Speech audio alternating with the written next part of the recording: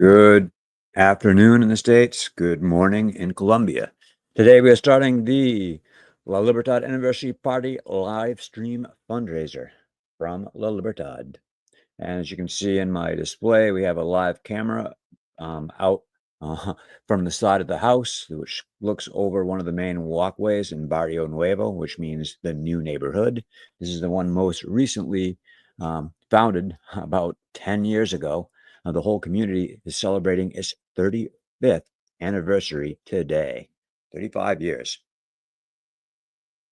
So hopefully everything connects. I don't believe I have anyone who's online at this time, but I'm still not ready. But we're officially starting in about 20 minutes at 12 o'clock Eastern Standard Time.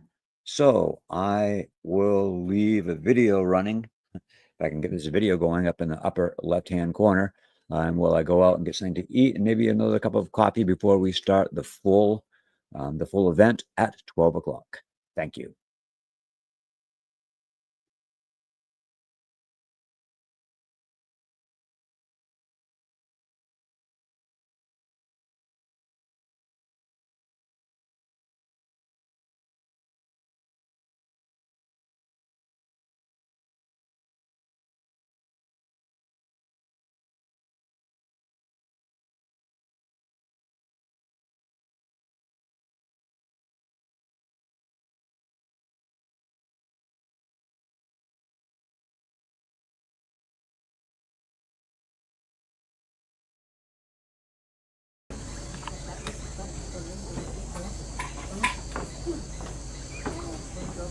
Estamos en la isla La Libertad. Esta es la isla donde nos quedamos hoy. ¿Qué más? Hay la indios. No les entiendo casi. Hablan como español, pero no la es. Aquí es donde nos vamos a quedar. Allá la cocina. Acá es niño chiquito. Por ahí encontré un miquito. Está en la cabeza de la señora que vender.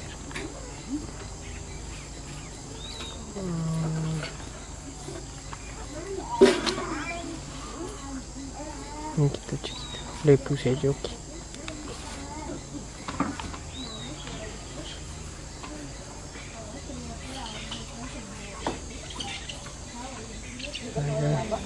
Ese es un colegio.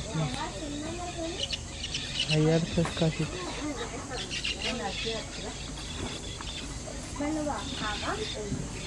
Allá. Ay, casi me muerde un perro, marica.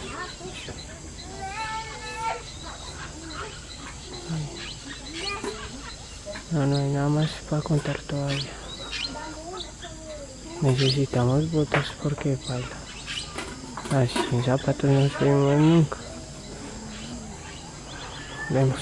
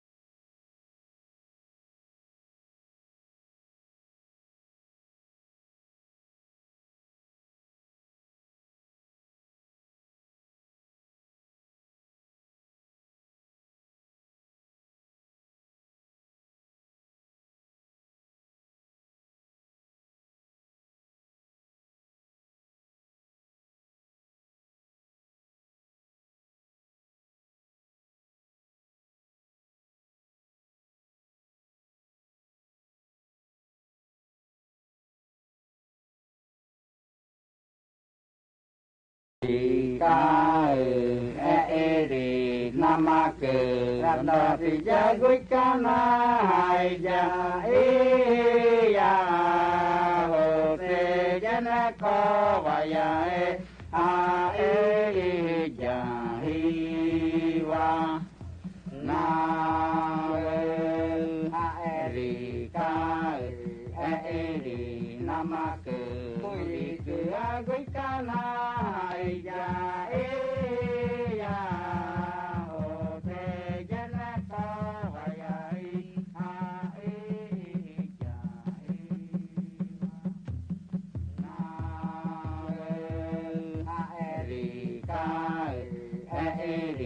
nama ke guikana hai ja ya ho te jana ko vaya ja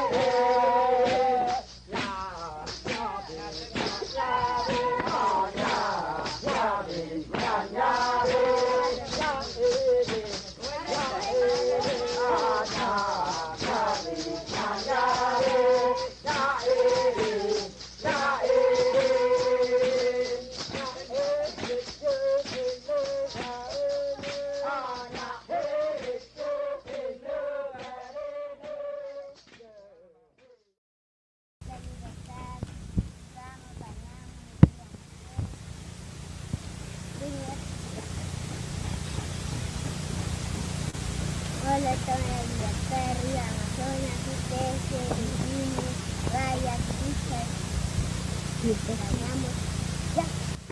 La Libertad, de agua, Río Amazonas, hay buceo, pez, delfín, rayas, y que ya no está bien, ya tengo más. Ahí está la balsa, de ríos, bañamos, ahí pescamos. Hay peces, hay delfines,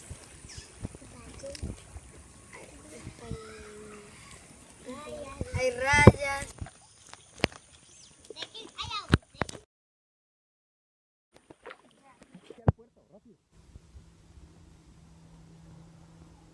Rápido.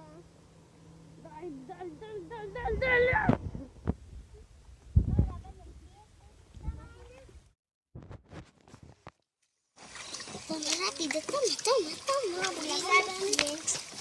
Aquí salen zapatos de Julio. Ahí. Ya mira. Más adelante. Aquí Julio Peri Brinca.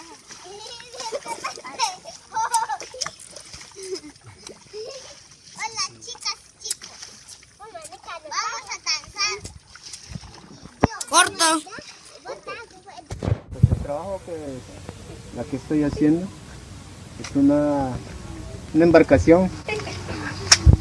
Pues el trabajo de esto dura más o menos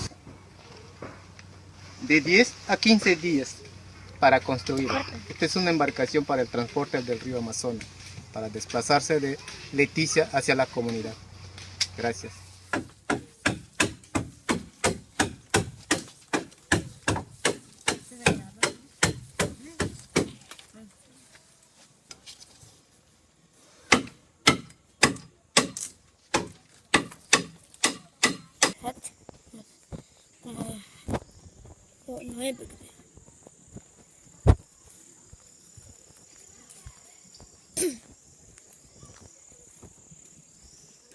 Pimentón.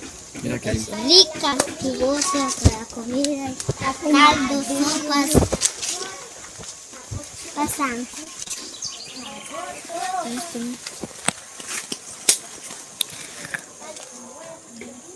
Ya. De azúcar, de sal, de gluten.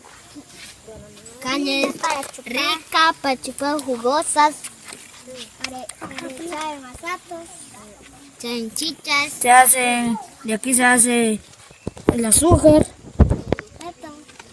Panela. la panela.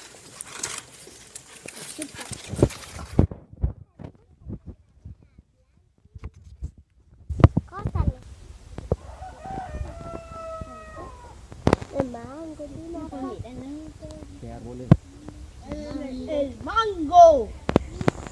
Le saqué mango.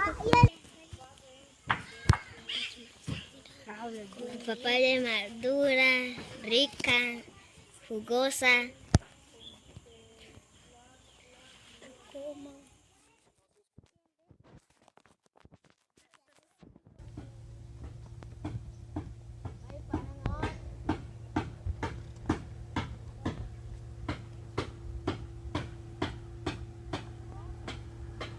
¿Ya?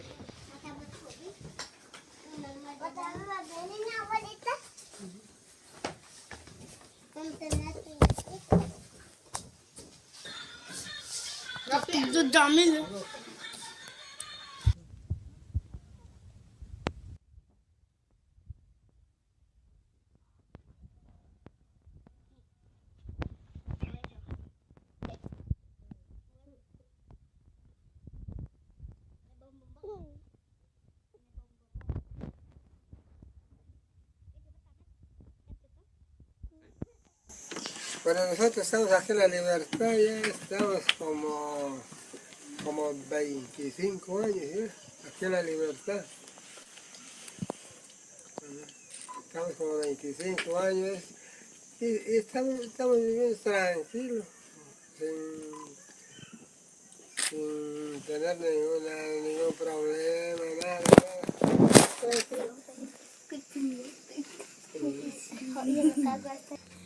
El azaí sirve para jugo, para hacer purichi.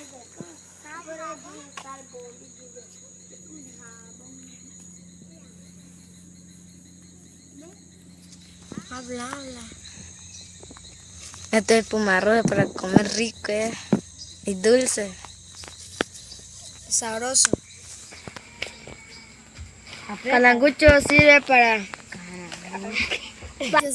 hacer chicha, para comerlo.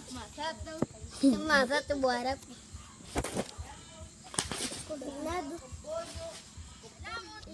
Me baja la maloca, esta es la maloca. Dame la maloca. Bailan, Bailan cosas.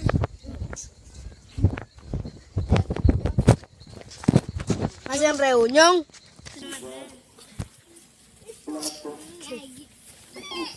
Bono.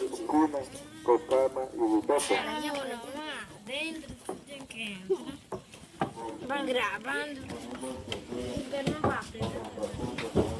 Ahí ya, Quíchale,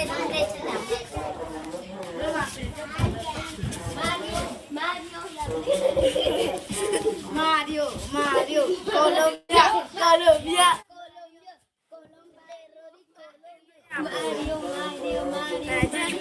Colombia, Mario. Aprieta.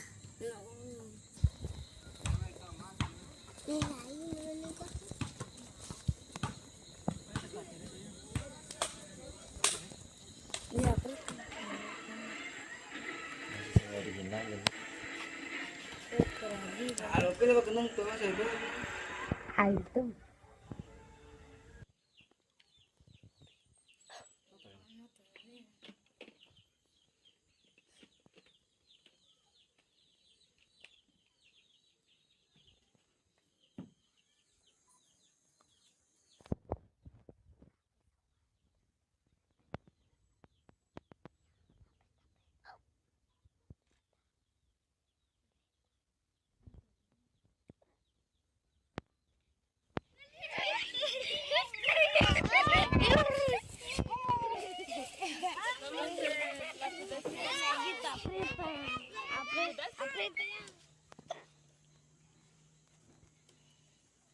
Después a mí.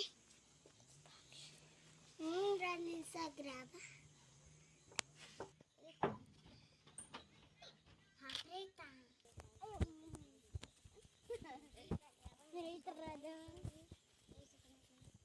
Mira, esos dos turistas también.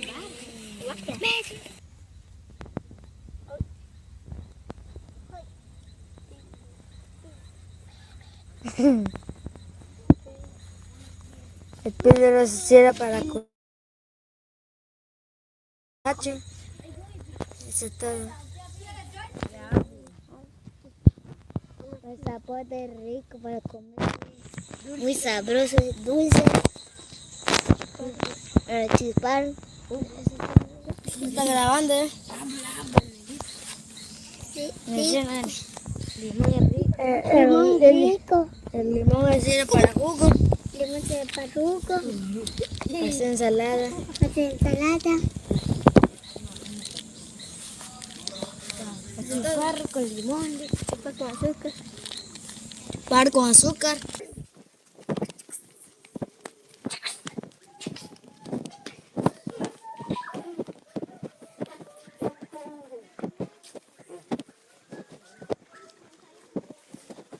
Coca-Cola.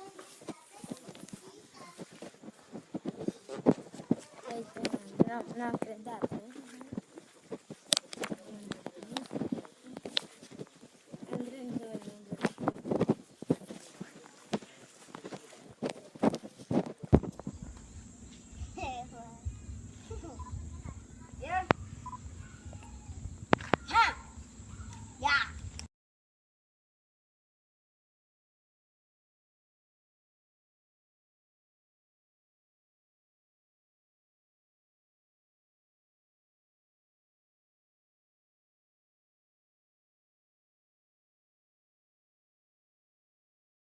Estamos con unos niños y estamos haciendo una actividad de video y fotografía.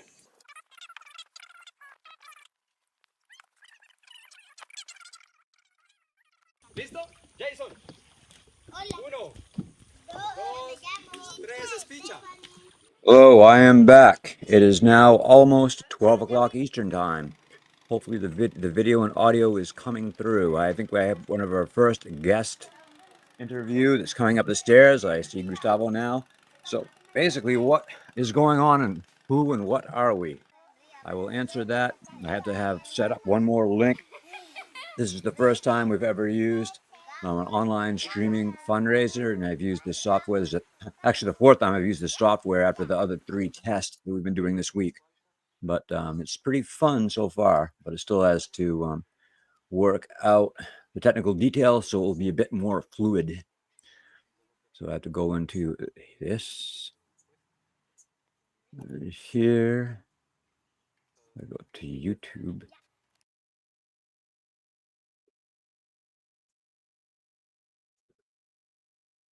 Estoy configurando ahora. Mire por ahí. ¿Saben esto mirando o no? Voy a sentar acá. Y creo, nos vamos por acá y tenemos un video. Estamos acá. Mire, mira, acá. Estamos acá ahora. Wow, oh, no estamos acá. Ok, no hay problema. Ah, mire, acá.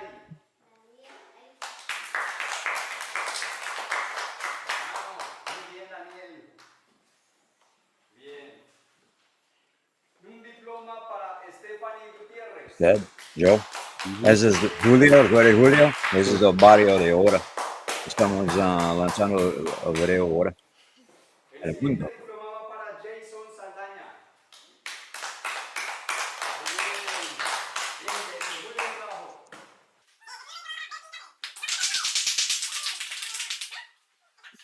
El siguiente diploma va para... ¡Llegaste, Junior! A tiempo. Es este video porque es largo y estoy El siguiente diploma va para Junior Pérez. intentando para configurar todas las cosas. Y ahora chócalas. Oh, Muy bien trabajo, Junior. bien. Jainover. Un aplauso muy merecido para Jainover Cáceres. Poco. En este momento está acabando el recibimiento del diploma. Jainover, para.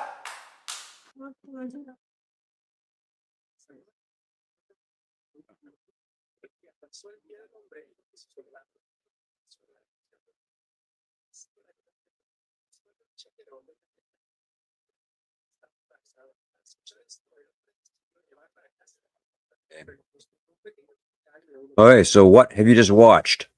About 6 years ago, one of my coworkers and a friend named Julio, who I worked with at Colegios Nogales, came down and visited the Amazon, visited La Libertad, and he created an instructional workshop for video and taught the kids how to use iPads. And the iPads, with video editing, other things, they went and took shots and showed their village and what life is like here in La Libertad. And that is what you just saw. Thank you again to Julio and to everyone else who helped support and made that video. Now, as you see, we have Gustavo. He is next to me on the left, on my right, and he is the main caretaker of the village. He's also the first person I ever met when I came here, and he does tour guides. He's a tour guide for the Colombian Amazon, specifically all the area around La Libertad, in the river, going up to Puerto Nariño, which is another community, as well as out in the jungle, and even does jungle hikes all the way from Leticia into La Libertad, back on back trails. And those hikes will last up to 3 days long and quite intense. So, hola Gustavo, ¿cómo está? Bien, Sí. ¿Cuántos años tiene en La Libertad? La Libertad o yo, La Libertad, ¿cuántos años tiene? 27 años. 27 años. Y ese es el aniversario de como 35 años, Sí, creo, señor. que es que el lirio está curaca, que el dio.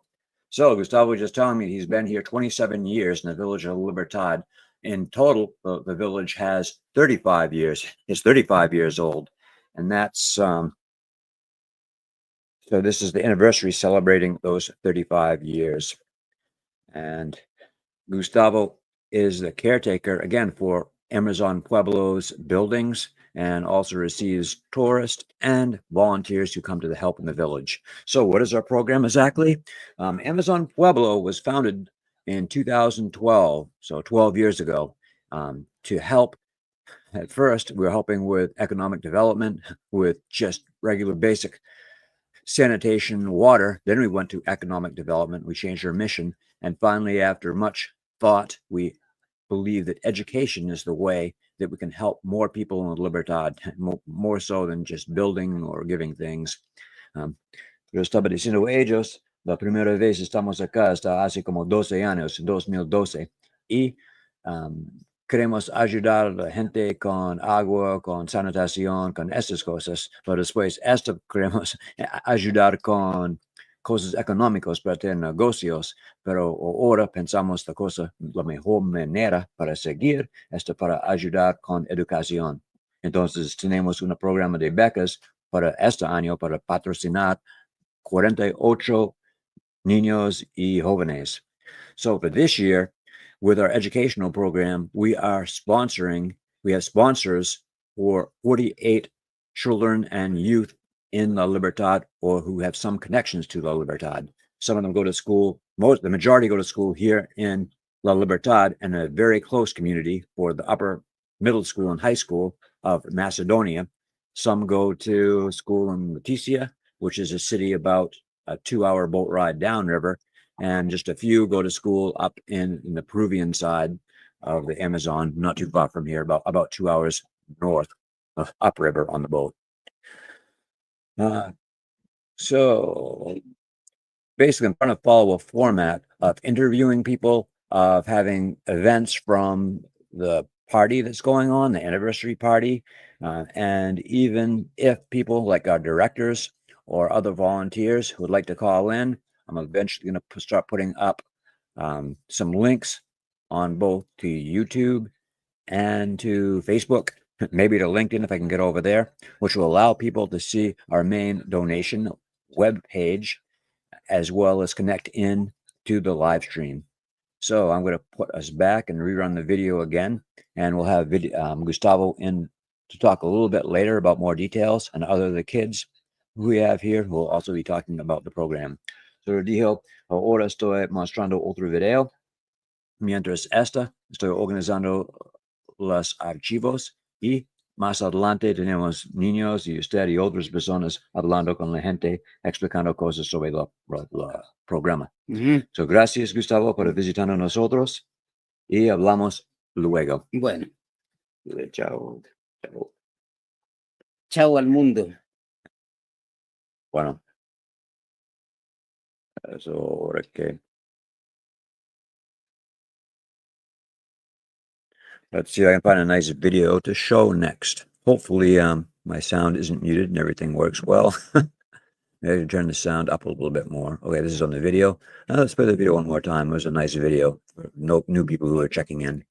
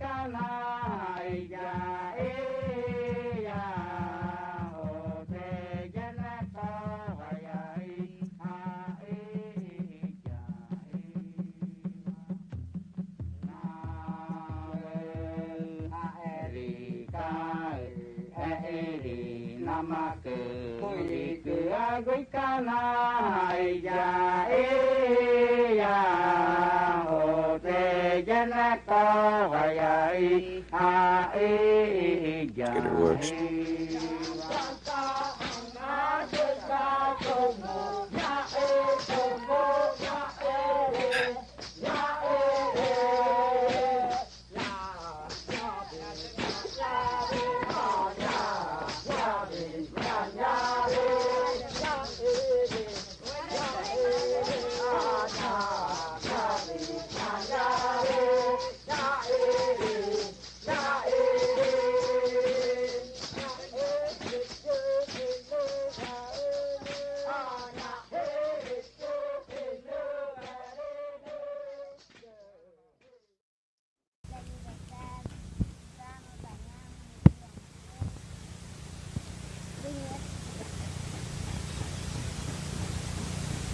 Hola, estoy en Libertad, Río Amazonas, ustedes, vivimos, rayas, hijas, y bañamos, ya. La Libertad, de aguas, Río Amazonas, hay buceos, pez, delfín, rayas, y que ya no también, ya tengo más. Ahí está la balsa, de ríos, bañamos, ahí pescamos. Hay peces, hay delfines,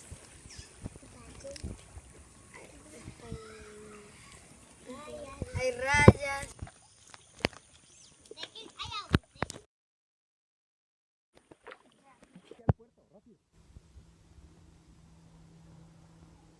Rápido.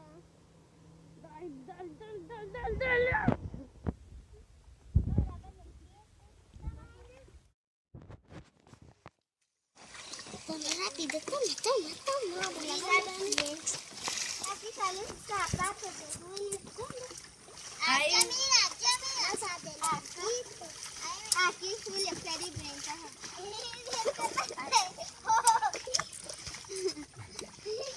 Hola chicas, chicos. Vamos a danzar. Corto. Pues el trabajo que estoy haciendo es una embarcación. Pues el trabajo de esto dura más o menos de 10 a 15 días para construir. Esta es una embarcación para el transporte del río Amazonas, para desplazarse de Leticia hacia la comunidad. Gracias.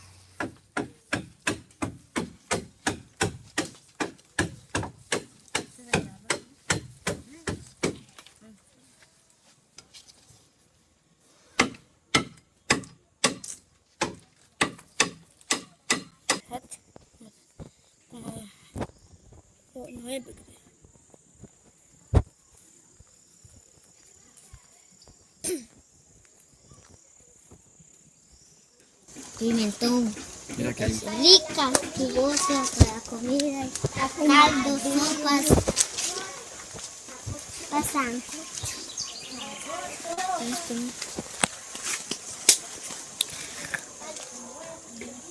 Ya. De azúcar, de sal, de caña. Okay, right now we're watching once again the video that was made by Julio back in, I believe, in 2016. Turning it down.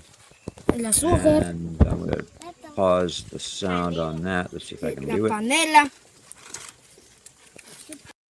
There, good. So, show a little bit more about what we're doing in here. And this is, I'm in the main guest house of Amazon Pueblo. Amazon Pueblo is an organization, once again, a nonprofit organization founded in the United States in Thomaston, Maine.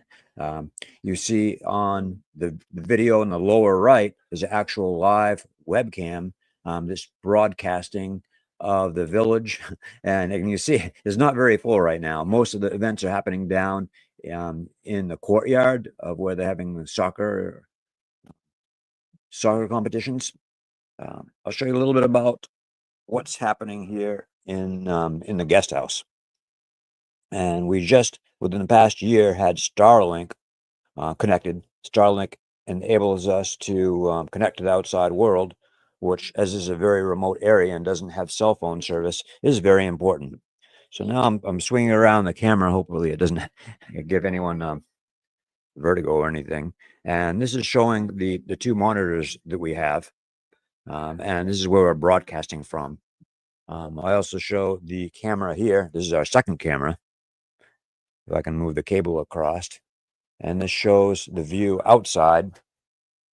And I have a little fan cooling off the phone because it's so hot here. It's in about 85 degrees, probably get up to 90 by the time noon hits, which is very, very soon.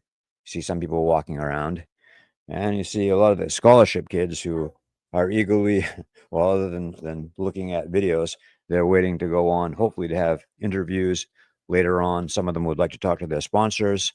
And you see in the back, the guest house over there in the corner. They have our solar panels and batteries, or the setup that powers what it is you're seeing here, as well as some of our life vest, exercise equipment, and other assorted things.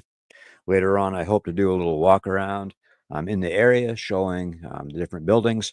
But for right now, here we are. And again, this community of Libertad has about, I'll swing the camera around, it has about 300 people in it, more or less, depending on what the work is like, the weather, even the level of the river, but usually around 300 people. Today, we expect about another 300 to 500 show up. As it's a good day, we'll probably have a lot show up, and I'll try to get some video of them a little bit later. The idea is I'm going to be sending out the kids and some of the adults, parents and things with cameras. They're going to connect to WhatsApp, send them to me, and that will allow us to show them to all of you guys. So I'll take you back to the video now. People who have, I'm putting this video on a loop. This is one of the nicest videos we have. A little later on, we have some other volunteers, especially Paul. I'd like to give a good big thank you to as well, who has made a really nice video, current video within the last year of Gustavo and the kids and the other areas around the village. So I'm going to unmute the video so you can enjoy that a bit while I configure more of the programs.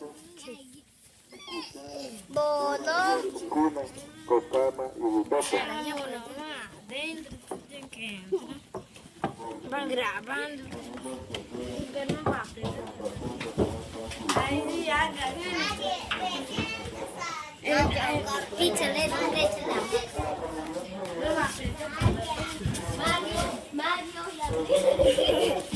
Mario, Colombia.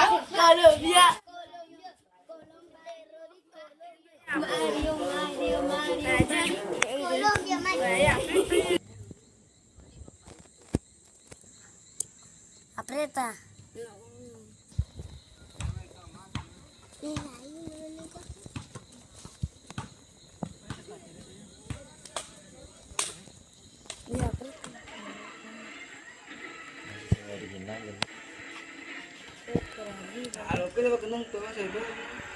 Alto.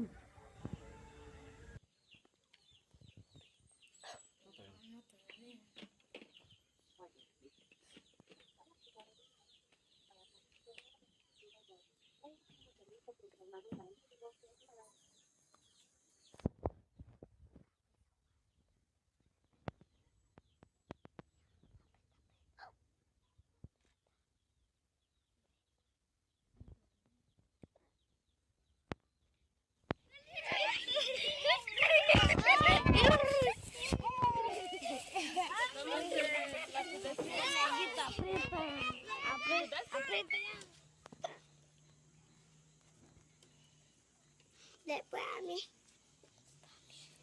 Running sagrada. Apreta.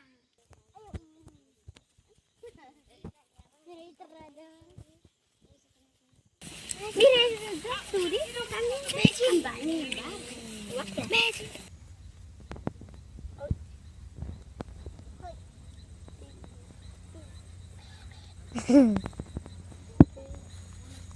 El píldora se cierra para la colada, el tacacho, eso es todo.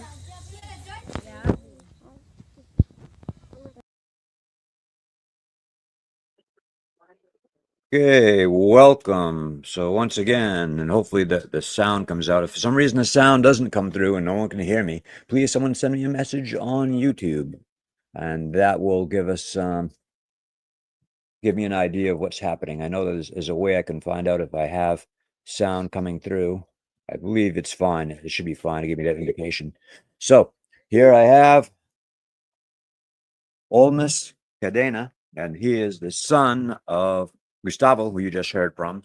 And Olmus, if you can say hi. Ustedes, por favor. Dígame hola, digo hola. Hola, Hola el mundo. hola el mundo. See, so he's saying hi to the world. And he's, ¿cuántos años tiene? 11. Olmus has 11 years. He's 11 years old. ¿Dónde tiene colegio? Comunidad de Macedonia. He goes to school in the community of Macedonia. So there are many things I could say about Macedonia. It's about a half an hour fast boat ride away from here and about a 1 hour slow boat. And they're picked up not by a school bus, but by a school boat. ¿A qué hora tiene que despertar para ir al colegio? A las 4 de la mañana. So I just asked him what time he wakes up to go to school. He has to wake up at 4 in the morning to go to school. Y después, ¿dónde tiene que esperar para el bote? En el río, como, ¿dónde está? ¿Cuántos minutos de caminando por allá? 15 minutos. Sí, él tiene que caminar más o menos como 5 o 10 minutos, 15 minutos para ir al lado del río para esperar para el bote. ¿A qué hora el bote tiene que pasar? 6. And more or less it comes by at 6. But I know that sometimes they've had problems with that, and the boat has been up to an hour late, or sometimes they're down there waiting for over an hour or two, and the boat never shows up. So that's one of the issues that happens with the Libertad. I know it's been raining so much as we're in the rainy season now that they even have thought about telling the kids just don't come to school, don't go even down to wait for the boat if it is raining, because they believe they'll get sick and cold, and I'm not sure exactly why. That needs more investigation, but we'll find out hopefully why they're not picking up the kids when it is raining as much. Ellos dijeron no puede ir al colegio cuando está lloviendo mucho, ¿cierto? Sí. Sí, yes. He just confirmed that is still the case. So hopefully the next week or so I'll be able to go and figure out what's going on with that. And at the very least, again, we're trying to put in 24-hour internet.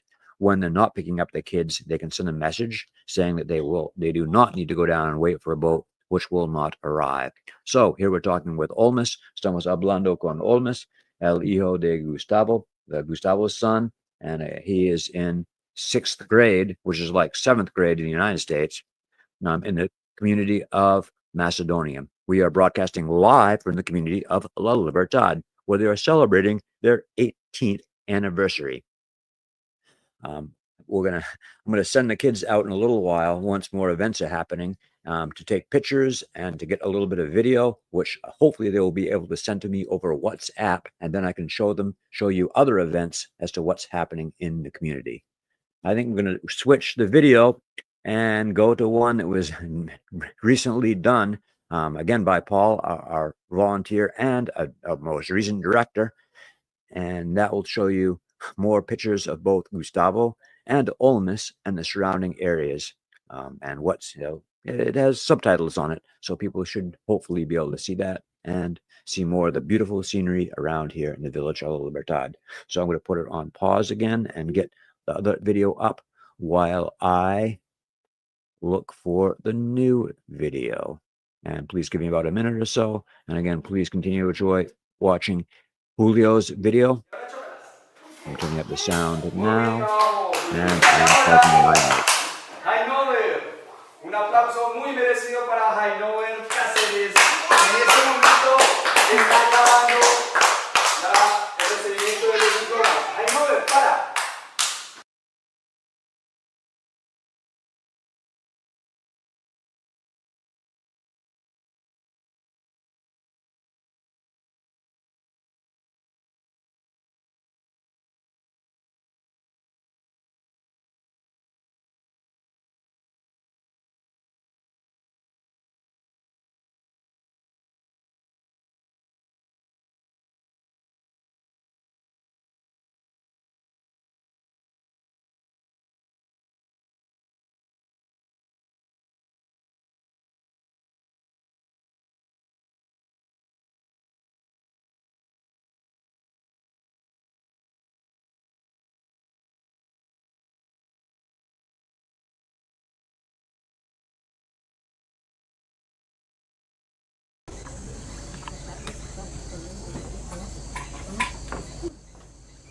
Okay, this video that you're seeing now is an interesting one. This was taken the very first time that I arrived with my friend's son in La Libertad. And this was taken in 2009.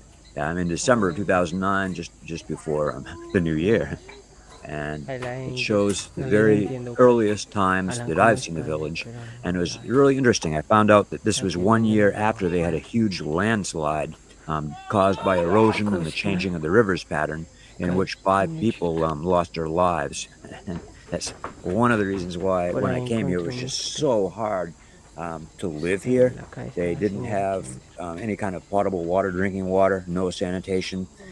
We stayed 2 nights, and it was two of the most difficult nights I've had to sleep, on a combination of very, very hot temperatures, humidity, bugs. Even though we were under mosquito nets, the bugs still got in. Rats running across our mosquito netting and underneath us and around. And part of the reason was because they were just displaced by the landslide, and they lost, I'd say, probably about a quarter of a mile, about half a kilometer of land, and about 5 or 6 houses. None of the kids who are here now almost didn't see that. He came along about 3 years after the landslide, 2 years after I first came here. But this is a video of the very first time I was in La Libertad and we saw it. And it's running out now. I'm going to put it back on the loop while I look for another video and raise up the volume.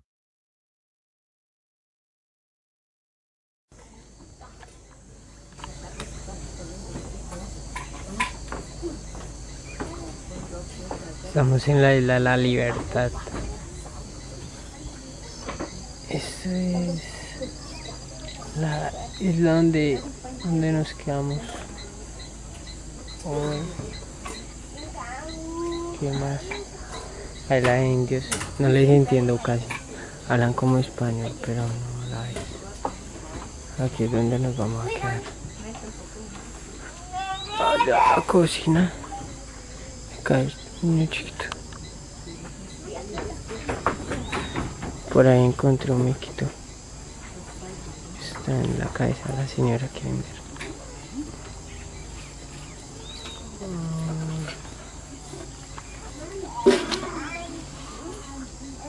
Miquito chiquito. Le puse yo aquí.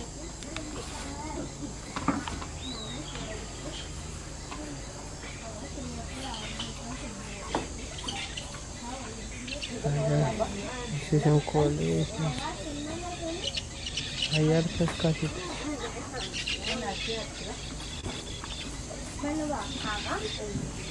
Allá. Ay, ya casi me muerde un perro, marica. Ay. No, no hay nada más para contar todavía. Necesitamos botas porque baila. Así en zapatos no subimos nunca. Vemos.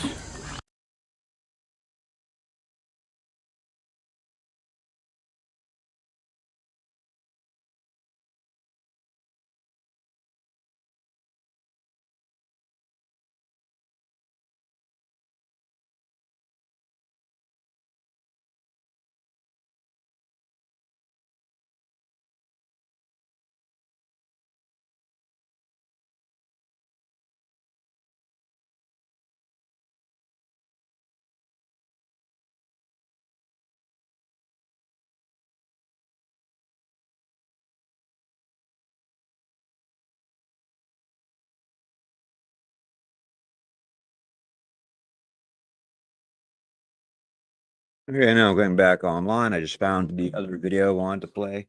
Again, we have Jair next to us today. Now, he's Gustavo's neighbor. They live right across from both Gustavo and from me. And dice, hola, Jair. Habla duro. Hola. ¿Cómo está? Bien, ¿Cuántos años tiene? 12. 12. He's doing well today. Jair has 12 years. He's 12 years old.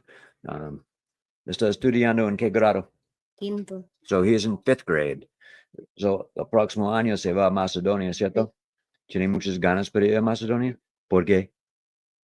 Quiere ¿Quiere estudiar? ¿Y más gente? ¿Puede ser más amigos? Sí.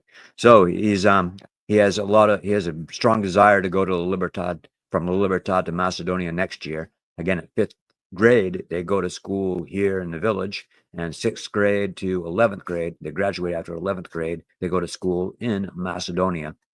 Some kids, I would say probably about, we at least have 2 or 3 kids who, instead of go to Macedonia or sometime during Macedonia, go down and study in Leticia, where the schools are less apt to be called off because of rain. In fact, they're never called off because of rain.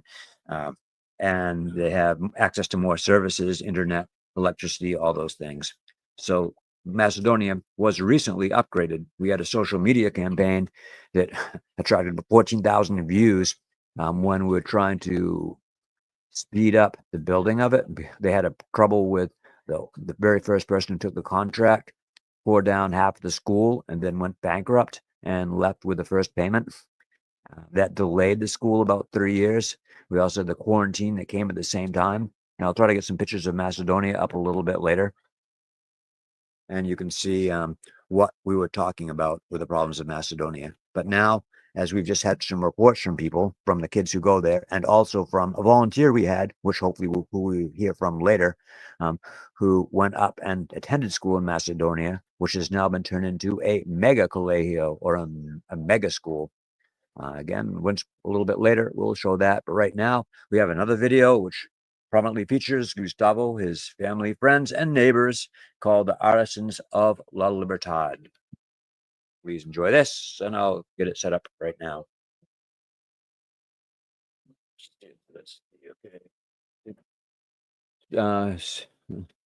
Sí, compartir solo una. No, pues quiero más para mí. Que, dame.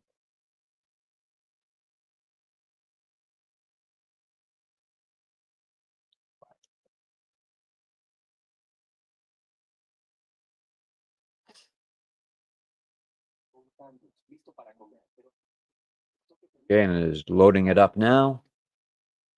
And here we go. Artisans of Libertad. I'm now going to put it to mute to let you enjoy the full sound of the video.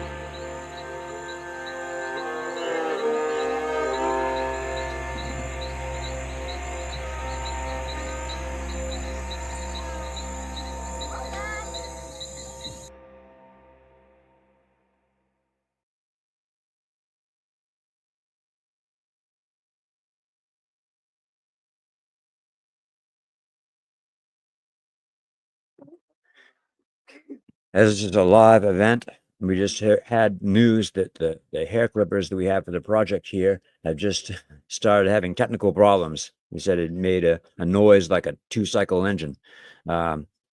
So we'll have to investigate what's going on there. But we had, thank you to Crystal and Josh. We've just had a donation of 2 more hair clippers that are arriving, and those we can hopefully teach them how to maintain at a better rate and then have them available for people to get haircuts. So I wonder if I can get a picture of that actually of the haircuts.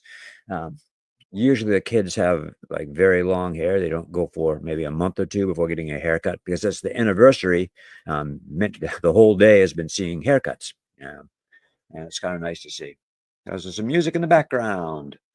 Yeah, I don't know if my noise canceling software will take care of it or not, but you may hear some of the most popular music currently in the Colombian Amazon if the noise canceling software does not work. So let's see where I'm going to go.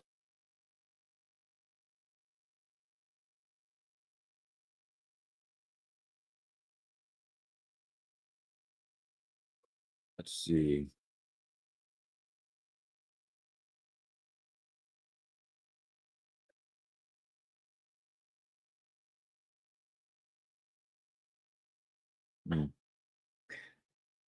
And here we go into our next activity. I'm trying to follow a rough schedule. Okay, so basically every hour I'm going to be doing first from 12 to 12:05 an introduction to the Amazon Pueblo project in the village of Libertad. Then from 12:05 to 12:15, 10 minutes, I'm going to be talking about education, what education is like, what the kids have to face. And then from 12:15 to 12:30, we'll have some interviews with some students. These are some of the, almost all the kids right now here in the scholarship program. They're watching videos on YouTube, I believe, but waiting for the events to happen later in the village. But they will be able to give you some idea of what's happening, what's going on, what they face in education here and in their daily lives. And eventually we'll be getting some other kids coming in from other parts of the village. And then from 12:30 to 12:45, we'll be covering our work in the village, a little bit of the history, projects, building, internet, communications, et cetera, et cetera. And then the last time, if we get some of the directors, if I can round up some of them, or other people to do live chats, we can get them up on the website and on the YouTube page, and you can meet some of the other directors in La Libertad. And last, from 12:55 to 1 o'clock, I'll be putting up links to our fundraising page because we, again, trying to raise the funds. During our virtual fundraiser for both the scholarships, we're trying to get 50 this year, $140 each per year. And we'll talk about what that does a little bit later on during our scholarship drive time. As well as materials, buying materials and doing work, paying for labor to continue work on the healthcare center, which I'll talk about later, as well as a solar power building where we can store some of the equipment and the solar panels that we need. And right now, we're going to talk about, in about a minute, I'm going to put the video on again shortly while I configure the next part of our show, which will be our website and village history. So thank you for staying with us and for joining us. And please enjoy this video one more time before I put up and show our website. Oops, there we go.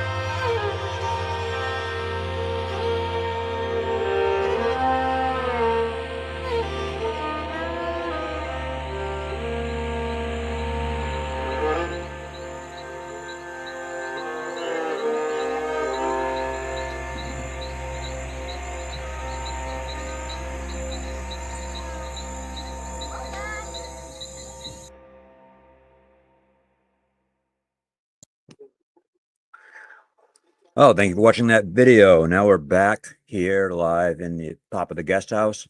I don't know if anyone can hear the fan in the background, but again, our solar charger is working quite well. I don't want to get off topic. Right now we're doing the schedule of, in the schedule of our work in the village, which I'm going to talk about now. So I'm going to take off the video and put on a screen share. Let's see if I can get this. That's not what I want to do.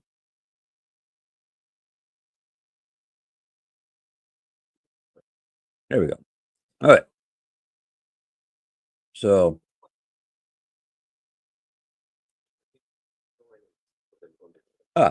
over here on the left-hand side of the screen, you will see the main page of our website.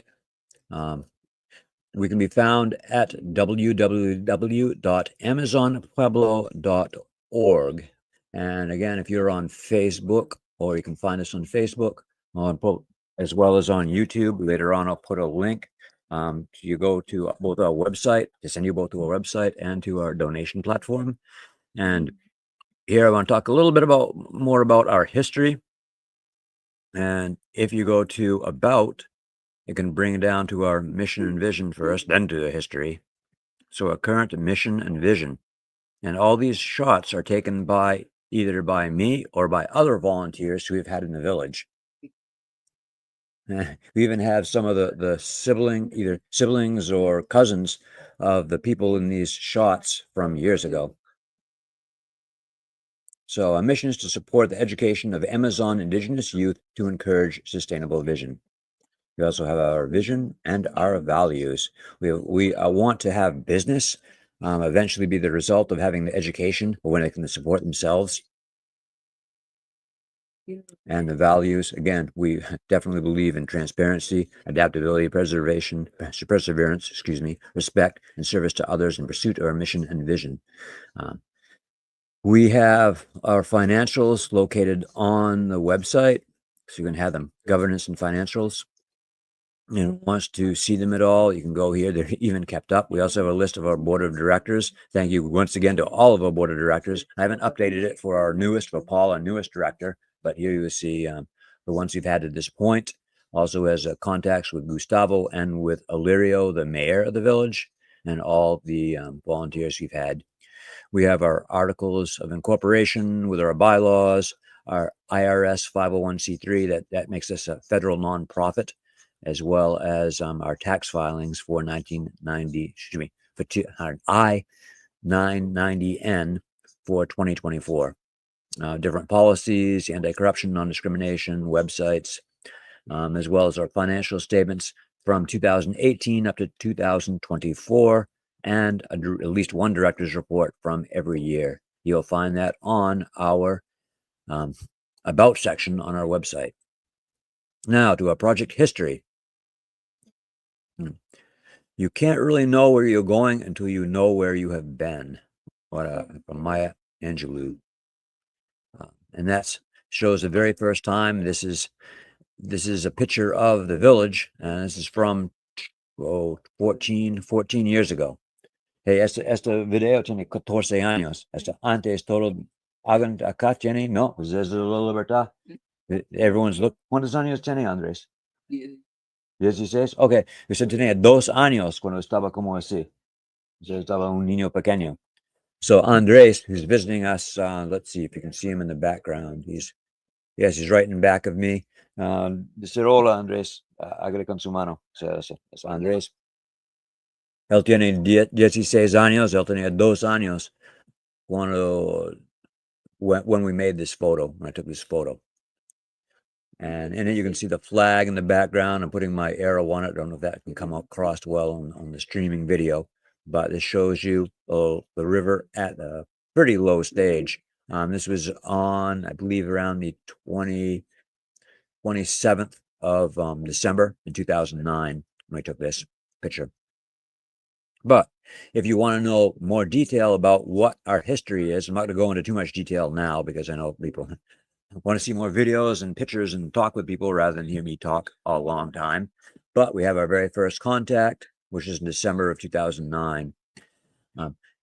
as I stayed here for 4 days, 3 nights, and we went on a jungle hike as well. Very hard to be. I'm a main guide as well, and I've stayed, out in the un momento. Oh, we have news. Okay, everyone is leaving. They are now having a big competition, soccer competition with a neighboring town up, a rivalry, a friendly rivalry, but nonetheless a rivalry. They're all going out and playing.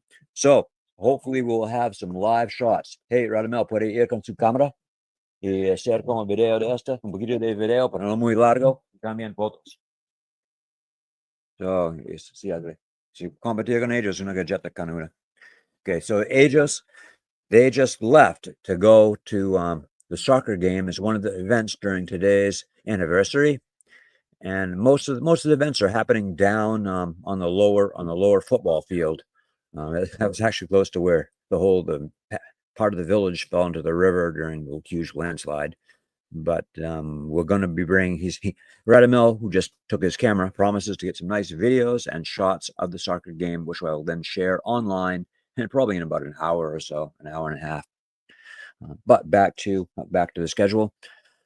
So the first contract. Now, after I stayed in the village, I had to have a lot of time to process it, exactly what went on. I'd never seen extreme poverty before. I'd heard about it and read about it and seen movies, but never experienced it firsthand. And it pretty much changed the way I thought about things. And I wanted to try to help in some way. I didn't know exactly how. Well, that sort of came together when I was finishing up my science certification at the University of Maine in Rockland, Maine.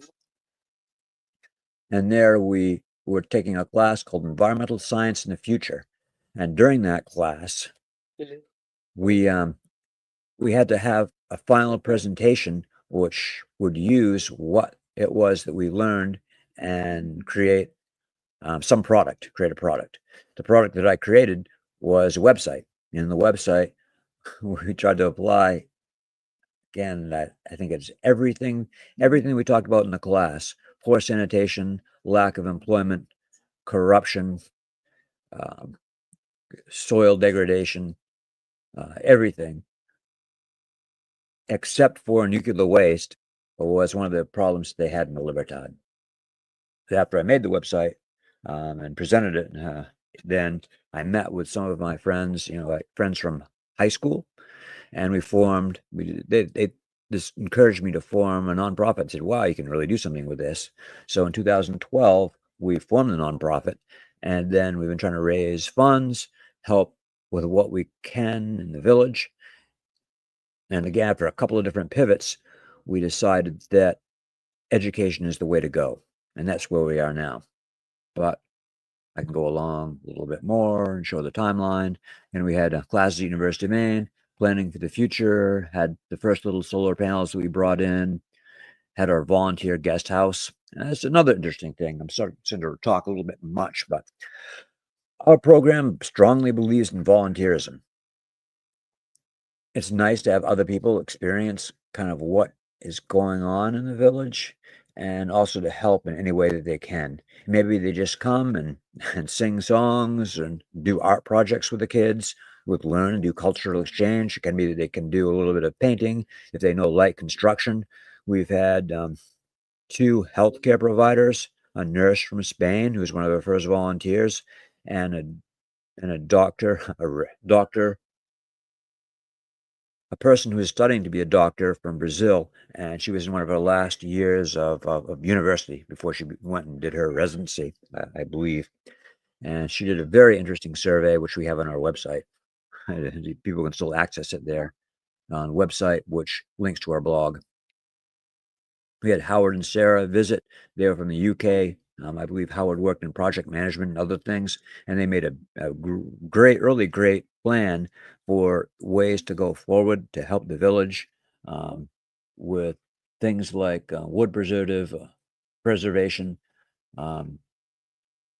sanitation, and we used that a lot of times in order to guide our work.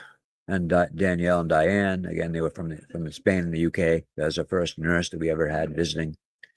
And in 2012, we became a nonprofit in Maine, and then had our first major fundraiser at Billy's Tavern. We had Primo Cubano who played and allowed us to do a really successful fundraiser. We had raised over about a little less than $2,000.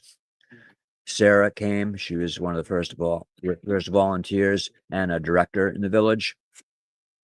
We give presentations at local library. In fact, if anyone who's in the mid-coast of Maine section of the United States hears this or knows about this and wants to have me or another representative of Amazon Pueblo, our organization, come and do a live event, like either show handcrafts, talk about the issues of living in the jungle, corruption and government and how we've dealt with those. I'd like to cover. We've given presentations before at church groups, at community, heritage foundations and things. The Heritage Foundation, great. We've given different talks at different foundations and other places in the Mid-Coast area. We had some documentary makers who stayed in our guest house, and I never met them, but I've talked to them on the phone. Very nice people. I hope to show a couple of videos that they have, videos on YouTube that I believe I can easily upload to the site and publicize out. We also sell emeralds from Colombia. Colombia is known for some of the best emeralds in the world, and we hope to have those available at every one of our fundraising events in the Mid-Coast, mostly, sometimes in California. We have emeralds that are offered at very good prices in both jewelry and uncut emeralds. Vente que. Cuenta, pues la apuesta. ¿Quién quiere? Lady? Rajan? See? Espere.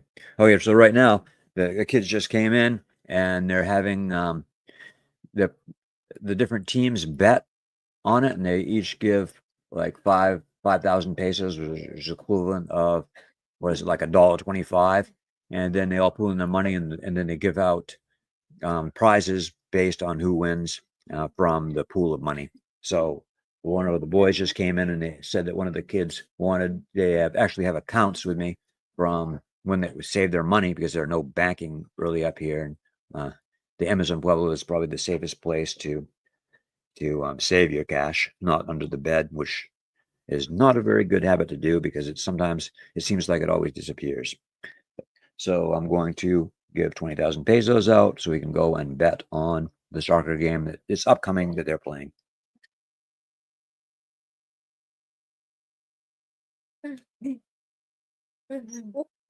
Grandote también. ¿De dónde son? ¿De dónde son? Me rapidito. Ángel, no me conviene. Yeah. 20,000 peso bill.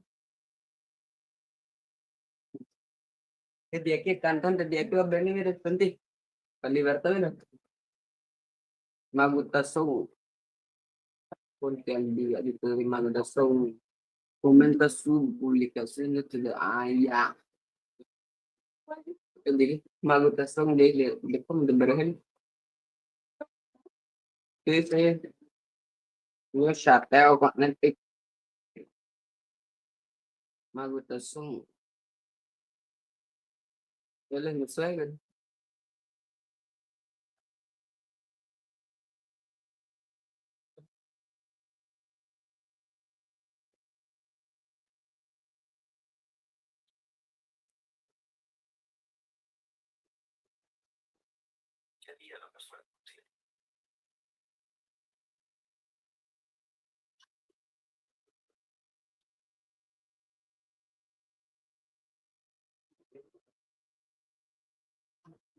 Okay, and I'm back. And as you can see from the video in the lower right-hand corner, that's the live cam that we have out looking at over our barrio, over our neighborhood. The clouds is trying to pile up a little bit more, but overall it's a nice day. So that's about as much of the history I'm going to go into now. I'm going to get into some more of the history on the next hour at a quarter to, let's see, it's almost 1 o'clock in the States. So at 1:45, I'm going to continue along with the history of the project. So now coming up, and we just changed there in the last 5 minutes. The last 5 minutes of every hour, on the hour, I'm going to be talking about the fundraising. So fundraising. I'm about to give a link on Facebook, if anyone's on Facebook, and also trying to put it onto our feed. Where is it? And to put it on our feed as well, which shows a place where you can go and donate, or again, accepting donations. All the donations are tax deductible. If you're in the States, we are a 501c3, and I'm a bit behind in sending out some of the donations. We had received some donations in the past month, but I've been trying to get all of this, the setup and the battery, solar powered battery. We're having some trouble with that. We're trying to upgrade to 48 volts, but we're missing 2 cables, so that's taking us a little bit behind. Okay, but anyway, okay, here goes. So I'm going to hop over to Facebook first and publish a link there. If anyone would like to come and donate to our project for our ongoing work, it would really be appreciated. I mean, I can't say enough how much we appreciate it, and the kids, the parents, everyone in the Libertad, it helps them. And it's not just giving out money that's going to just buy things for them. It's going for education and for health. We're trying to keep the kids in school, and that's an effort sometimes. First, just having a decent school for them to go to with a roof, but also we're working on healthcare, because it's hard to sit through class when you have parasites or a skin itching from again, from parasites, or some kind of infection that can be easily preventable. And also communication. The communication is another one of the big things that they have to work on, issues. Being able to connect and do schoolwork, being able to send information out, receive messages. So I'd say between the health, the education, and the internet connectivity, all things needed for to have good businesses eventually, and education. So I'm going to go to YouTube right now. Let's see if I can, I might even be able to share the page and show what's happening on it. Oh, look, there we are right now. We're live now. So I'm going to be commenting as myself, and I'm pasting a link in the comment sections of our live feed. Oops. There. Please visit this link to support our work. Our work in the Amazon. Thank you.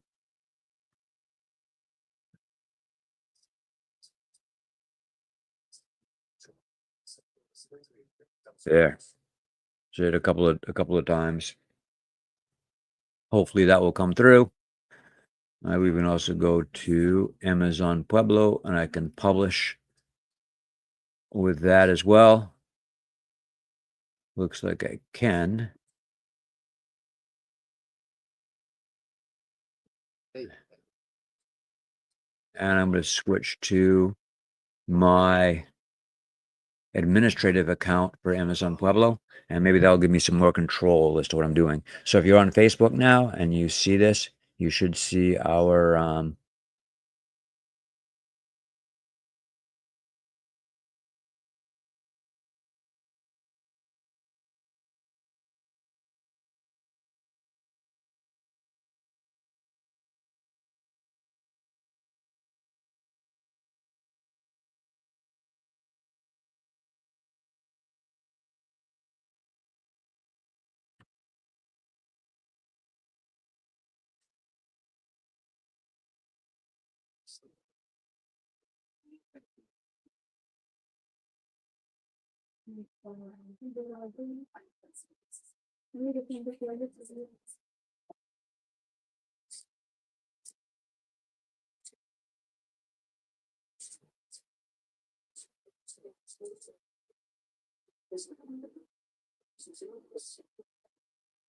I'm posting as Amazon Pueblo this time, and on Facebook it will be sent. And there, it was just sent. So we sent it both places. I believe I had some more people who gave notifications. Let's see. There's some people who are watching and commenting on my video.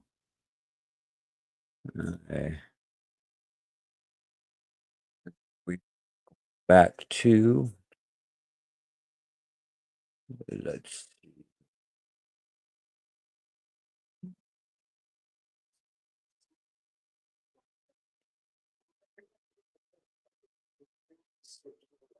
And I think I'm going to put up another video while I'm doing this. So I don't want people to be come too bored while I'm doing putting on links and other things. So I'm going to actually take off the website.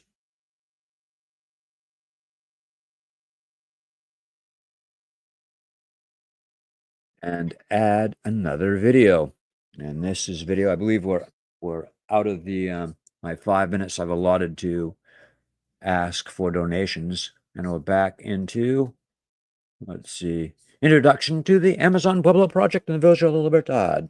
Okay, so at the top of every hour, I'm trying to get people to check in at certain times. I'm going to talk about overall what we are and what we're trying to do here. So our organization is called Amazon Pueblo. We're based in Thomaston, Maine. We were founded in 2012 from a group of friends, from Thomaston, basically from Thomaston and the surrounding areas, high school friends. This was after I visited the Amazonian village of Libertad when I was working as a teacher in Bogota, Colombia. I'm a Spanish teacher.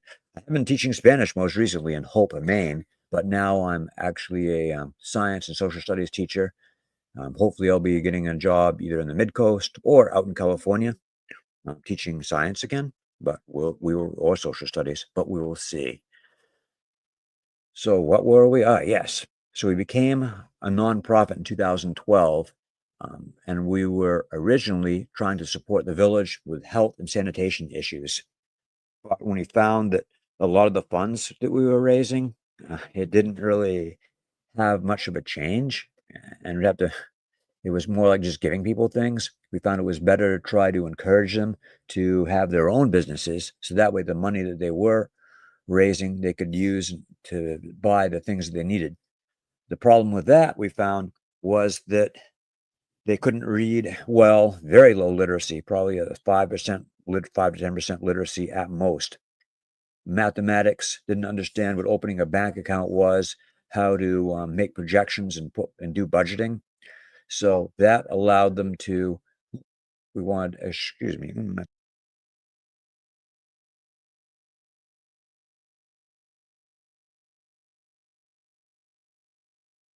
I just had to tell the kids to be quiet because while my noise canceling may be canceling it out, I was trying to listen to them at the same time I was trying to talk, which didn't really work very well. I guess maybe that's one of the teacher things about not wanting someone to talk while you're talking at the same time. So, where were we? Okay, yes. So we found out that even trying to encourage sustainable business didn't really work because they were so far behind in many of the things they needed to have a successful business. Then we thought that it was best to have education be our main focus. Education mostly entails the kids just staying in school. That's it. Maybe not a very high bar, but a very important one. They have many different things they're trying to do at the same time when they're living here. Like there's always like a field to tend. They go out and fish almost every day. And the kids want to go out and play. They find that more fun than sitting in school, learning things. Some of them have real learning issues. I believe there's some dyslexia in the village. We've used a phonics program to try to help with those things. But again, it's very serious. Keep the kids in school, at least until they can read and write and do basic mathematics. That'll give them more of a chance of not being exploited when they go into the work world when they're older. And being indigenous kids and indigenous people, sometimes they're looked down upon by, I guess, by other Colombians and other people who are non-indigenous populations, maybe in Colombia. Not so much, I would say, with foreigners, but there's maybe some kind of inherent prejudice against indigenous people, mostly that they're lazy, they don't want to succeed. I believe part of that is cultural. They're just not understood and how they grew up. It is more difficult than the work, and I'll go into this more in a later post or online, maybe in a separate time. But that's basically where we are now. Education. How am I doing? 5 past. Okay, there. So that brings us to 5 past. Now at the state of education in the village. And let's see if I have another video here. So while I'm getting ready to make that transition, I'm going to show another video.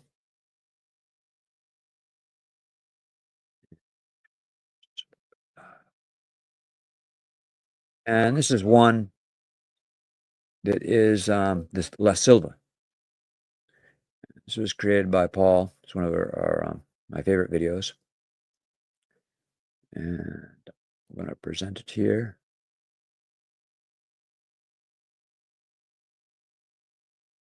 And then put in a new video. Oops. Yes, share screen. Didn't want to do that.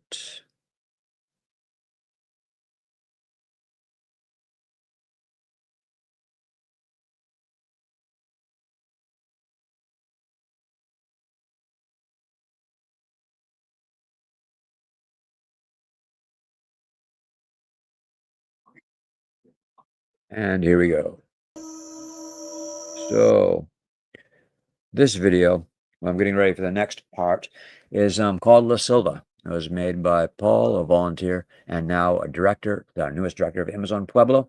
And it shows Gustavo and Gustavo's son and other assorted kids in the scholarship program and the neighbors, friends, and everything. The community is pretty wild. It's very close, maybe sometimes too close, as everyone knows everyone else's business. And yeah, but it's a very unique place. And here, rather than just talk, I'm going to show the video. Thank you. Es muy importante la selva. Da todo. La selva nos protege, da frutas, madera para levantar, construir una casa, hacer barcos, nos ayuda calentura del sol. Se come lo que es de acá, cosas que es del pueblo. Esa es la costumbre de nosotros. Lo vivimos. Así nos han criado nuestros ancestros, con frutas de selva, bebiendo agua del río de la selva, duchando en la selva, caminando, cansado, moscas, humedad, lluvia.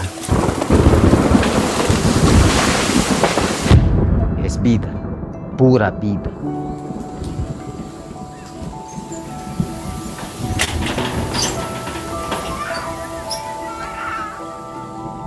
Mi mamá era indígena yagua peruana y mis papás vino a morir acá. Ellos vivían como animal solo por vivir, porque Dios los dio vida. Pero nosotros ya no somos así. Nosotros somos diferentes.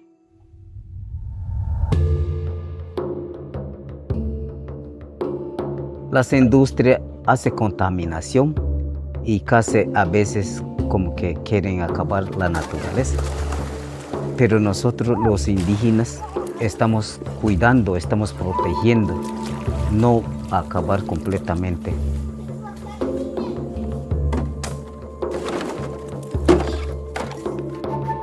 Ya somos otra generación.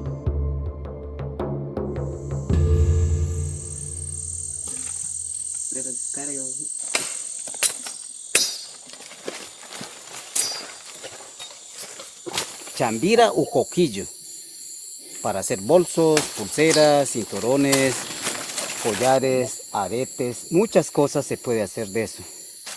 Muchos trabajos, mucha arte se puede hacer de eso.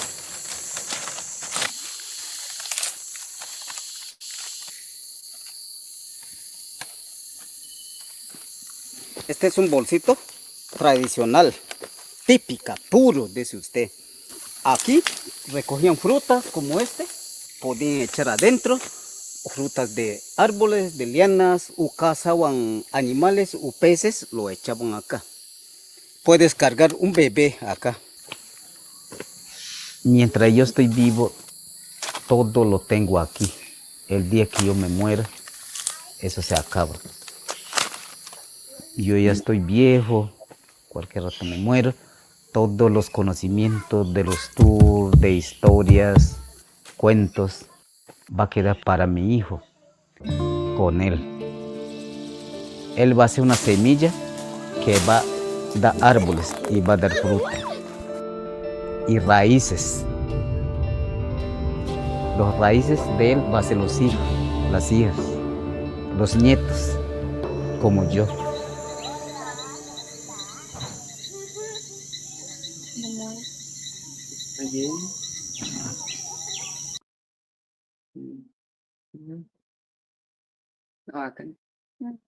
Faz una película. Tu proceso, ven, mira ahí. Okay, thank you for watching that video, and again, thank you for Paul for making that. Okay, so we have a larger image of our live webcam. You can see some people walking out there. Not a lot of activity. Again, most of the activity is down in the main part of the cancha of the football field, football stadium, I guess you would call it. Hey, ¿ustedes saben cuántas personas están abajo mirando el partido? Mucha gente está acá en la Libertad, ¿o no? ¿Ustedes saben?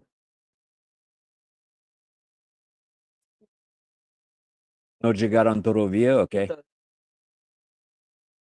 Oh, good. Okay, so I just found out that most of the villages, if they're not playing football in the football championship, the villages will be showing up around 4 o'clock. So we'll see we'll get about 2 hours of being able to see people before the darkness sets in. Then we have a little bit of the webcam, the live cam. We'll be able to see a little bit of where it's illuminated in the street, but not as much. But again, we're going to stay here until 10 o'clock tonight, at least, maybe longer if it's going well and I'm not too tired, talking and showing things about the project and continuing with our fundraiser. So the kids who saw the video, they really liked it as well. I hope you guys also enjoyed it, and we'll be able to see more videos as the afternoon goes along. So I'm going to show, let's see if I can get it again. I'm going to put that on one more time. Again, you can enjoy seeing Gustavo, his son, and other people in the village walking around while I publish more things on Facebook, telling people about our event being live. Again, once again, thank you for watching. I'm going to mute this out so you won't see me, hear me making little comments of frustration as I'm trying to configure everything. And again, once again, thank you for watching this again. And welcome to our live La Libertad Anniversary Party live stream fundraiser.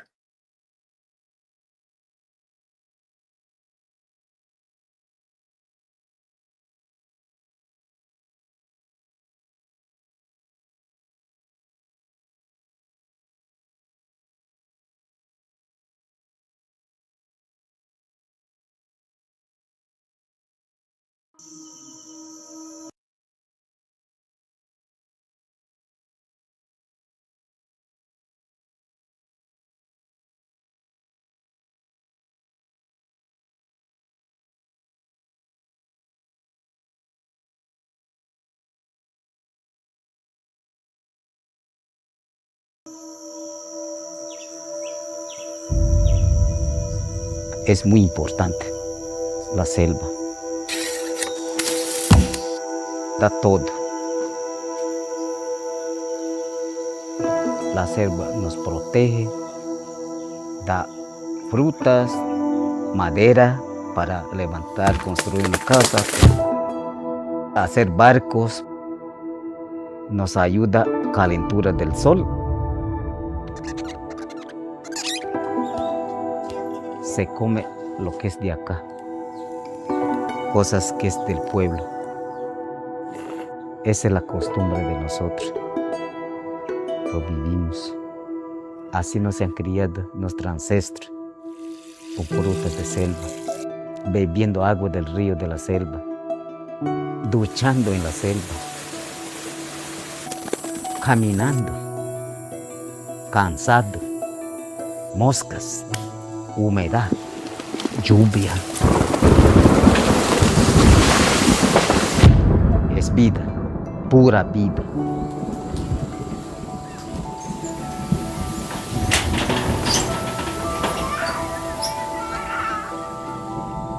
Mi mamá era indígena yagua peruana y mis papás vino a morir acá. Ellos vivían como animal solo por vivir, porque Dios lo dio vida. Pero nosotros ya no somos así. Nosotros somos diferentes.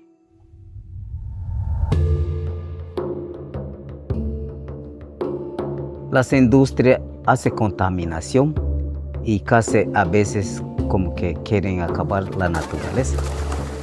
Pero nosotros los indígenas estamos cuidando, estamos protegiendo, no acabar completamente.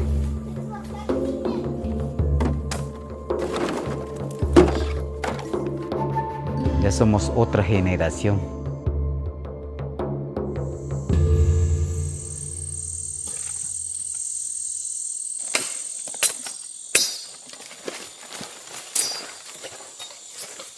Chambira o coquillo para hacer bolsos, pulseras, cinturones, collares, aretes, muchas cosas se puede hacer de eso. Muchos trabajos, mucha arte se puede hacer de eso.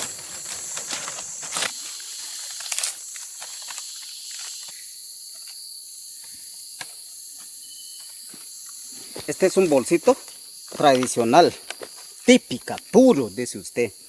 Aquí recogían frutas como este, podían echar adentro, frutas de árboles, de lianas, o cazaban animales o peces, lo echaban acá.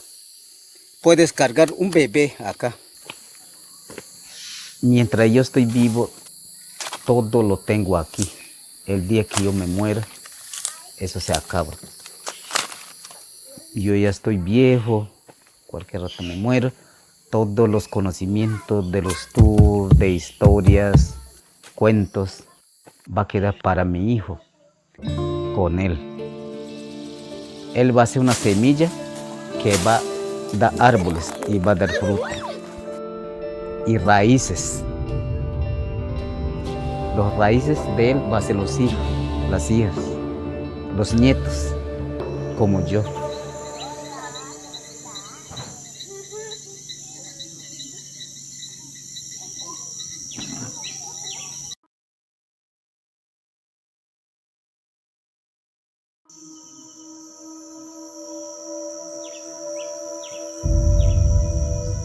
Es muy importante la selva. Da todo. La selva nos protege, da frutas, madera para levantar, construir una casa, hacer barcos, nos ayuda calentura del sol. Se come lo que es de acá, cosas que es del pueblo. Esa es la costumbre de nosotros. Lo vivimos. Así nos han criado nuestros ancestros, con frutas de selva, bebiendo agua del río de la selva, duchando en la selva, caminando, cansado, moscas, humedad, lluvia. Es vida, pura vida.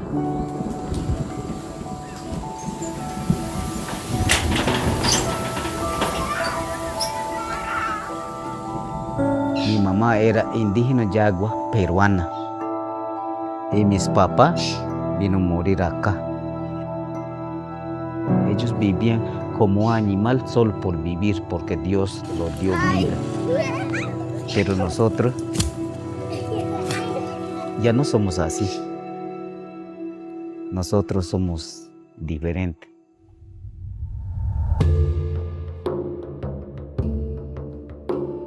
Las industrias hacen contaminación y casi a veces como que quieren acabar la naturaleza. Pero nosotros los indígenas estamos cuidando, estamos protegiendo, no acabar completamente.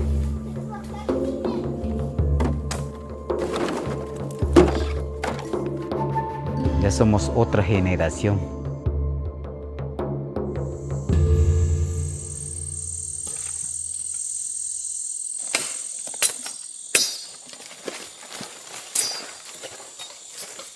Chambira o coquillo, para hacer bolsos, pulseras, cinturones, collares, aretes, muchas cosas se puede hacer de eso. Muchos trabajos, mucha arte se puede hacer de eso.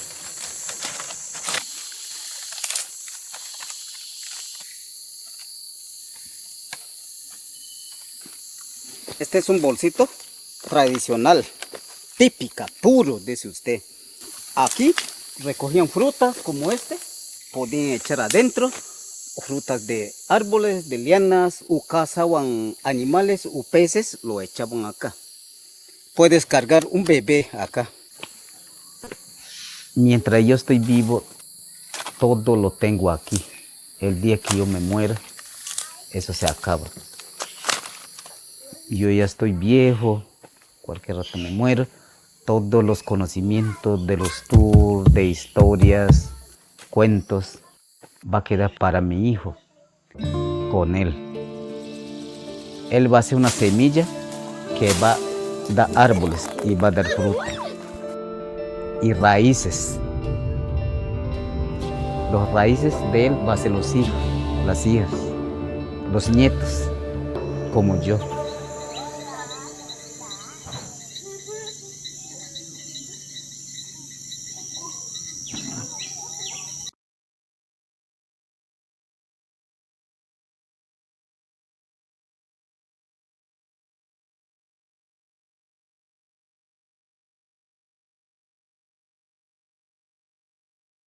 And does that come out from nowhere, out of nowhere to back into the scene?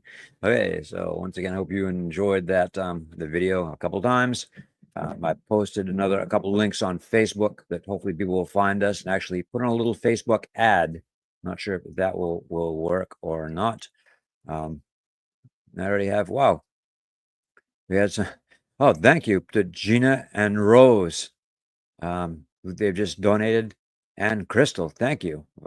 All people who are very intimate with our project, either directors or sponsors or both. So thank you very much. We had some first 3 donations for today.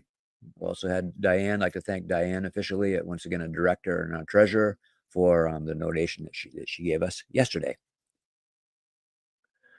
What does this have? Not very good connection. Connection's unstable. What's going on there? I think that we may have lost our live stream connection from the from our village cam. Let's see if I can get it back here. Nope, no, there it is. Very good. And I go back to there. Switch over to the right-hand side. And if anyone would like to join us and do a live stream, please send me an email, either an email or a WhatsApp message, and I can send you over the link, and you can actually get on our website, on our live feed, and talk about the project with me directly, or even talk to the kids. And again, let's see where I'm in the schedule today. State of education in the village. Okay, didn't talk a lot about that. Meet the students. We met one student. Let's see some more sitting back there.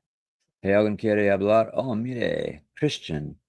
Venga, Solo decir hola y no más. Hola. ¿Cómo se llama su patrón? ¿Quiere hablar también? Si quiere. ¿Usted es el nieto de Gustavo? No. ¿Es el nieto? No. Tío. Sobrino de Gustavo, ¿cierto? Tío. Sí. All right. So we have another scholarship student, and he's just about to come in. Christian, por favor, siéntate. Más por acá. Más adelante. Sí, mire, está muy pequeño. Ir arriba, me voy a sentar mejor como esto. Me voy a sentar arriba. Ok, bueno, entonces tienes Christian, hasta poquito atrás, o su silla más adelante. Por favor. Eso. Ok, so hola Christian. Decir hola, hola. ¿Cómo se llama su patrón? Profesor Vela. Chuk. Patrón. Sí, su patrón. Su patrón de beca. It's Chucky. Chucky or Chuk. They actually know Chucky more often because it's from the movie Child's Play, and Uncle Chuck again is my uncle, and he thank you very much, Uncle Chuck, for sponsoring Christian. It's Chuck, and my uncle also sponsored two other kids, which I'm going to get. Hopefully, I have pictures of them. I'm going to send those along. Again, we're a bit behind with a lot of our communications as we've had difficulty setting up the solar panels and the internet. We're getting a lot of internet issues worked out, which I'm going to talk about at another time. ¿Cuántos años tiene? 12. She is 12 years old. ¿Dónde tiene colegio? In Arara. Okay, so Christian is one of the kids whose family comes from La Libertad, but he now lives in Arara, which is a community that's about a 1-hour trip, depending on how fast your boat is, about a 1-hour trip downriver. It's about 2 hours going to Leticia, and all the way upriver is about 2 hours until you start going into the Peruvian border. But so he's about halfway in between us and Leticia, the major city. ¿Le gusta colegio? Huh? ¿Le gusta colegio? Sí. He said he likes colegio. Huh? Su materia favorita. ¿Qué le gusta más? Matemáticas o? Matemática y español. Okay, so his favorite subjects are math and Spanish. ¿Qué temas tienen matemáticas ahora? ¿Qué están estudiando o aprendiendo? División. Okay, so he's learning to divide numbers right now. That's what they're currently doing in Arara. Bueno, ¿tiene algo más para decir? Muchas gracias por todo. Ay. Bueno, he just said thank you for the scholarship. He's a little bit shy. I had to come and drag him over here a little bit. La próxima vez, sí, esta vez no, but the próxima vez. Estamos hablando poquito de otros alumnos. So I just told another kid, Gustavo's nephew is here for the anniversary and all the events, so he's going to be coming along soon. Wow, I just got our first YouTube, WhatsApp message. So it works, which is very nice that our communications work. We actually have a nice, a really good internet connection here as it's sunny and not raining. As it rains, the clouds will block the connection and it slows down drastically. And if it's heavy enough raining, it actually stops. And I have a message from Gina right now. And I'm going to send back a message on YouTube.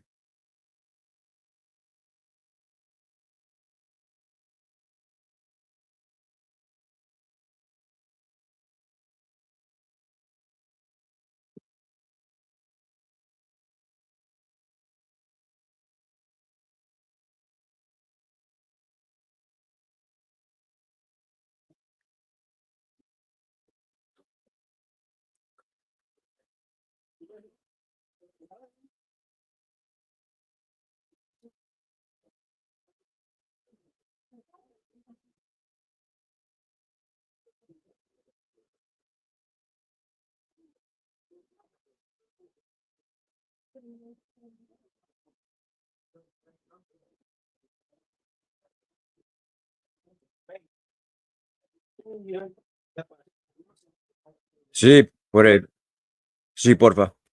Hey, Javes. Sí, chaufa. Tengo un poquito de salsa de soja.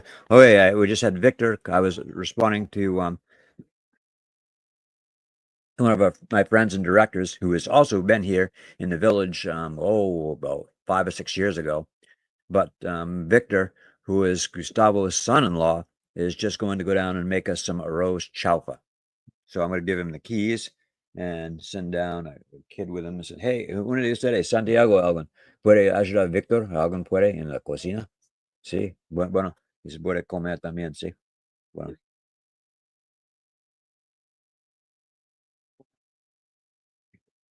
Un momento, un momento. Pues Victor. Hola.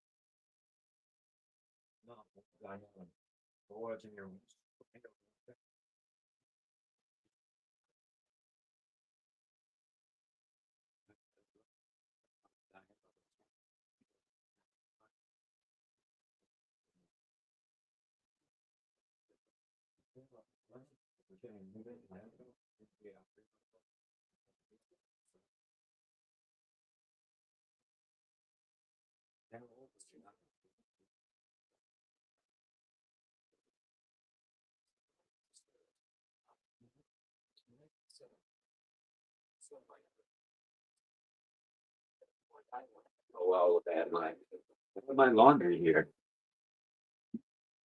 All right, so thank you for waiting. And thank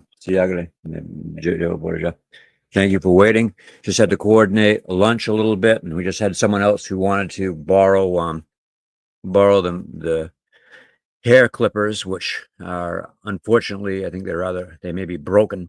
They said they make a noise like like a 2-cycle motor. And I think what's happened is that hair and other stuff had gotten inside of it, combined with that and rust, and it wasn't put together properly the last time.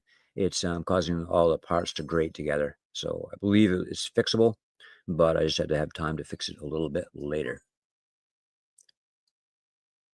So, and I've been trying to locate another video, which from one of the volunteers, a person who was down here, about 12 years ago, a little bit after I came. We have never met in person, but I've talked to him a bunch over over the web and also over the phone.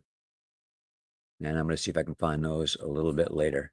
But please, while I'm doing that, enjoy watching no one walk by outside. I'm not sure why they're not walking out right now. But most people are down, again, watching the football game, I guess, the soccer game. And more people will be showing up, as they told me, around 4 o'clock. So the majority of people are showing up from other communities.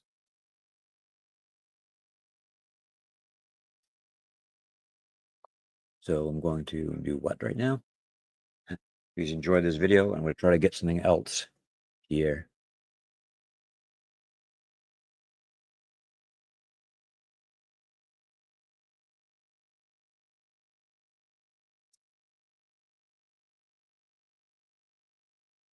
Okay, this is another interesting little video. So one of the things I try to do is have the kids in the Amazon talk more with the outside world. Last year, I was a Spanish teacher at Hope Elementary School in Hope, Maine. One of the teachers I'm working with, named Deb, she's a second grade teacher. We're doing like a pen pal sort of video pal program with her class. And one of the girls wrote a letter to the Amazonian kids, and this was second grade, and we had the classroom of the upper school kids, like the third, fourth, and fifth graders, responded to her, and in a series of little videos. And this is the first video. The second one I haven't yet processed, but it's kind of neat to see them. This also is good because it shows the cancha de football, the place where they're playing football right now. And I hope to eventually get some videos of this, but I'm going to upload very short video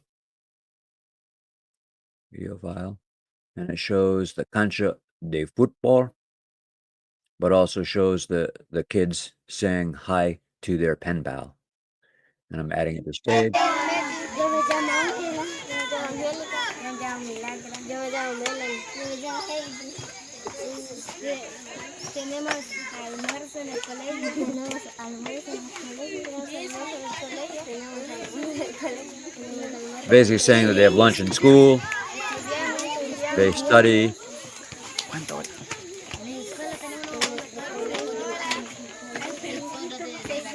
About 6 hours every day. I'm gonna pause that for a second. So the school here is interesting. I'm at my school time. Let's see, 12:36. A little bit behind here, but before we have another little interview, I'm going to talk about the school. So it's a village school. There are two main buildings. There are two teachers at the time, but a third teacher is coming along, who is desperately needed. It's hard to have three or four different grade levels in your classroom. They go into school at 7 o'clock in the morning. They go to school, they study until 9. Then they have a 1-hour break from 9 until 10. That's usually when they get lunch. They used to have it at 12 o'clock when they got out, but now they have it during the middle of the class day, which I believe works a little bit better. One of the benefits of going to school is that you do eat. Some of the kids have their best, most stable meal in school. And then they go back at 10 o'clock, enter in, and then go until 12. At 12 o'clock, they're out of school for the day. Usually when they go out of school for the day, they will play football, play soccer, fish, collect wood, help around the family, or just go and play, do random play things.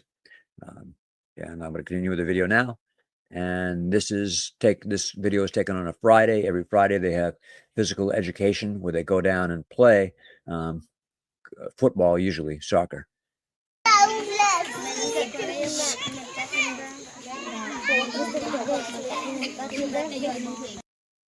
And that is it. Very short video. We had a part 2, but I haven't yet processed part 2. And I'm probably going to put up, let's see, another video or something, or you can, maybe I'll enlarge the webcam that shows outside of our barrio. And that will be something you guys can watch for a while. See, there you go. Oh, interesting. Guillermo. Let's see if I can get a bigger picture of that. Nope, I didn't want to do that. If I remove this, then get Guillermo. And does it show him? No, it does not. Oh, there we go. I guess this is the best one we're going to do. And Guillermo is walking. He just walked by, got him a little bit. He's behind a palm tree, and I can no longer see him. But I'll talk about Guillermo. He's an interesting guy. He is a traveling salesman, I guess. And he walks all around the village carrying his wares. And he walks around with kind of like the most used things they need. Things like maybe a small pot or a pan, a little bit of clothes, personal hygiene items, things like toothbrush, toothpaste, that sort of stuff. But also bug repellents, needles, threads, cups, basically everything. And he has his own little boat, and he goes, "Hey, Guillermo, él tiene un bote o él está siempre andando con otras personas?" Okay, wow, he doesn't have his own boat, but he just gets a ride with whoever's going up and down the village, and then he visits, and he'll sit down on the porch and talks with people, so he doesn't just go and sell quickly. He knows the people. I've known him for 12 years now. I met him the very first year I was here working formally, and really nice guy. In fact, I've been mentioned things about the village and how they're progressing, and he said that Libertad has been coming a long ways. I've noticed it as well. They are improving. So it isn't when we're spending our time here, it's not that we're just spending a bunch of time and a bunch of money and nothing's happening, either because of the mayor, Illyrio, because of the efforts of the government here, because of the people themselves. And I believe a lot of it's because of us. We're really making a difference in this community. And Guillermo, who travels again between all the different villages, has seen it. We also had another really hopeful thing that's happening, and there's the FAO, which is a part of the United Nations, who's come and visiting and doing work here. And FAO said that the Libertad has now become one of the most thankful and participatory of the villages, while as some of the other ones aren't really getting as much with the program, especially with what is it you call it, the water treatment plant. We have the caretaker of the plant, but sometimes if I pause a bit, it's because I'm switching back and forth between Spanish and English in my head. Usually I just speak Spanish while I'm here, and I'm going back and forth between the Spanish names of things and the English ones. But the caretaker of it is really responsible, which isn't always good to get. He's also the person who cuts our lumber that we use for the houses, for the repairs, and for other things, and also for the little boat that we're going to build. But with time and with effort, and they see that we do keep with things, the community is improving. When we first came here in our barrio, there were a barrio of about 75 people. There were no bathrooms. They just went to the bathroom outside of the house behind a tree, which during the summer times, they didn't have much rain, would lead to a terrible smell. I mean, like, oh my word, it's obvious. And now I'd say about half, probably over half of the houses, about 3/4 of the houses do have bathrooms. We were one of the first ones to put it in our village, and now everyone is getting one, and even the houses who don't have them want to put them in, as well as painting too. Like we were the only house that had painting. That was one of the things that Howard and Sarah first talked about, is the need to preserve the wood. And we've been painting ours, and now other houses are also painting them, and it's lasting longer. Usually an unpainted house will last about 3 to 4 years, depending on what type of wood they use, before they start having to replace parts of it. And after about 6 or 7 years, the whole house, just even the foundations, the bigger support structure, will be rotting away. So about every 7 years, that needs to be replaced. Our small guest house, because we painted it, and it wasn't all made with good wood, there are different qualities of wood, lasted about 10 years. And the building we have now has very good supports. We have to replace some of the outer parts of it, constant maintenance, but it's lasting, already it's lasted, I believe 2017 is when we had it built. So it's lasted for 7 years. So it's already, would be, without painting wood preservative, it's already lasted longer than most of them are expected to at all. So again, we're very good about that. Oh, another donation. Oh, thank you, Sarah. We just had another donation that came in from Sarah. And if people, when they donate on whatever platform they donated on, if I don't have, if they don't send you a receipt, a 501c3 receipt, I will get you one eventually. Again, we're behind on things, but I'm hoping to have more time in about 2 weeks when we get, right now we're really dealing with a lot of solar panel issues, but we should have that resolved quickly. I know where to get the parts that we need now. So again, so where was I? Okay, let's see. We're talking about work in the village. It is now 12:45, and we missed one of the interviews with one of the students we wanted to do. But oh no, that just gave us some of our history of the work in the village. So again, we've been moving a lot and doing a lot of things. And Guillermo, yeah, I was talking about him. But the village is moving along. They are improving from, I believe, partly of us being here. We are making a difference. So now I'll go to, let's see, 12:45. Meet the directors and volunteers. And I was in the middle of a a WhatsApp message, which I'm going to finish right here if she is still listening in with us.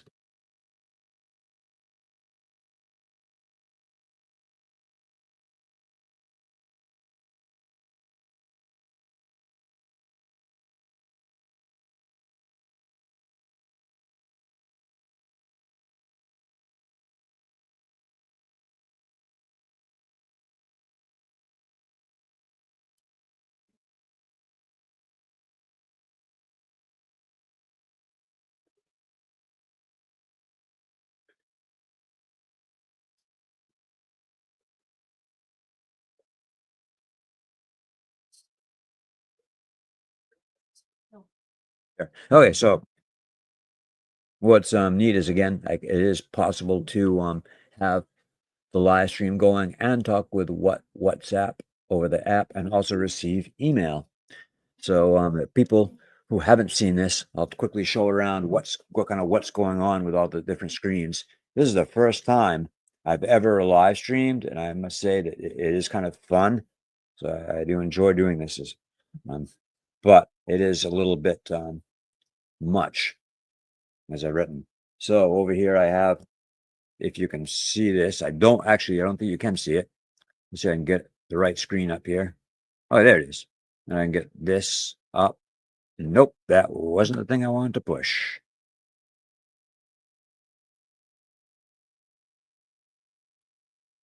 There we go. Okay.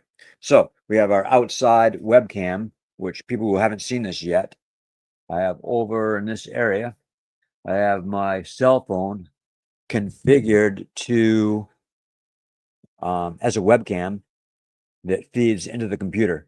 And that's taking live shots of our barrio right now, of our neighborhood.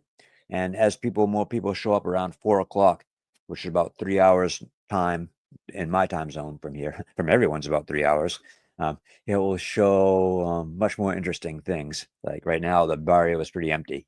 That's our webcam. So over here, I have one of my two screens, and I believe it has an inverted image. Yes, it does. I can change that, but I'm not going to. But that shows this overall, that what the schedule is. I can't see. There it goes.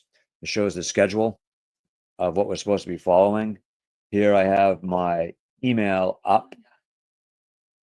See if I can get this up. Okay, there it is. The email. I come over to my main screen, and it shows. And a lot of this has to do with focusing and also with where it shows our second. This is our live feed. It comes from something called StreamYard. Let's see if I can show that image. There it is, StreamYard. And I have another webcam in Leticia, but I'm not using that yet. And then behind that, we have this is our fundraising board, and it shows where our main interface is. And anyone who comes along here can see everything. And oh, wow. So we're almost a tenth of the way there to our $10,000 goal. And $10,000 is very like, that's our whole, what we want to raise for the rest of this year.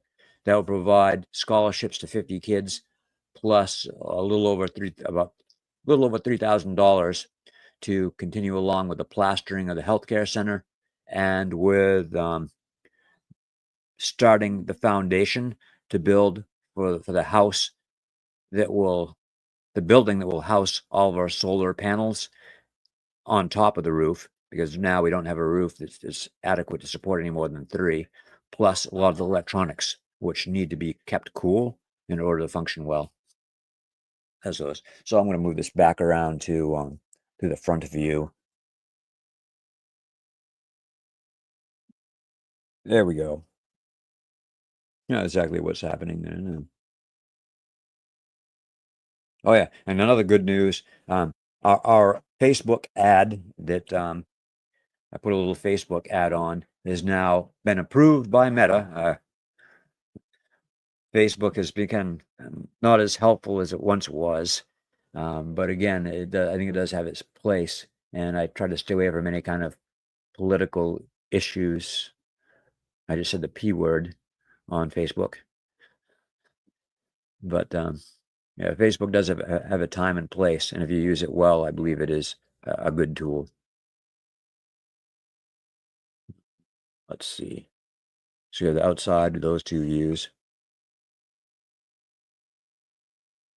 And where are we? Good. So I must say that anyone who does donate over our campaign, as long as we have it on Give Butter, that's the name of the place where we have this broadcast from. If you follow that link, we have a generous donator who's donated up to $1,000 of matching funds. So anyone who donates anything, it will double that amount with our matching funds. And again, if you are one of the people who does sponsor a student and you haven't sponsored them for this year, we are starting it today. And if you can't make the donation today or you haven't heard it, don't feel bad, because I'm going to send out pictures of the students that you have. Right now I have the list done by Pastor Jorge. Yes.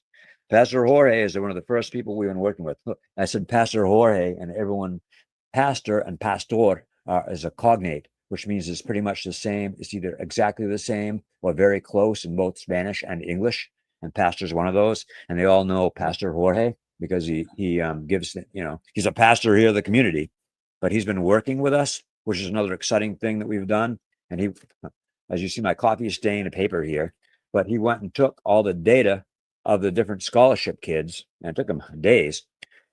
Things like, what do they like for the favorite food, favorite color, favorite TV show or movie? What's the favorite? What do they like in school? How many brothers and sisters they have? What their parents do for work, and what they want to do when they get older. Basically, all those things. And so I'm going to be slowly getting all of these put into our files electronically. We store everything in the cloud so it can be accessed wherever we go. And then sending updates to the sponsors from last year and for this year. We've had a lot of change in the scholarship program. What time is it? Okay. And I guess it's time to talk about money and scholarships again, too. It's almost 5:00. I try to limit to 5 minutes. We've had a lot of change in the scholarship program over the years.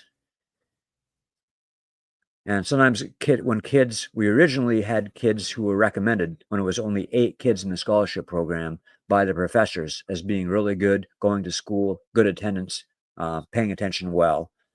But some of the kids continue to do well, and some of them didn't. They either things were happening in their family, things were happening with them, or even with the pandemic.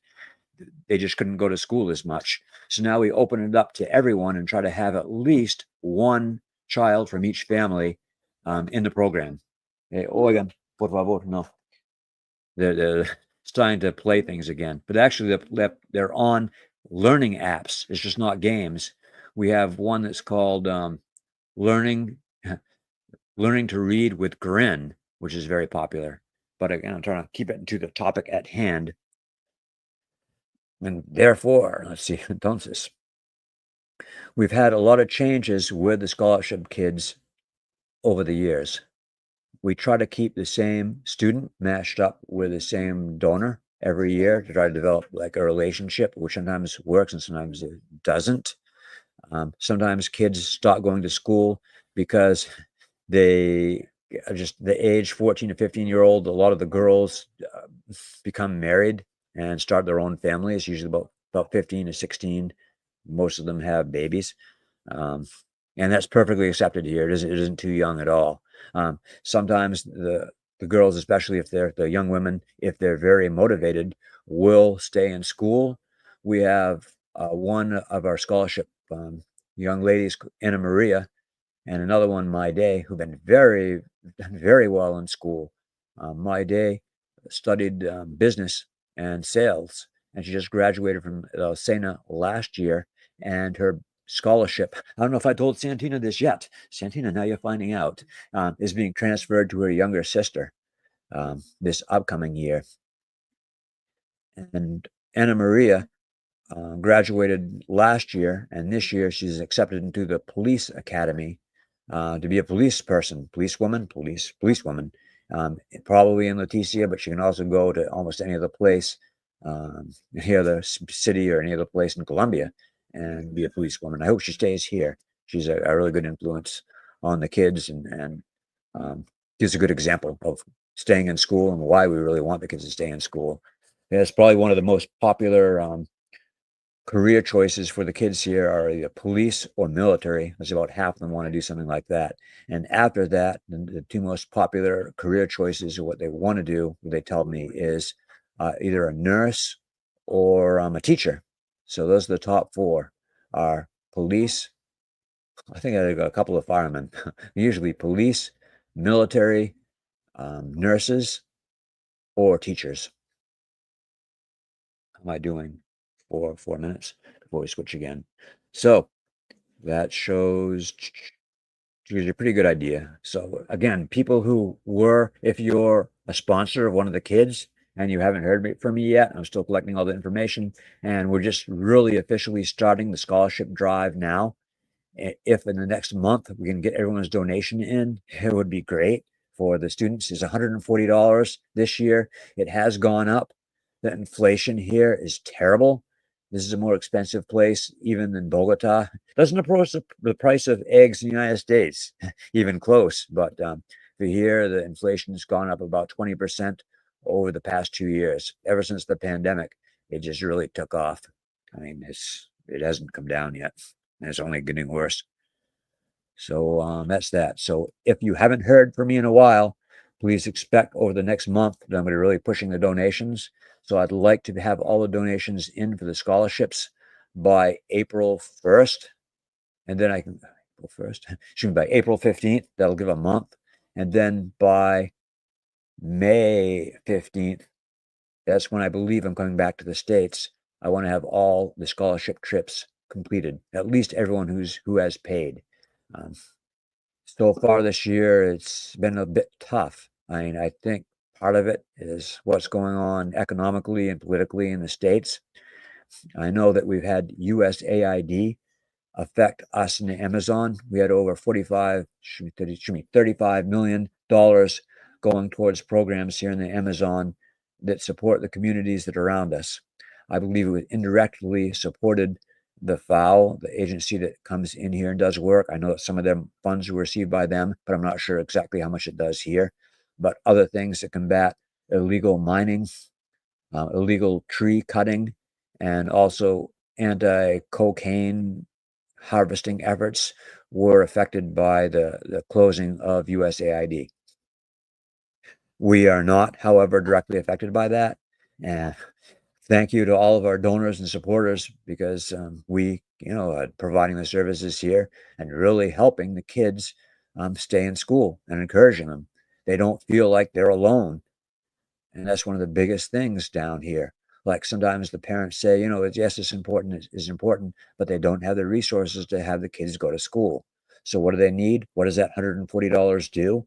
That $140 will buy a uniform. It'll buy shoes. It'll buy paper. Notebooks are a big need. Pens, pencils, a little bit of deodorant and soap that they need. And yeah, that's pretty much about it. It'll buy them what they need for a year.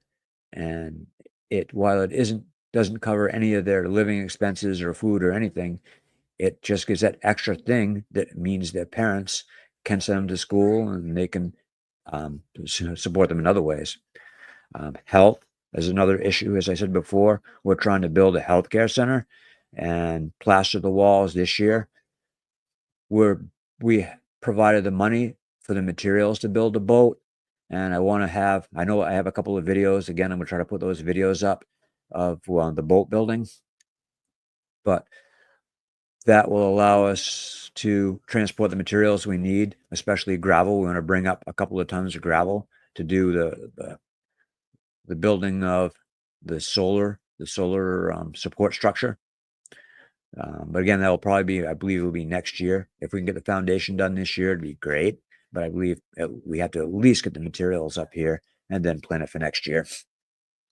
And again, as I said, the healthcare center, at least plaster it this year. So that is 1 o'clock. Now I'm going to go along to the overall. Once again, on every hour, I'm going to give a brief rundown of what we are and who we are, and then take it from there. So we are broadcasting live from the village of La Libertad in Amazonas, Colombia. This is also known as the tri-border region because it is where Brazil, Colombia, and Peru all come together. Tri-borders, three. Can I do three here? Something like that. The Spanish is spoken in Brazil, in Colombia and Peru. Portuguese is spoken in Brazil.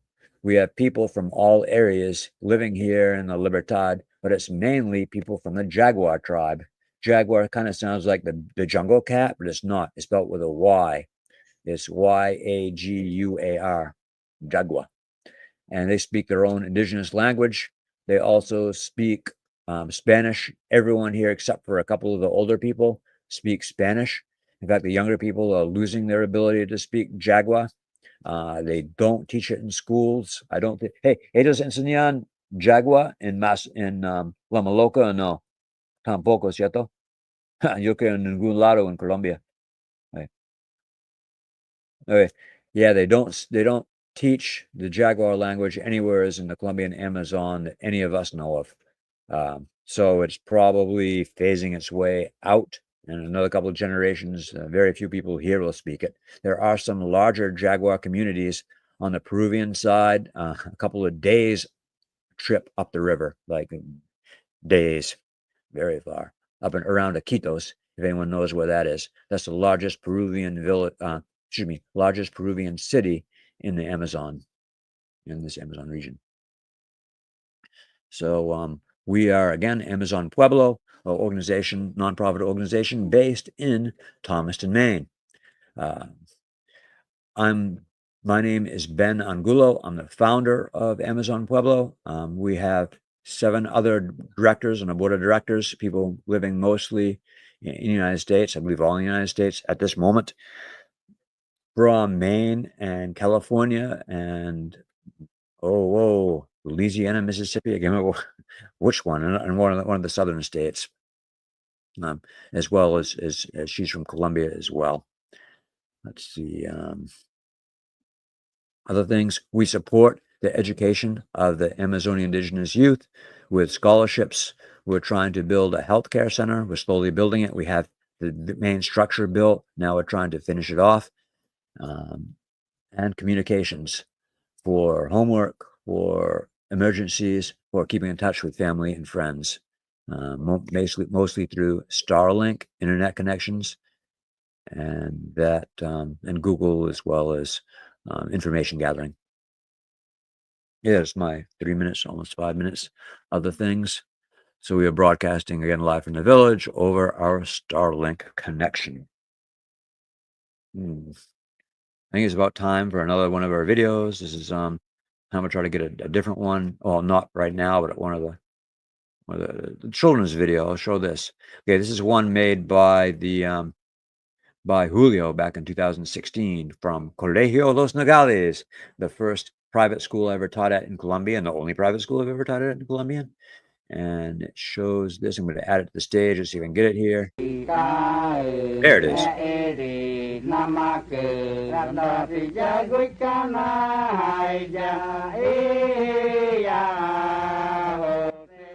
This is a video done during a workshop by Julio. And Julio is the art teacher at my former school. I believe he still teaches there. I'm almost positive he does. And he came down and stayed for a week. Hey, Andrés, ¿se recuerda? Julio estaba acá por una semana. ¿Se recuerda? Julio, ellos grabaron video con tablets como esta. I believe for a week. He's either for 1 or 2 weeks. I believe it was 1 week. And he taught the kids basic video techniques, and then loaned them some iPads, and they took the videos with the iPads. Oh, there it is. Oh, he's describing what it is in the text that's going through the video. daily life, nature, dynamic participation, the children had the opportunity to show their point of view of their surroundings. Part of visual training included the possibility for children to capture still shots and use camera movements. In each of the topics, especially those of our river and nature, the children explained in their own words what they were seeing while they were recording. Julio Baron. And while you're watching this, I'm going to prep up another video. Try my main accent's coming out a bit. Turn up the volume and mute myself.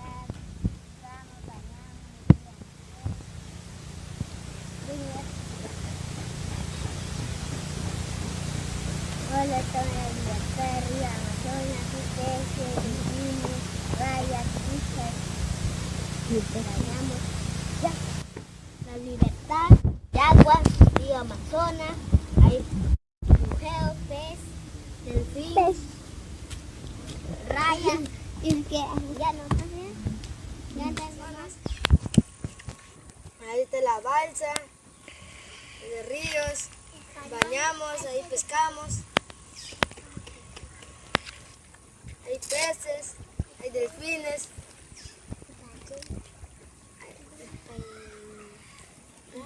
hay rayas.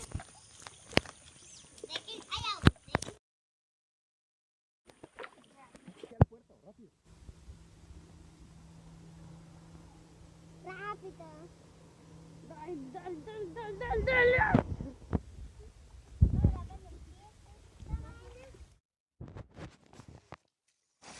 Toma rápido, toma. Aquí sale un zapato de Willy. Allá mira. Más adelantito. Aquí Julio quiere brincar.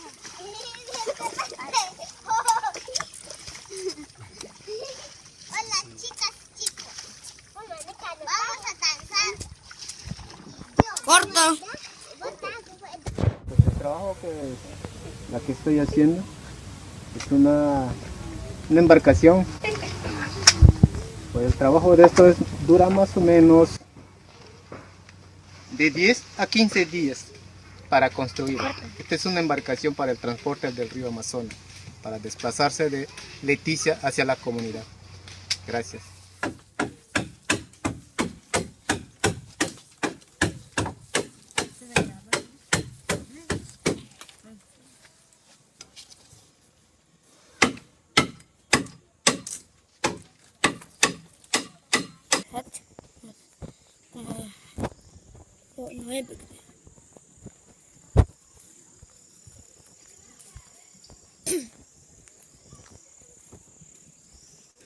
Pimentón.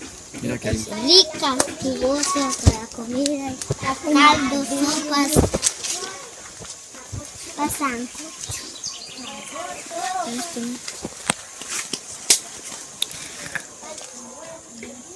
Ya. De azúcar, de sal, de gluten. Caña es rica, para chupar jugosas. Para masatos. Chanchichas. De aquí se hace el azúcar, Panela. la panela.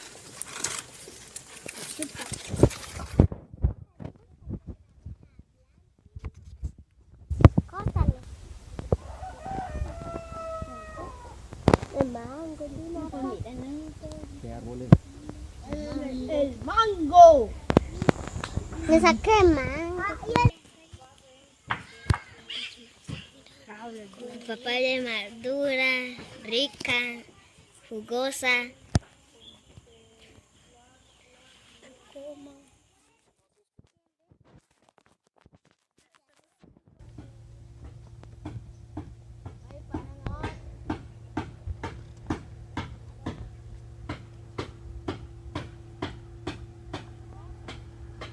¿Ya?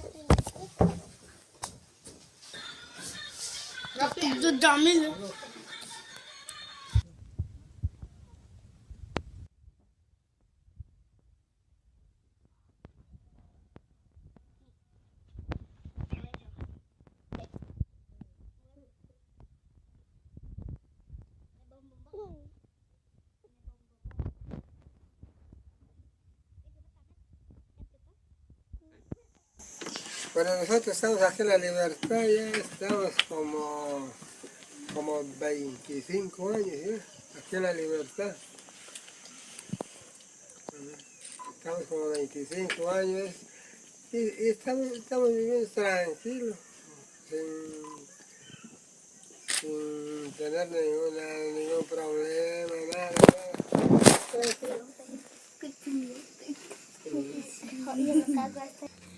El azaí sirve para jugo, para hacer purichi.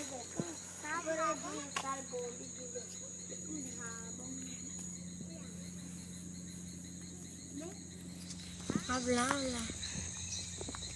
Este es pumarrojo para comer rico y dulce. Y sabroso. Palangucho sirve para hacer chicha, para comerlo. Masato guarapo. Combinado. Baja la maloca, esta es la maloca. También la maloca. Bailan cosas.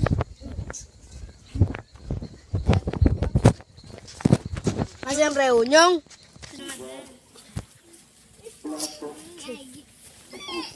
Bono.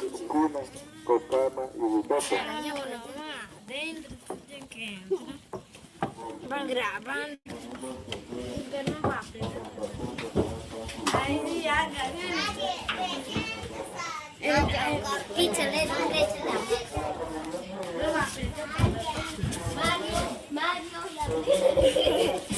Mario, Colombia.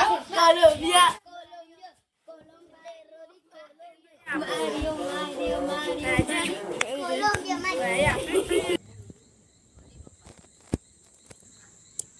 Aprieta.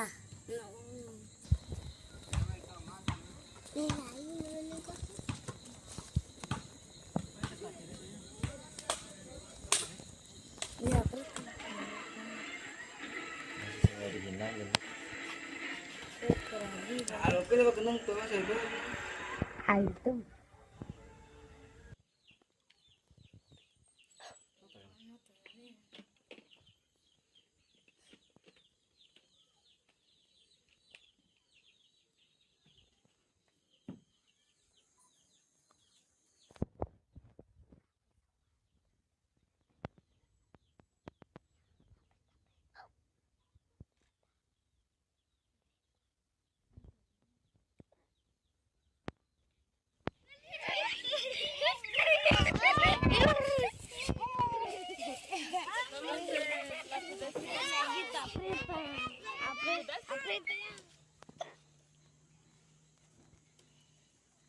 Después a mí.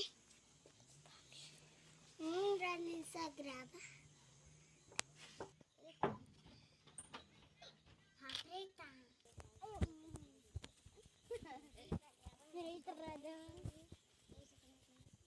Mira, el turista también.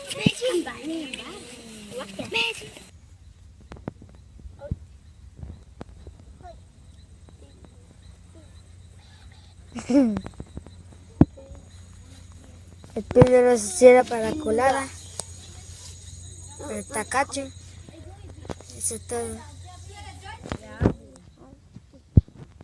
El zapote rico para comer, muy sabroso, dulce, para chupar. Está grabando, ¿eh? Sí. Limón es rico. El limón se sirve para jugo. Limón se para jugo. Hacer ensalada. Hacer ensalada. Chupar con limón, chupar con azúcar. Chupar con azúcar.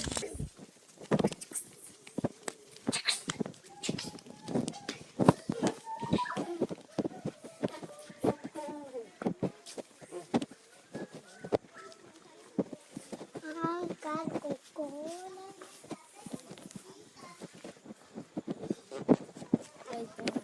No, credato.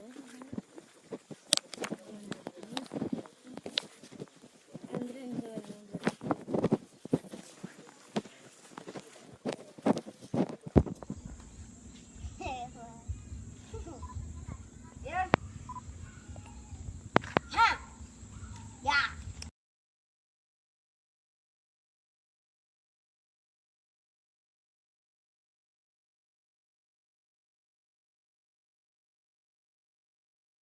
Okay, I've returned. I found a video from one of the very first volunteers that we had, or people that stay in the guest house, Javier, from Spain, and his wife came to visit.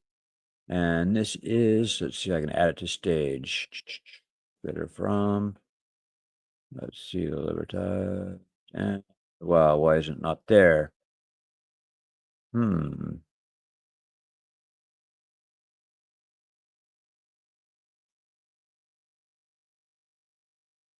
Should have been here.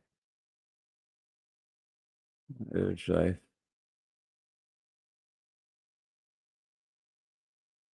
Well, I don't see it there. Okay, let's change to this view. Nope. Let's change to that. Maybe a little bit better. Present. Screen share. Screen share. Goes Amazonas. Share.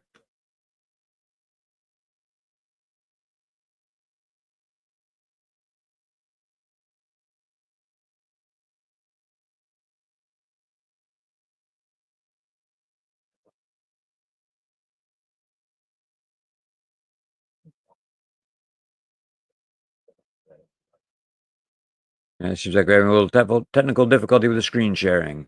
Why it isn't working? I don't know. Maybe this is something we can fix, isn't it? Okay, here it is. There we go. Okay. This is done by Javier and Joanna when they visited La Libertad. About it was back in 2011, I believe, shortly after 2012. Don't know exactly, but here it is. I'll see if I can turn on the sound and get everything synced up.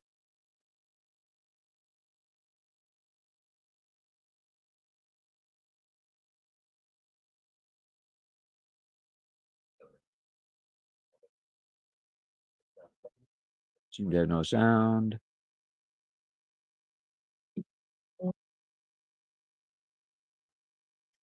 Yeah.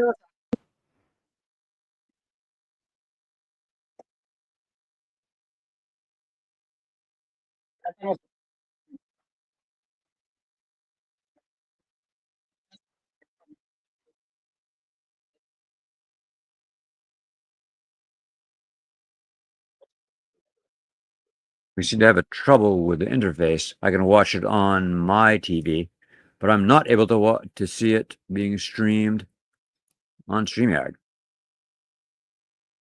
Why? Let's see. Maybe we can.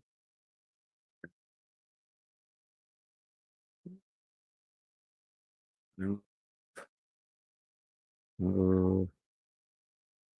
No. No. No.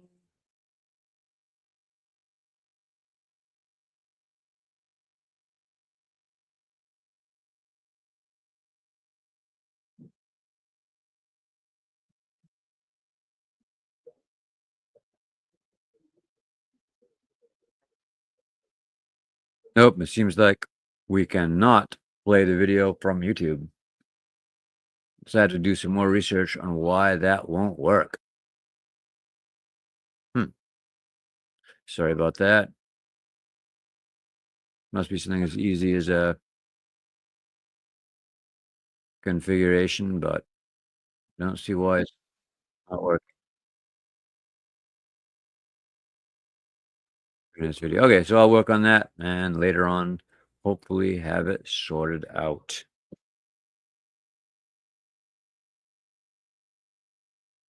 Let's see what else we can offer today. I remove that. And we recently had, let's see.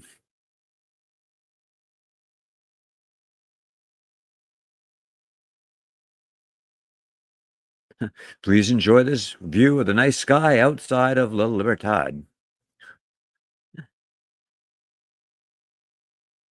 And the barrio with not many people in them, as others come in and out of the door and back of me.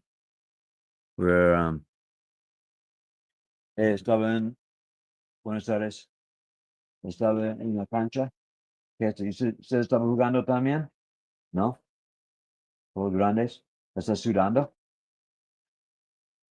Sí. Y también, bueno, super. Ok, ¿tiene algo de videos de ellos? Conectar a WhatsApp. Shouldn't say WhatsApp. Okay, I have to configure that. Okay, I'm going to, let's see.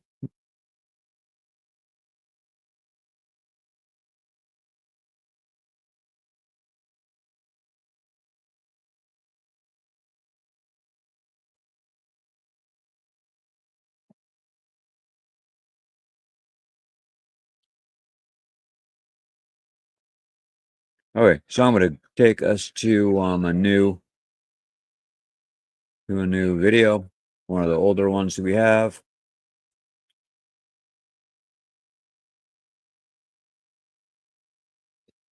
Maybe not.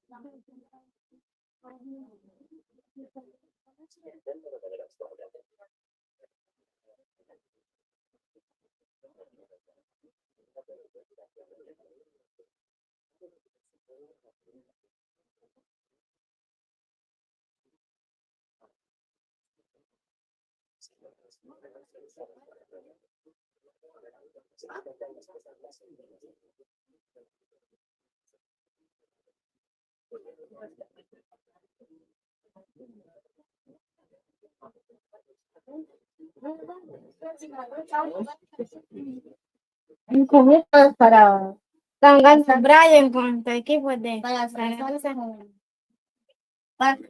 Might be able to see this, but this is the first video. I'm going to have this put onto sent by WhatsApp, and then we should be able to get it moved over. So I need to sign off of the live stream and get the phone configured to receive the WhatsApp connections.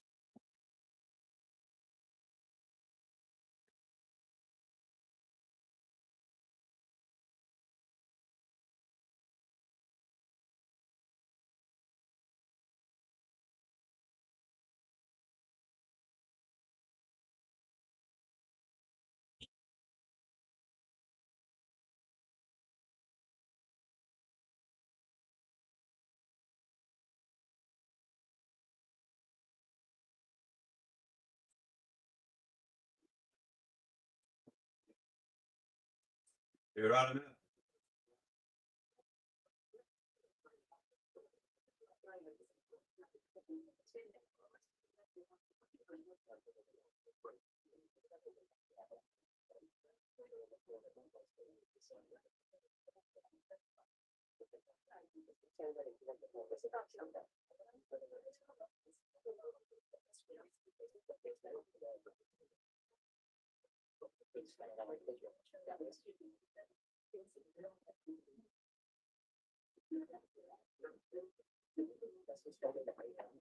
So, Rodame.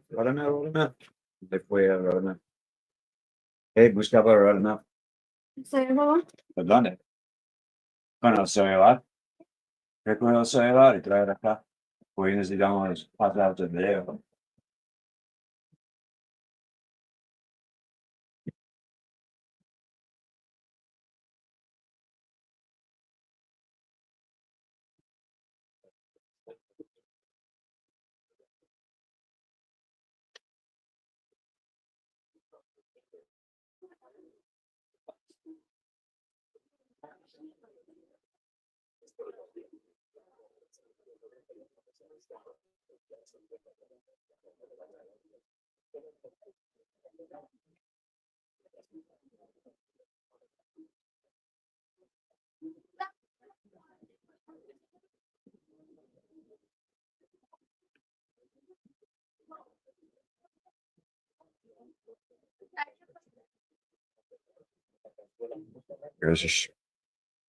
Okay, so I just had one of the cell phones that was used to take video and images of the current soccer games, soccer championship that's happening. Mira, un perro. Okay. So now sending some videos along to my account, which should allow me to publish them, to upload them on a live stream.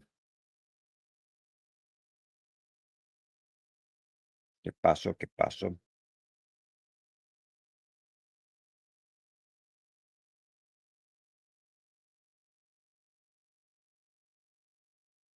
Estoy mandando. Okay, we're now uploading them, and then I'll download them, and then hopefully we'll get some shots recently taken within the last hour of what's happening. Oh, and they're coming in. Yes, they have been delivered. Okay, I know everyone's been dying to see what's happening with the soccer competition. So let's see what we can show here. Oh, whoa, what's that? ¿Qué pasó? Good. Bien, nosotros, de nosotros y la libertad. Que acá. Okay, orden. ¿Ya le enviaste? Sí. Orden son los videos. Eso no es.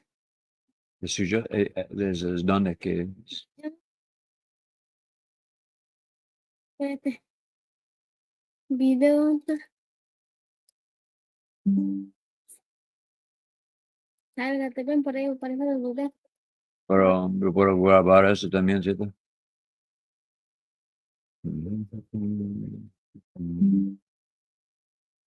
Otro video. ¿Quién es ellos? ¿Quién es él? De Lico. Es el Vic.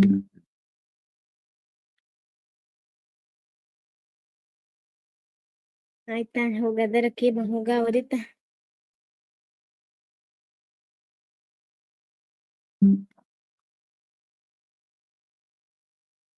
¿Cuánto? ¿Qué pasa, mira? ¿Te lo ves ya, Robert? No. En cambio. Y por ahí está el video. ¿Quién es ellos? Lista. Que toma foto. Oh, colegio. Ah, No hay más. doloroso. ¿Y pero por qué no tiene como el video? Ah, ese video. Sí, estaba. Me voy a intentar mandar solo el video. Todo. Está mal.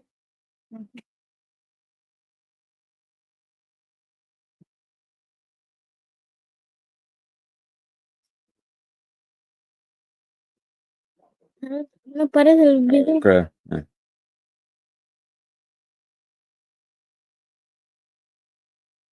Mira, ahí Acá. está. Voy a intentar. Ok, yo sé. Ese es de. Todos pasaron, pero el video no.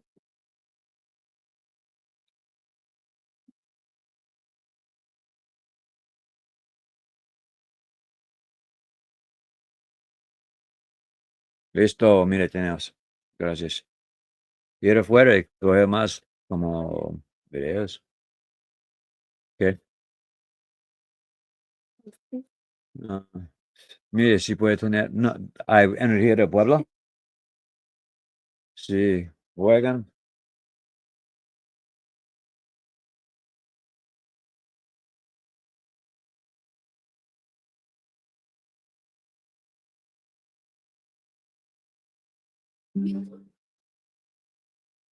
Pues, tienen que poder jugar, porque tienen que jugar con como mudanzas o móviles.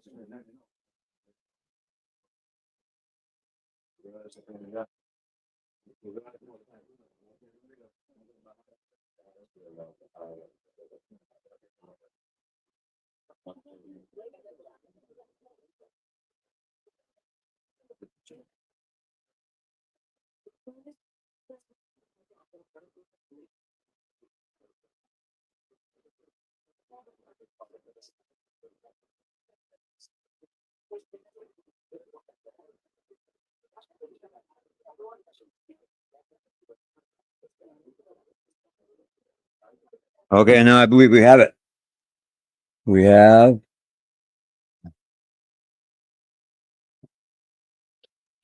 a live video of, not a live video, excuse me, live video of us and a recorded video, recorded recently within the past hour of the, what's going on in the soccer tournament down on the field.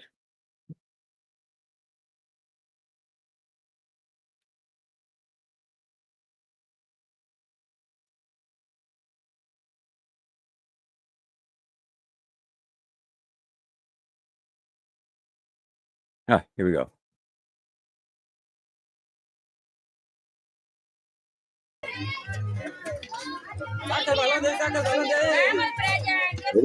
Live, as we see, live broadcast from us. A video recorded about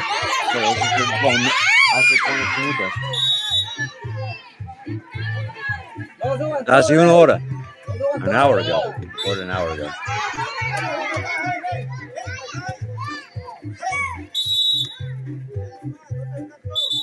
Mire, Humberto me mandó un mensaje.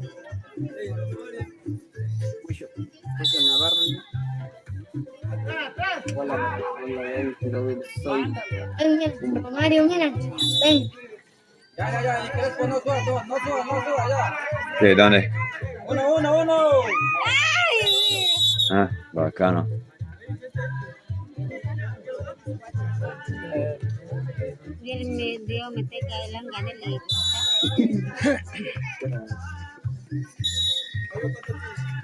Ahorita para jugar. Grande.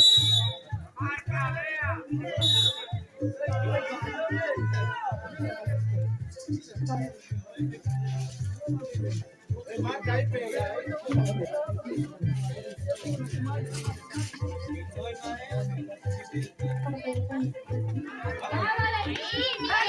des, gordo. No.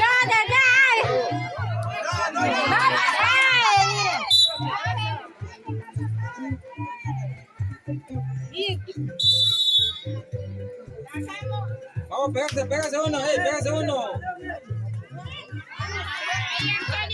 ¡Ya, gordo! Duro. Ya, hay que bajar.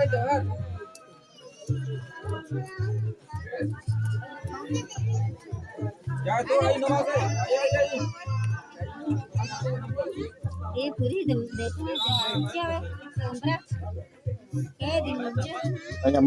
Hola, ven. Hola, ¿cómo están? Por favor. Internet gratis. Mire, estamos vivos. Mire, es Humberto. Humberto me mandó un mensaje. Sí, mensaje. Con Humberto en Bogotá, o en Chile. Vaya, Fabio. Vaya, Fabio. Vaya solo a tapar. Solamente a tapar, vaya.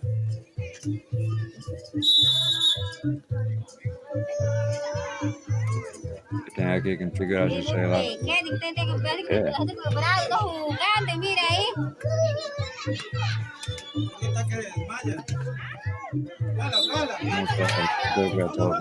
Ok, está el micrófono. Dale.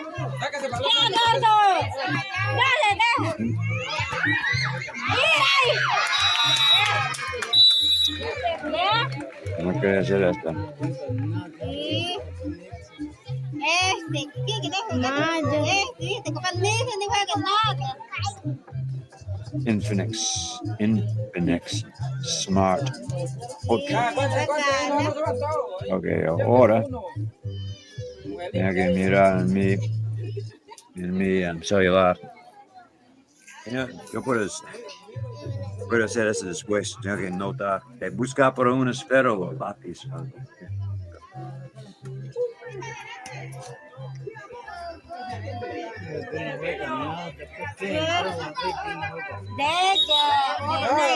Negrita salió.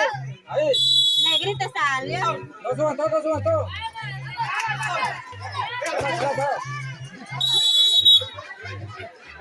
Vaya, negro.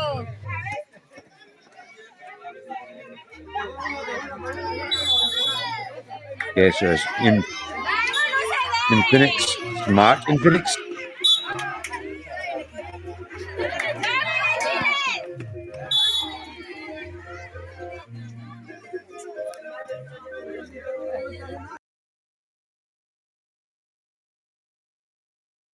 Celular.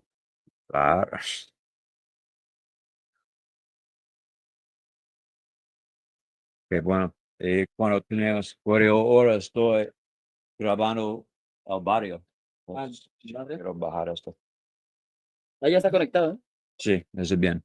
Sí tiene problemas, dime. So we just had another person came in who connected their phone to our network. This is a good time to talk about networks.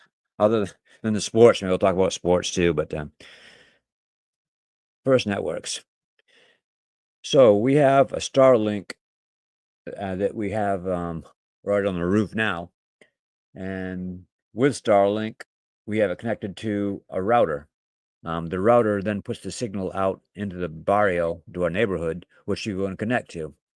We've limited it to about 1 megabyte up and download for anyone connected, which is pretty slow. That's like 1990 speed, but it's adequate enough for them to get messages, use email, you do the most basic of things.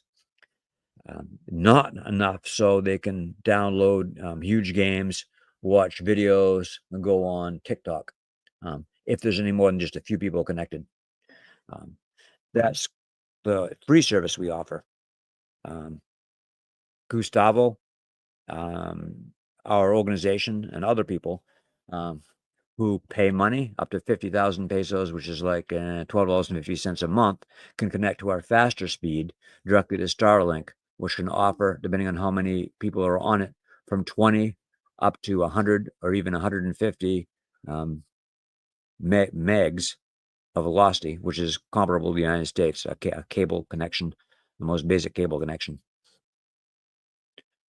And again, the more people that connect to it, the slower it is. So we just have a new router, which will hopefully block even more of the things that we don't want people to do.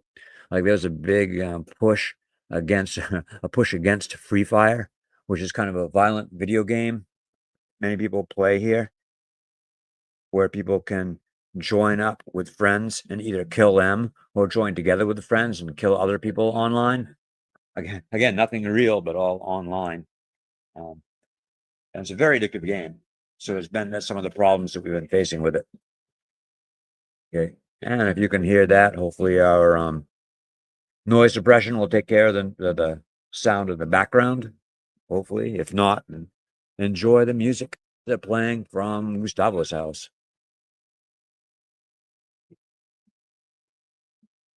Decirle a ellos bajar esa música un poquito, por favor. Decirle a ellos de bajar un poquito.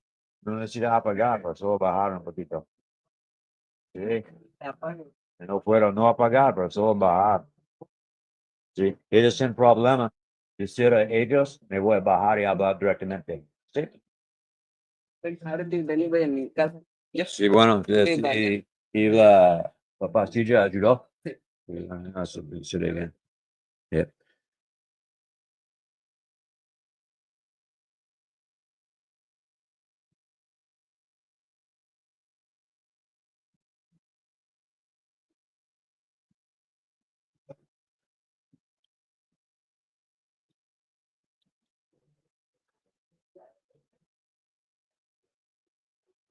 And one more time, it looked like they're playing again.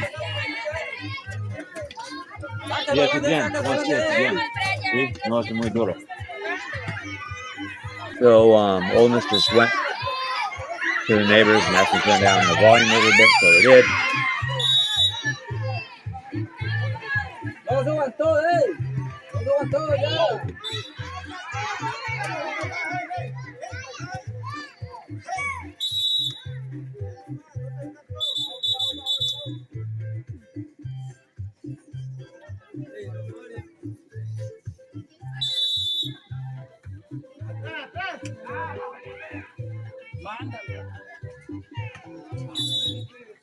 Ya, y Crespo, no suba, ya. Uno.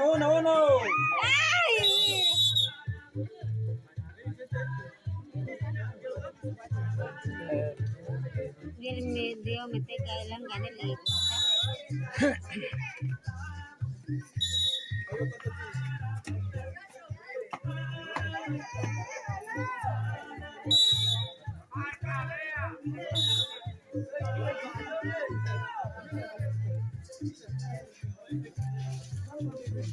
No te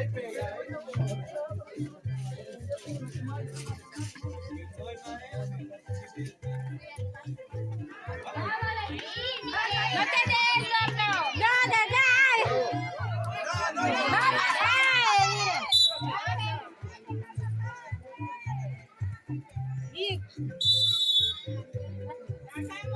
Vamos, pégase uno, pégase uno.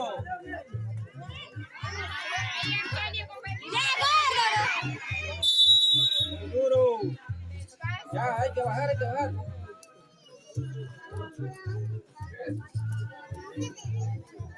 Ya, tú ahí nomás, ahí. Puri de chévere, comprar. De mucho. Solamente tapar nomás. Sí, vaya a tapar. Solamente tapar. Porque fue el mano.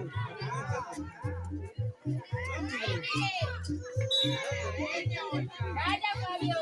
Vaya, Fabio. Vaya, Fabio. Vaya solo a tapar. Solamente tapar, vaya.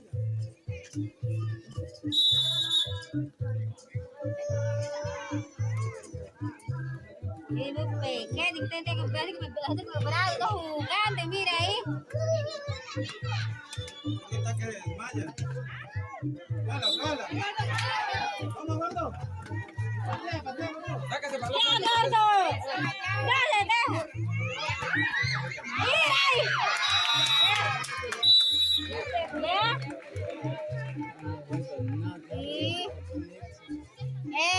¿Quién que te jugando? Te copan niños, ni juegues nada.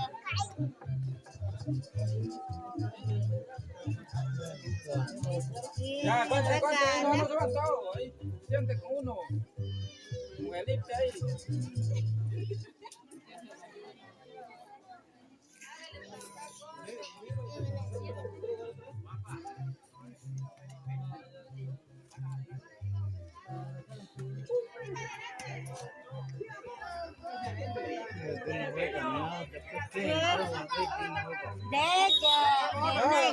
Negrita salió.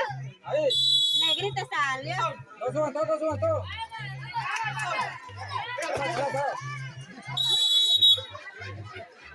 Vaya, negro.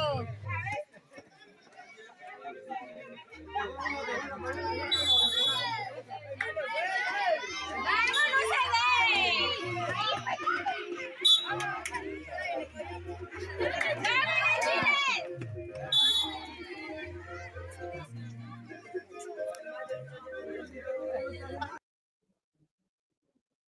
ver!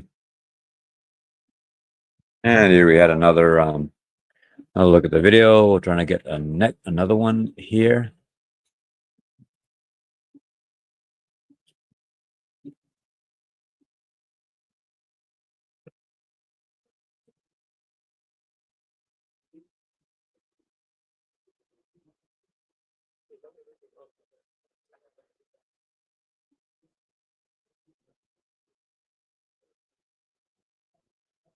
Out this.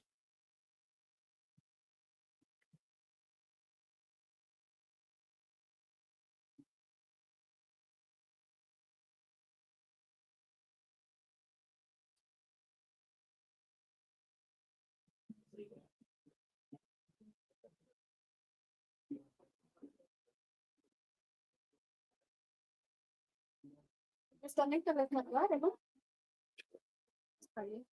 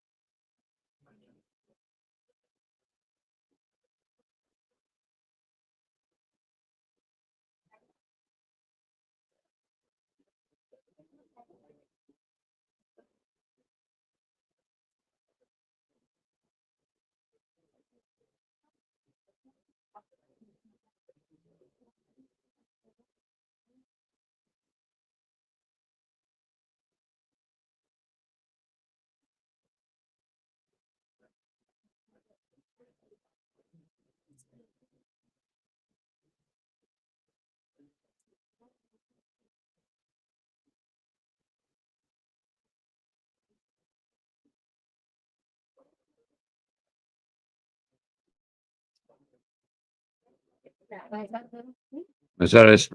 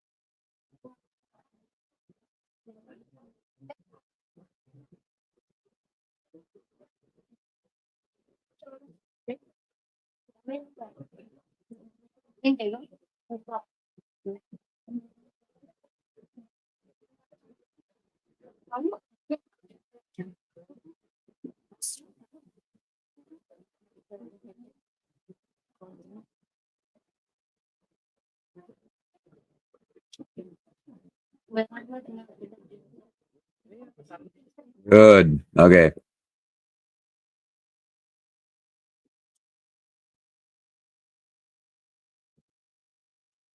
And finally, we have another video. This was done again about 12 years ago. I'm trying to get this.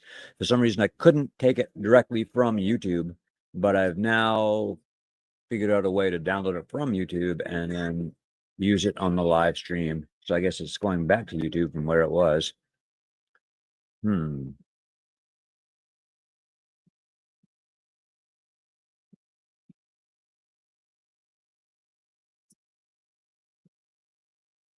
Bienvenidos al mundo de Haller. And this is all in Spanish, but it shows some nice pictures. Ya estamos a punto de llegar a Libertad. Después de 3 horas de navegación por el Amazonas, en esta pequeña embarcación.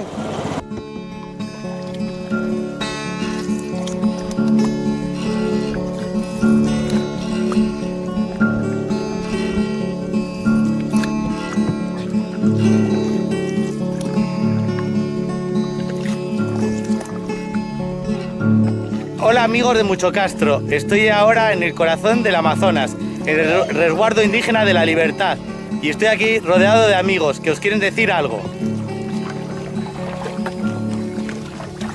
Hola, Mucho Castro. No, a ver. Hola, Mucho Castro. Muchas cosas quiere preguntar.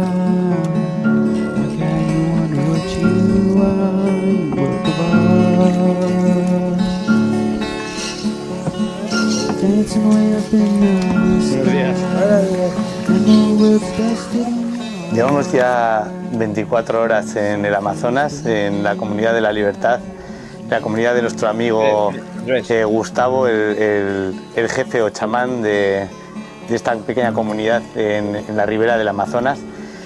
Y bueno, estoy súper contento, claro, normal, estar ya por fin aquí.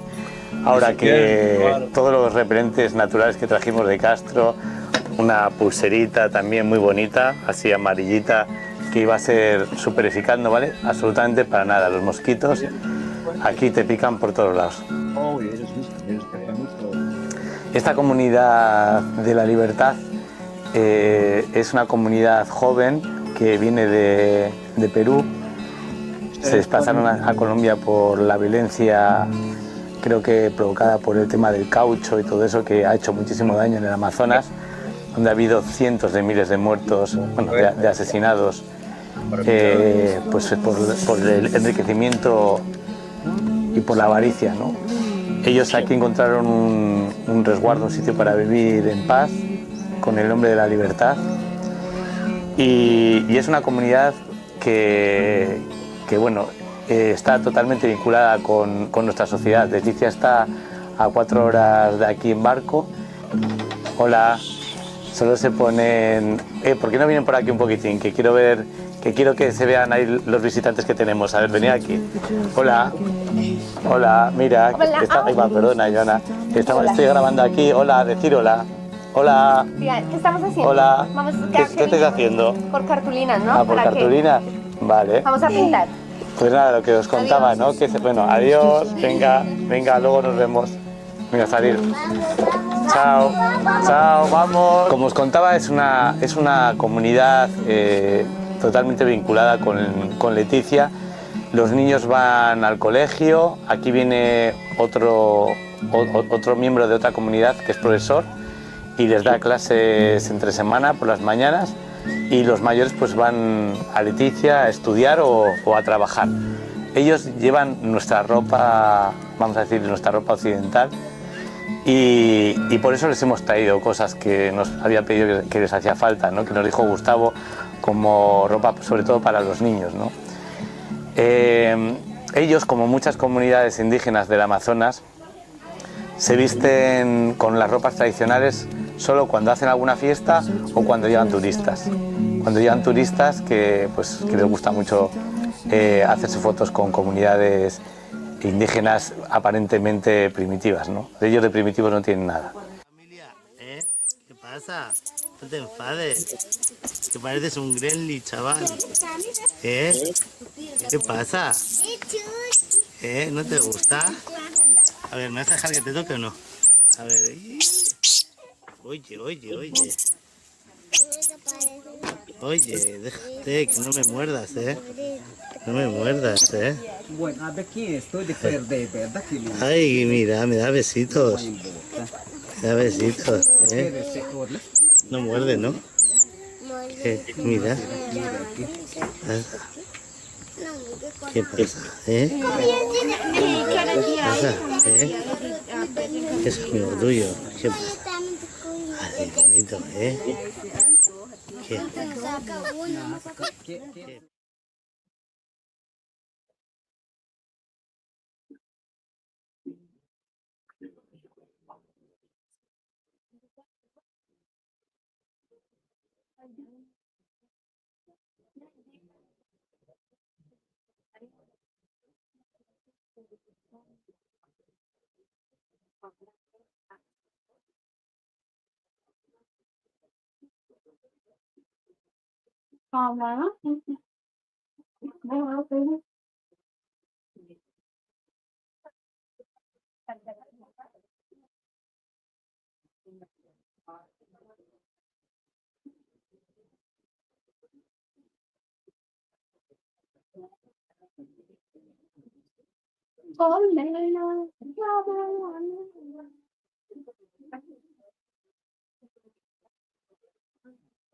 Estamos en vivo, maestra.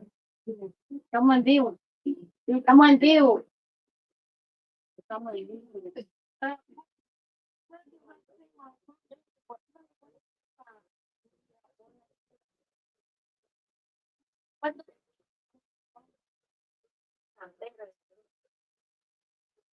Ande na casa.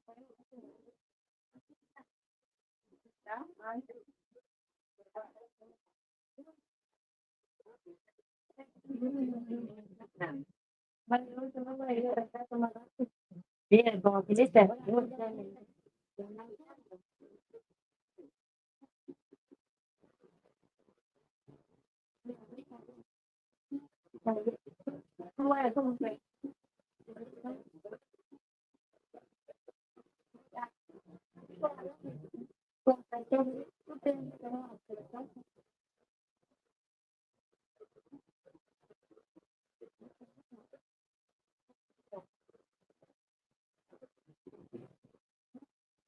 No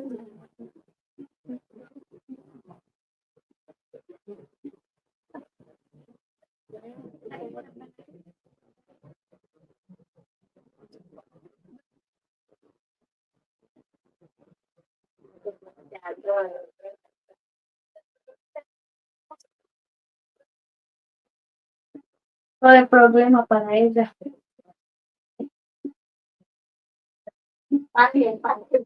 Oh, pues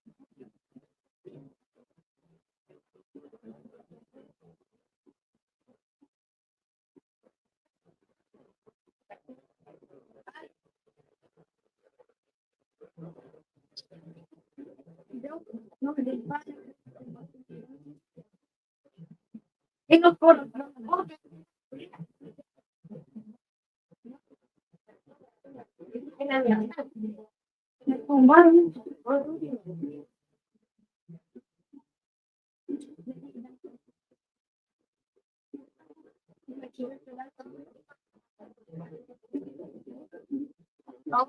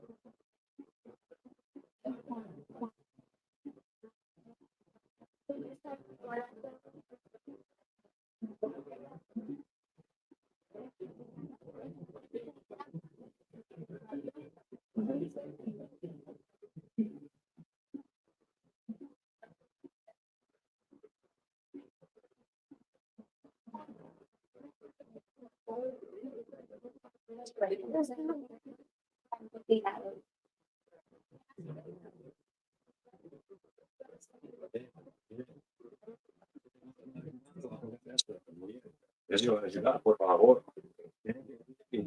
Coger el video. So, see those around me, with all the others on, that's right. And encontrar cuando se haga.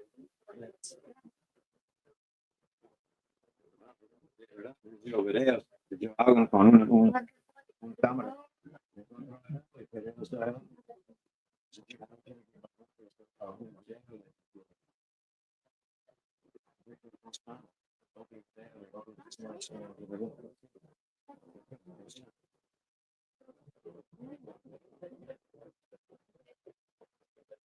And one more time, one more time.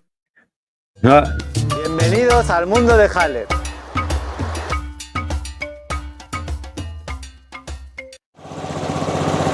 Ya estamos a punto de llegar a Libertad. Después de 3 horas de navegación por el Amazonas en esta pequeña embarcación.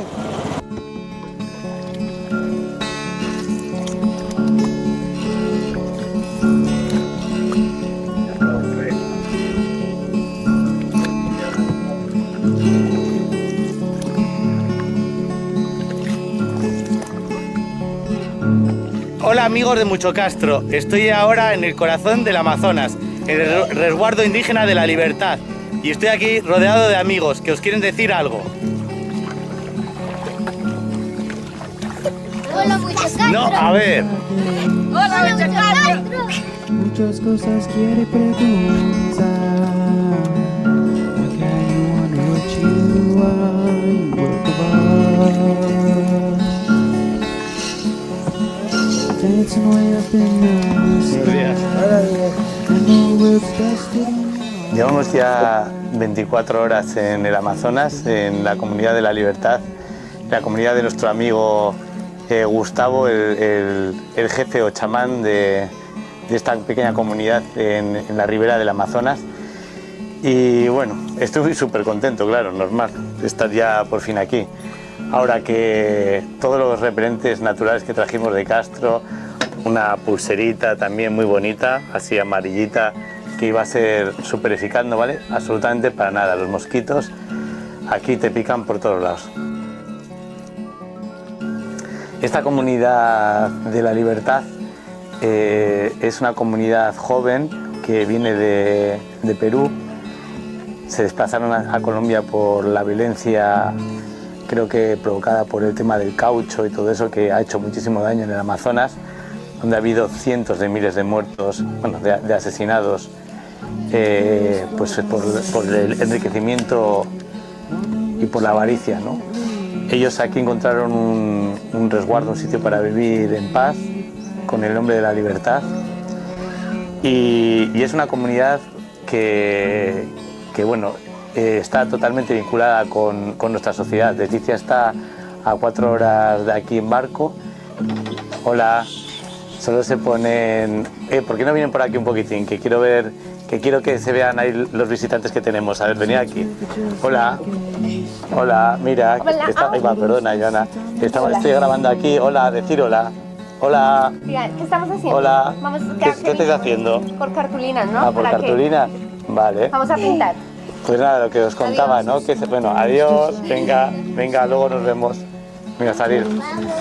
Chao, chao, vamos. Como os contaba, es una comunidad totalmente vinculada con Leticia.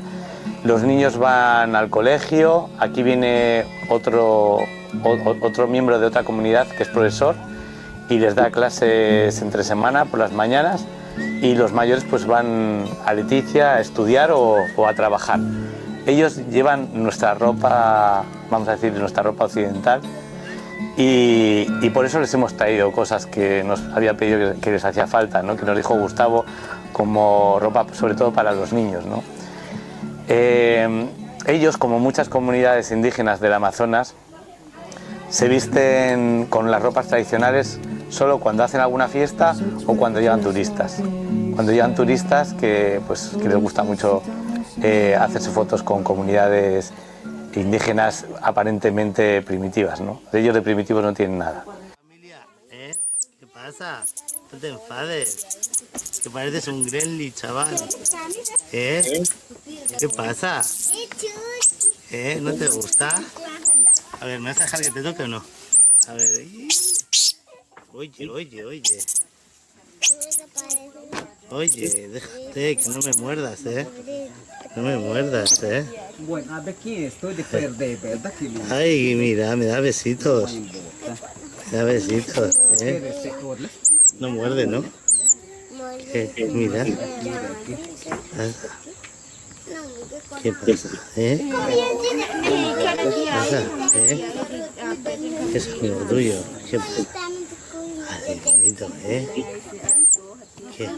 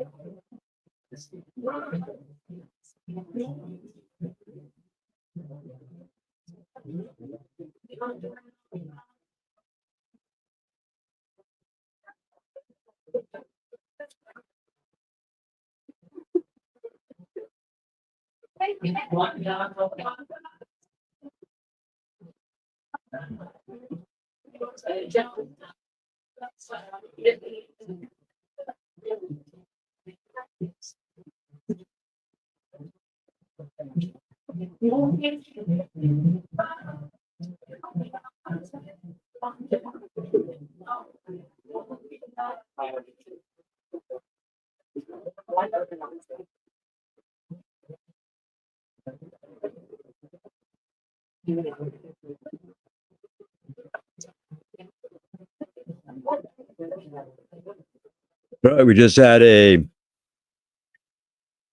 no more Xbox and a lunch break. So had a delicious arroz con pollo, como arroz chaufa, done by Victor. I may have him come up. He probably will come up and do a little interview a little later. Now I'm looking for another video, as you already had the one. I think we're gonna stick with Javier. He has a couple of more videos that are good.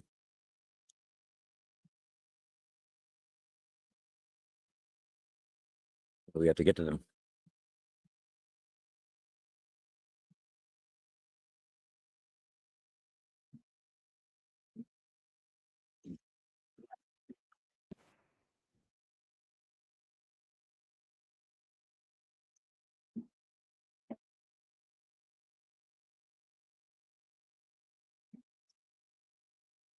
Looking through now. Where are the other ones? Maybe it's easier to find it with our, because we had it on our blog post.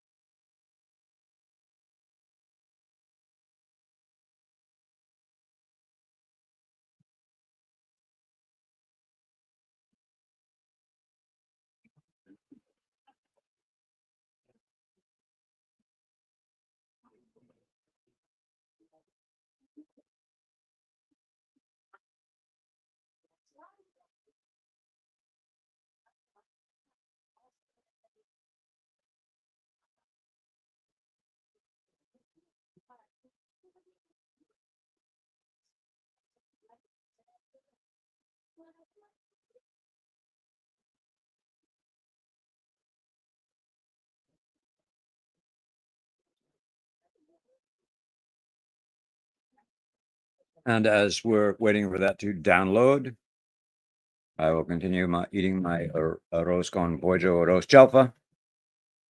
So one good thing about the tri-border area is that you have different foods from Brazil, Colombia, and Peru to choose from. So sometimes they have restaurants that are called fusion restaurants in Leticia, many fusion restaurants. Combination of all three, some which are better than others. Unfortunately, I don't like ceviche, which is a sort of a raw marinated fish, but they tell me it's excellent.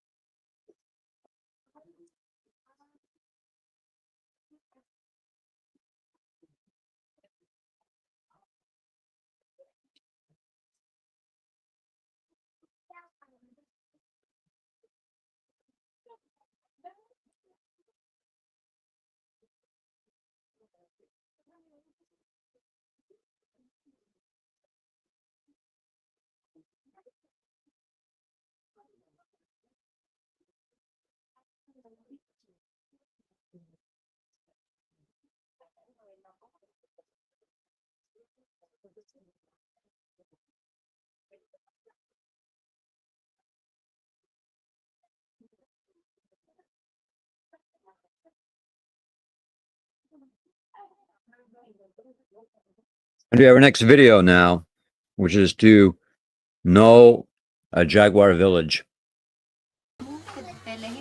Know the Jaguar village of Libertad.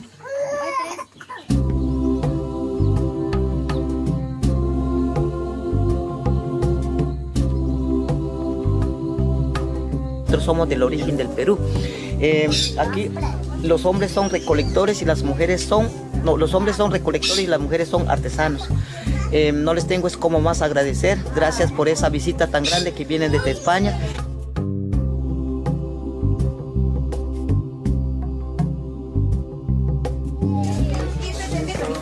Mira, Thierry, qué guapo.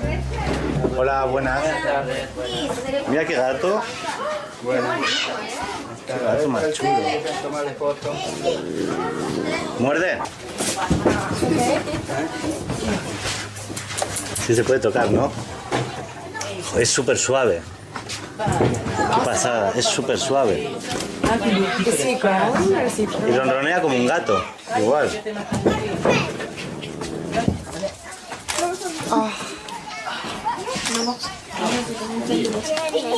Mi hijo, me ha salido un poco feo. No es nada feo. ¿Cómo se llama? Bonita. Es mi hija, Florcita. Es igualita que su madre. Tampoco.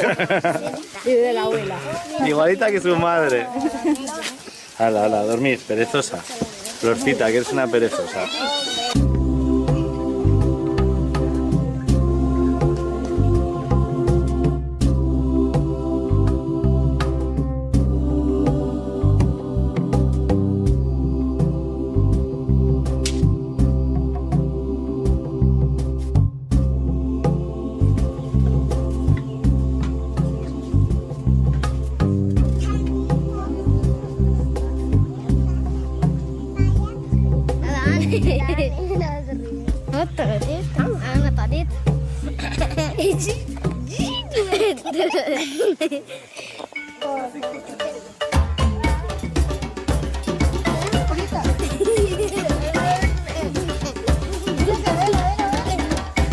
Pero es un niño, es una niña. Está embarazado. ¡Hala, otro!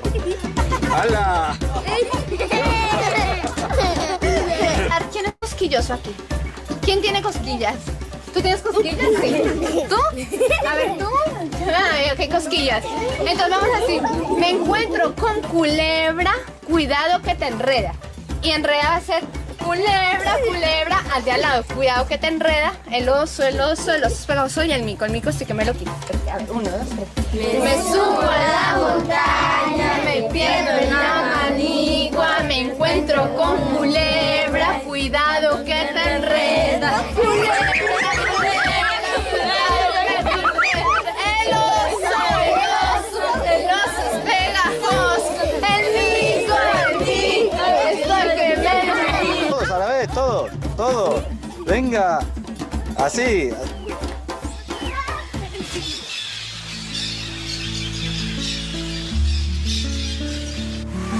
esperando el barco que me va a llevar a Leticia y me ha cogido en la comunidad de los Yaguas. Y bueno, a ver si para de llover y podemos seguir con el viaje.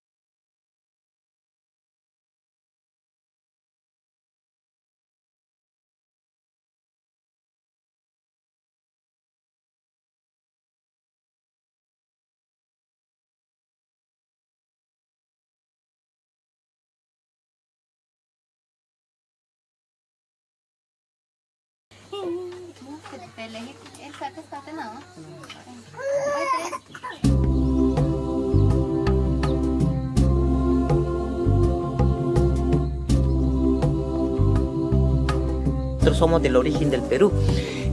Aquí los hombres son recolectores y las mujeres son... No, los hombres son recolectores y las mujeres son artesanos. No les tengo es como más agradecer. Gracias por esa visita tan grande que vienen desde España.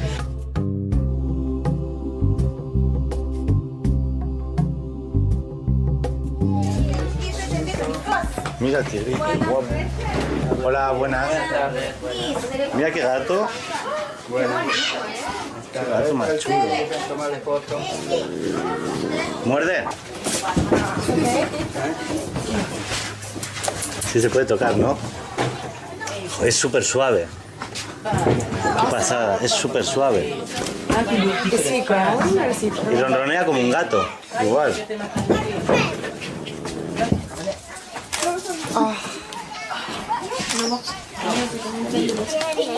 Mi hijo, me ha salido un poco feo. No es nada feo. ¿Cómo se llama? Igualita. Es mi hija, Florcita. Es igualita que su madre. Tampoco. Y de la abuela. Igualita que su madre.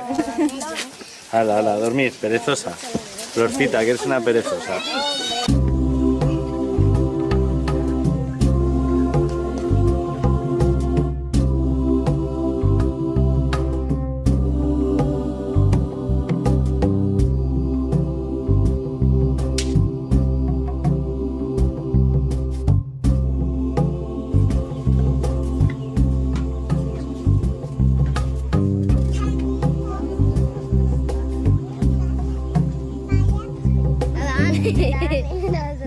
Otro, una patita.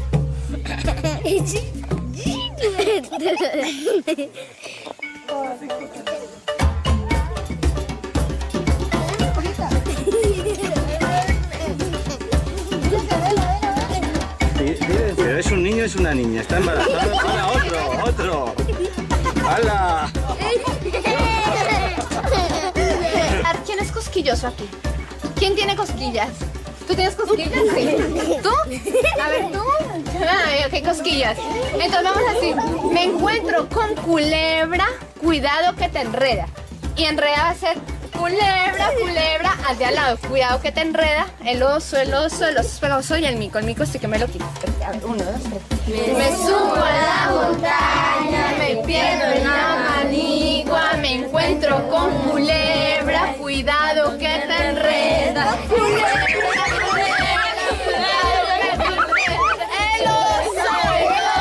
El oso es pegajoso, el mico, estoy que me... Todos a la vez, todo. Venga, así.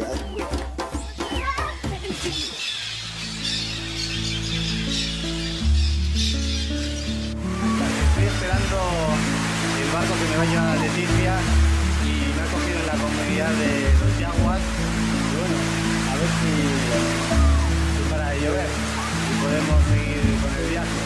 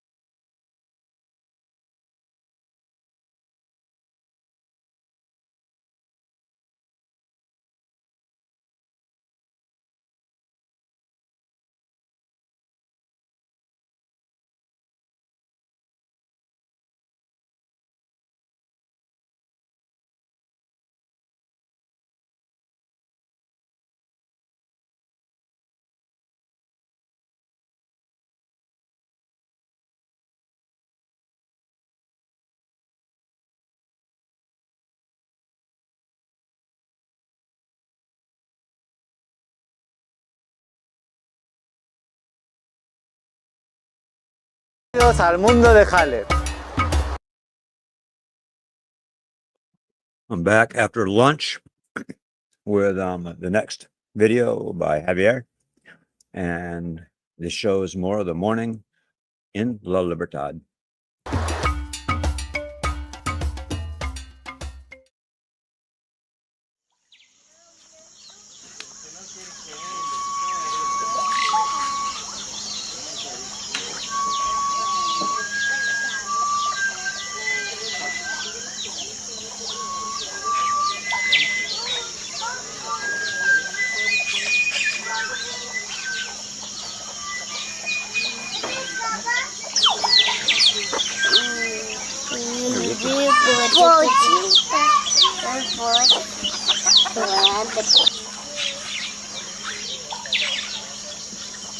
Connie.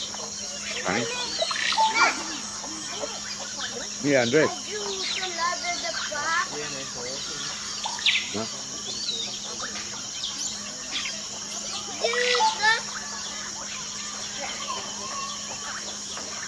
Entonces, hay un lado que está cerrado y otro lado que está abierto, ¿no?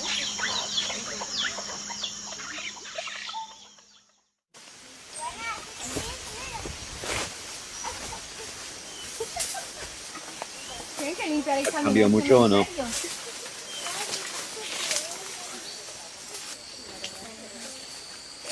Es del cementerio, ¿no? Ya estamos en el cementerio.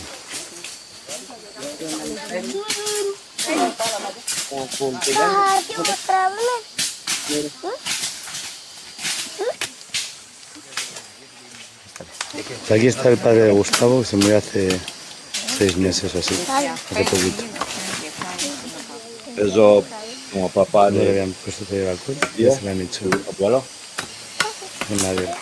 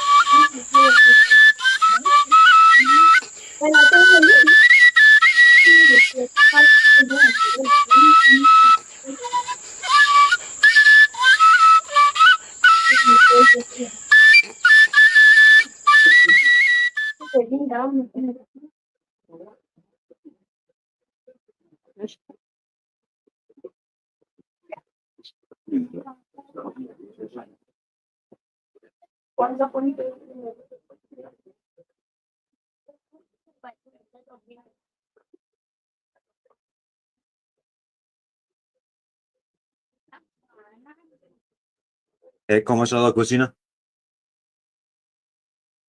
¿Mucha gente en la cocina? ¿Quién? Oh, en la cancha.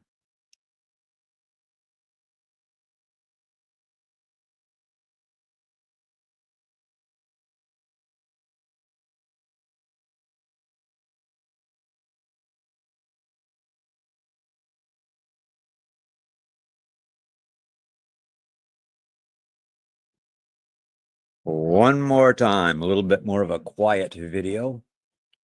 Kind of nice, as are the mornings here, usually in the Libertad. Bienvenidos al mundo de Halep.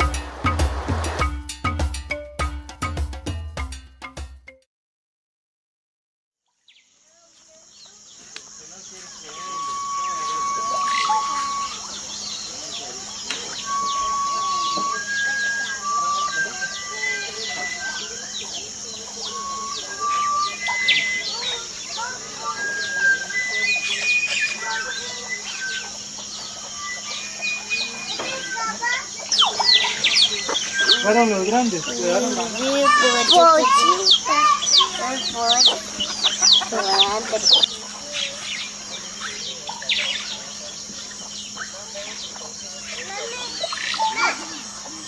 ¿Ellos ganaron?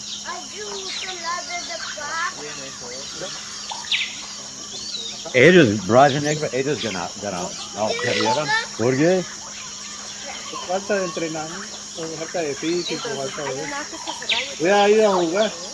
Estamos esperando, eran todos los muchachos allá. ¿Alguna está enfermo? Quitamos gente, habían 5, ¿sabes que se desmayan con ese sol?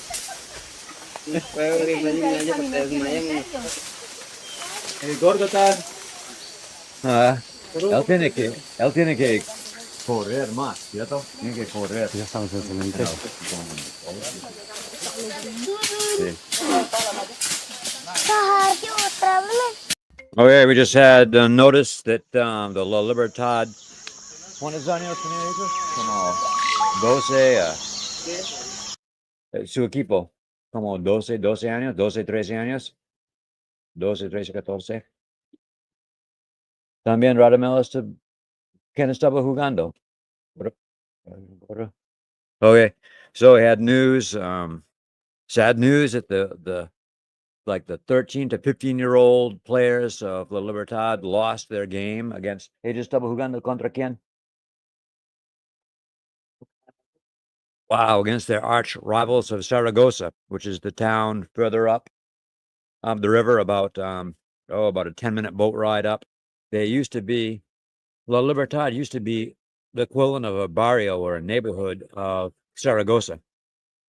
And all the aid would go through Zaragoza first, but then Zaragoza didn't want to give the correct proportional amount to La Libertad. So La Libertad, about 3 or 4 years ago, finally completed all the documentation to form their own reservation. So now La Libertad has, I'm not sure how many thousands of acres in their reservation, and they're their own community. But really, that was exactly what they needed to do. Because, as my microphone falls off of the stand, that's exactly what they needed to do, is form their own separate reservation from Zaragoza, because Zaragoza really wasn't making decisions, giving them the correct amounts that they needed that would benefit the community from here. Since then, they now get their own separate allotments, aid, and can make their own plans in order to advance the community, which has worked out quite well. Again, because one thing, they're deciding their own fate. The second thing is because they're installing roads. They had FAO come specifically for La Libertad, and working on the school, and just improvements overall, as well as more of a sense of community. So that is the basic story of the Comunidad of La Libertad. So now I'll continue along with this video. We are now appropriating a new video from Javier's YouTube page, but here is the one we were watching a little earlier.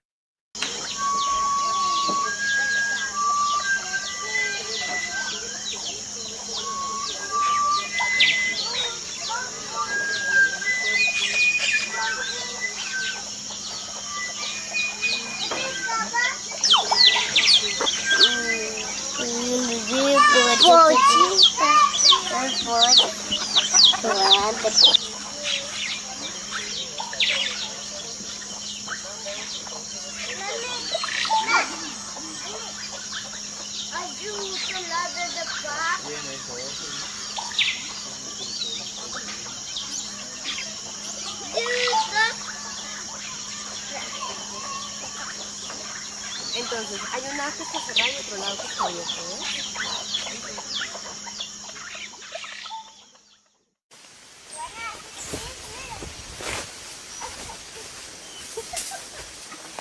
Tienen que limpiar el camino al cementerio.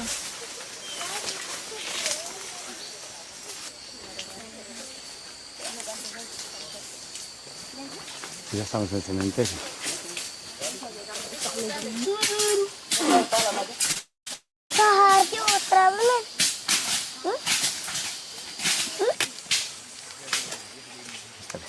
Aquí está el padre de Gustavo, que se murió hace 6 meses o así, hace poquito.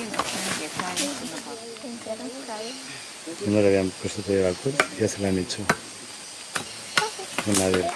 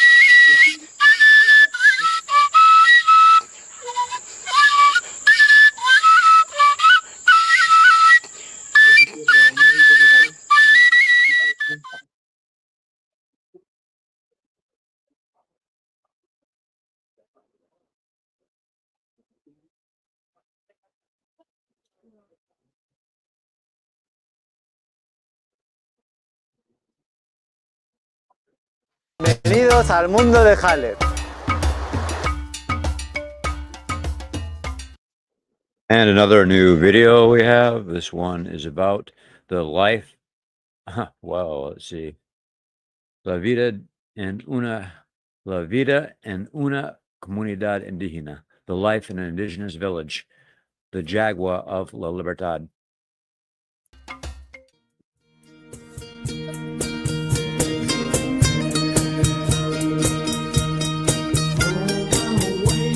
Yes, mamá, mamá.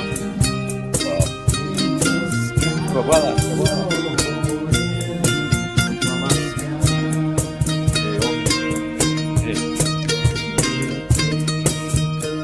Tu abuela. We have the woman in the video's son and grandson here watching.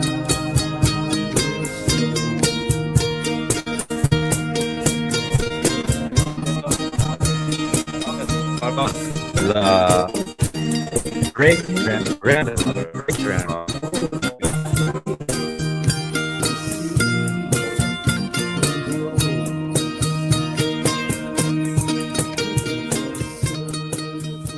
It is Olga, their great-grandmother, not their grandmother.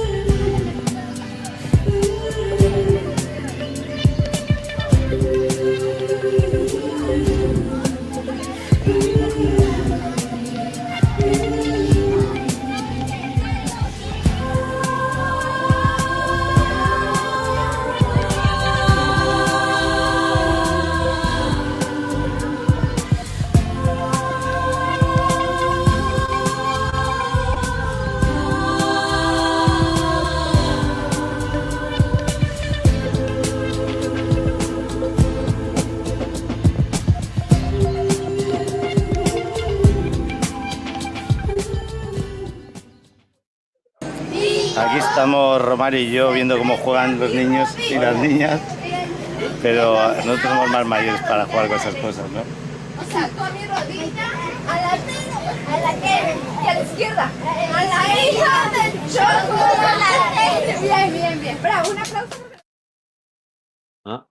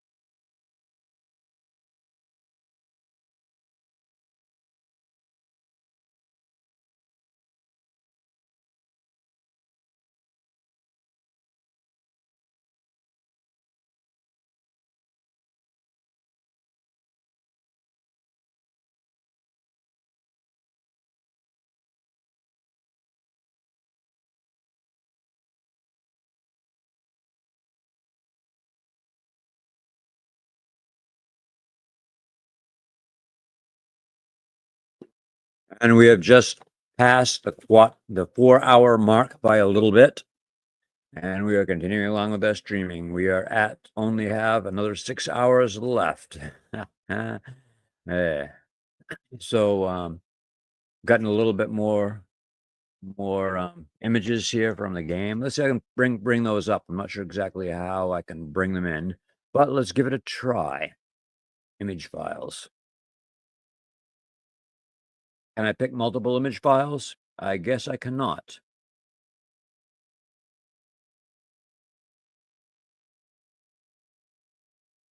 Oh, move in one. Okay, this is of one of the players.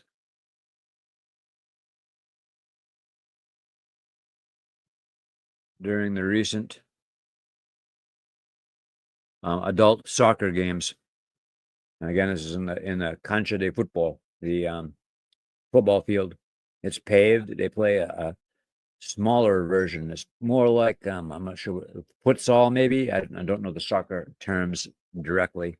Micro, I believe they call it micro in Colombia. I believe it might be futsal in outside of Colombia or in Brazil.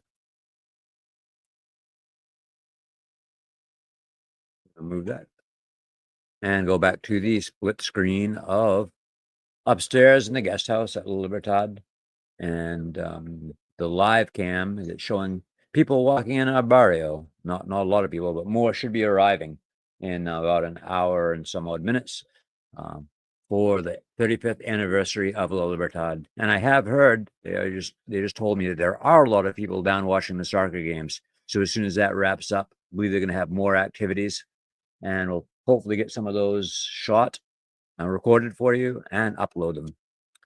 I'm now going to give you, let's see, what else can I show? It's been a while since we showed some of the earlier videos. Look at these.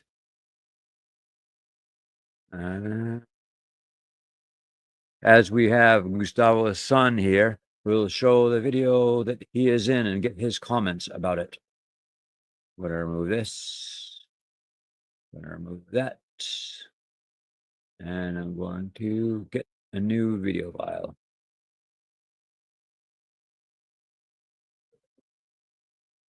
Not maybe I'm not going to. That's strange. This one, we just move them over. Okay, what's going on here? No, I should have them. There's always some little problem to deal with. It's really strange. Oh, here we go.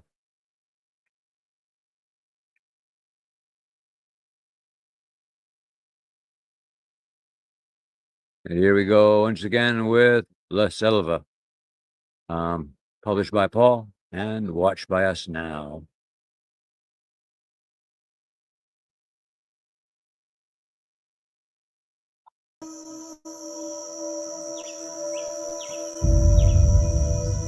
Es muy importante la selva. Da todo. La selva nos protege, da frutas, madera para levantar, construir una casa, hacer barcos, nos ayuda calentura del sol. Se come lo que es de acá, cosas que es del pueblo. Esa es la costumbre de nosotros. Lo vivimos. Así nos han criado nuestros ancestros, con frutas de selva, bebiendo agua del río de la selva, duchando en la selva, caminando, cansado, moscas, humedad, lluvia. Es vida, pura vida.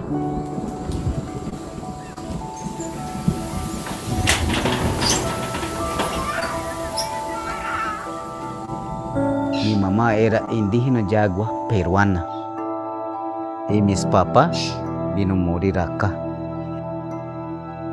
Ellos vivían como animal solo por vivir, porque Dios los dio vida. Pero nosotros ya no somos así.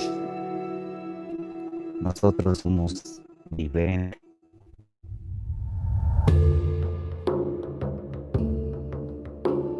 Las industrias hacen contaminación y a veces como que quieren acabar la naturaleza. Pero nosotros los indígenas estamos cuidando, estamos protegiendo, no acabar completamente.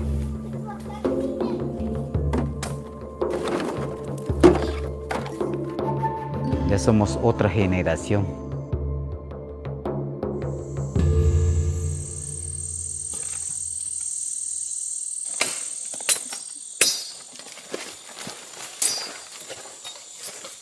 chambira o coquillo para hacer bolsos, pulseras, cinturones, collares, aretes, muchas cosas se puede hacer de eso.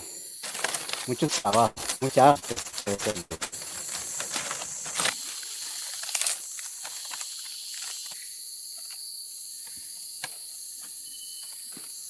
Este es un bolsito tradicional, típica, puro, dice usted.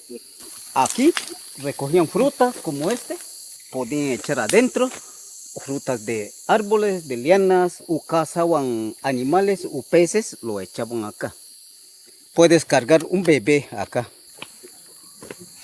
Mientras yo estoy vivo, todo lo tengo aquí. El día que yo me muera, eso se acaba. Yo ya estoy viejo, cualquier rato me muero. Todos los conocimientos de los tours, de historias, cuentos, va a quedar para mi hijo, con él. Mire, Él va a ser una semilla que va a dar árboles y va a dar fruta. Y raíces.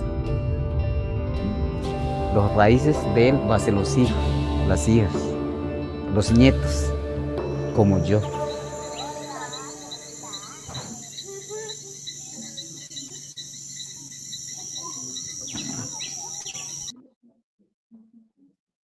Okay, so let's see.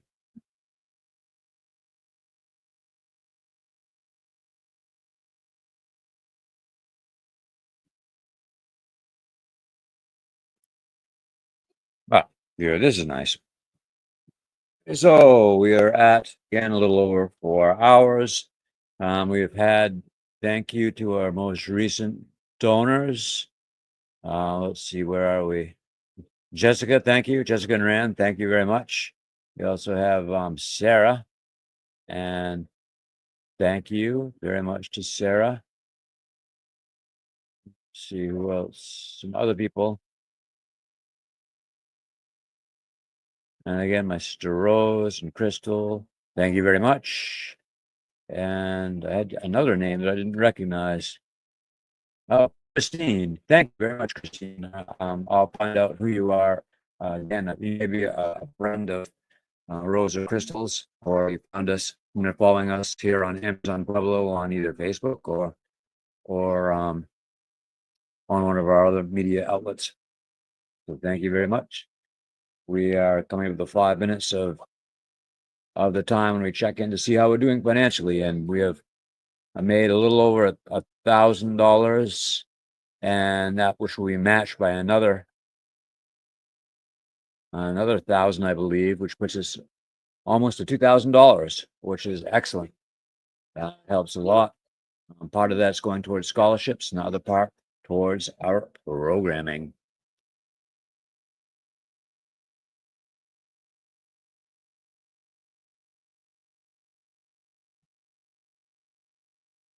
We see once again not many people in the barrio, a couple of people walking around, but not very many at all. And the day is turning out to be very nice. It isn't too hot because as the clouds come through, we always have it always moderates the temperature. We have a nice breeze, which means that there may be a rainstorm coming through, in which case, depending on how hard the rain is, we may knock out our internet for a little while, or it may just give a nice cooling effect. We hope for the cooling effect and not for the taking out our internet. If so, I will take a little break and then log back on after the clouds clear. What is that?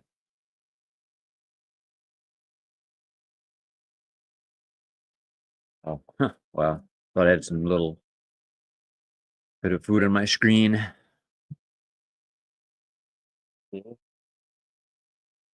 ¿Dónde fueron?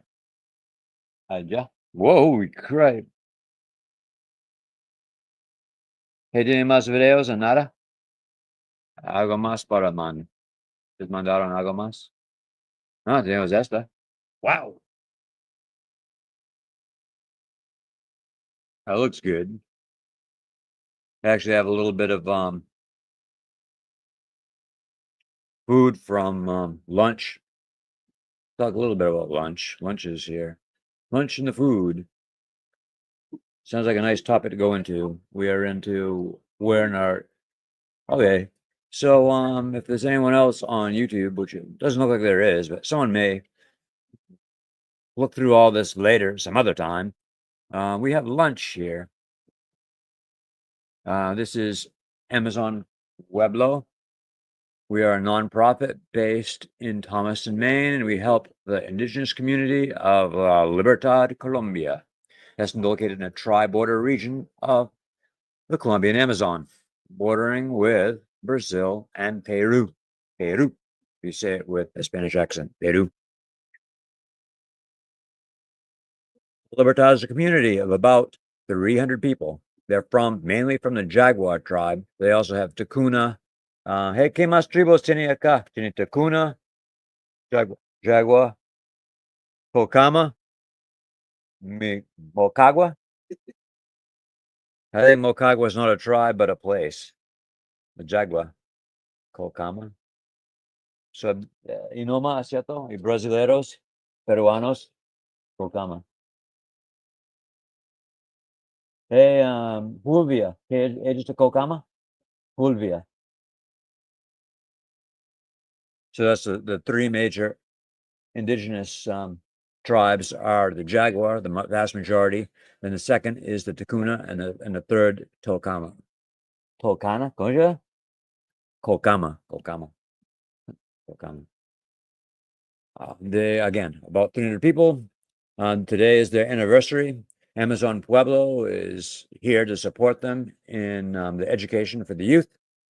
We have about 48 scholarships last year, and we hope to have 50 scholarships this year to support them to buy things like the basic necessities they need for school,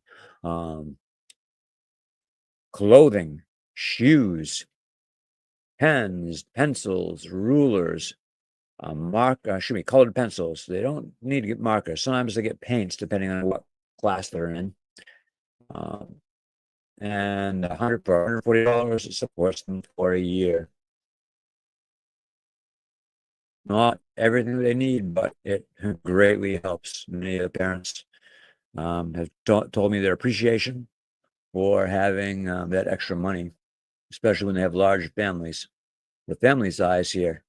The boy you see to my right here, venga por acá, venga por mí. Sí, almost, mire, acá, más por acá. Bueno, his Gustavo's son, who's the caretaker here of our buildings, also does tours, and he comes from a family of, hey, ¿cuántas hermanas tiene? Como ocho? He has 8 brothers and sisters. He is the youngest of all of them.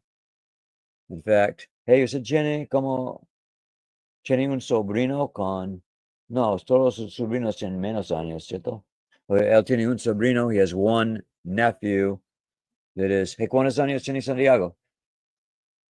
13.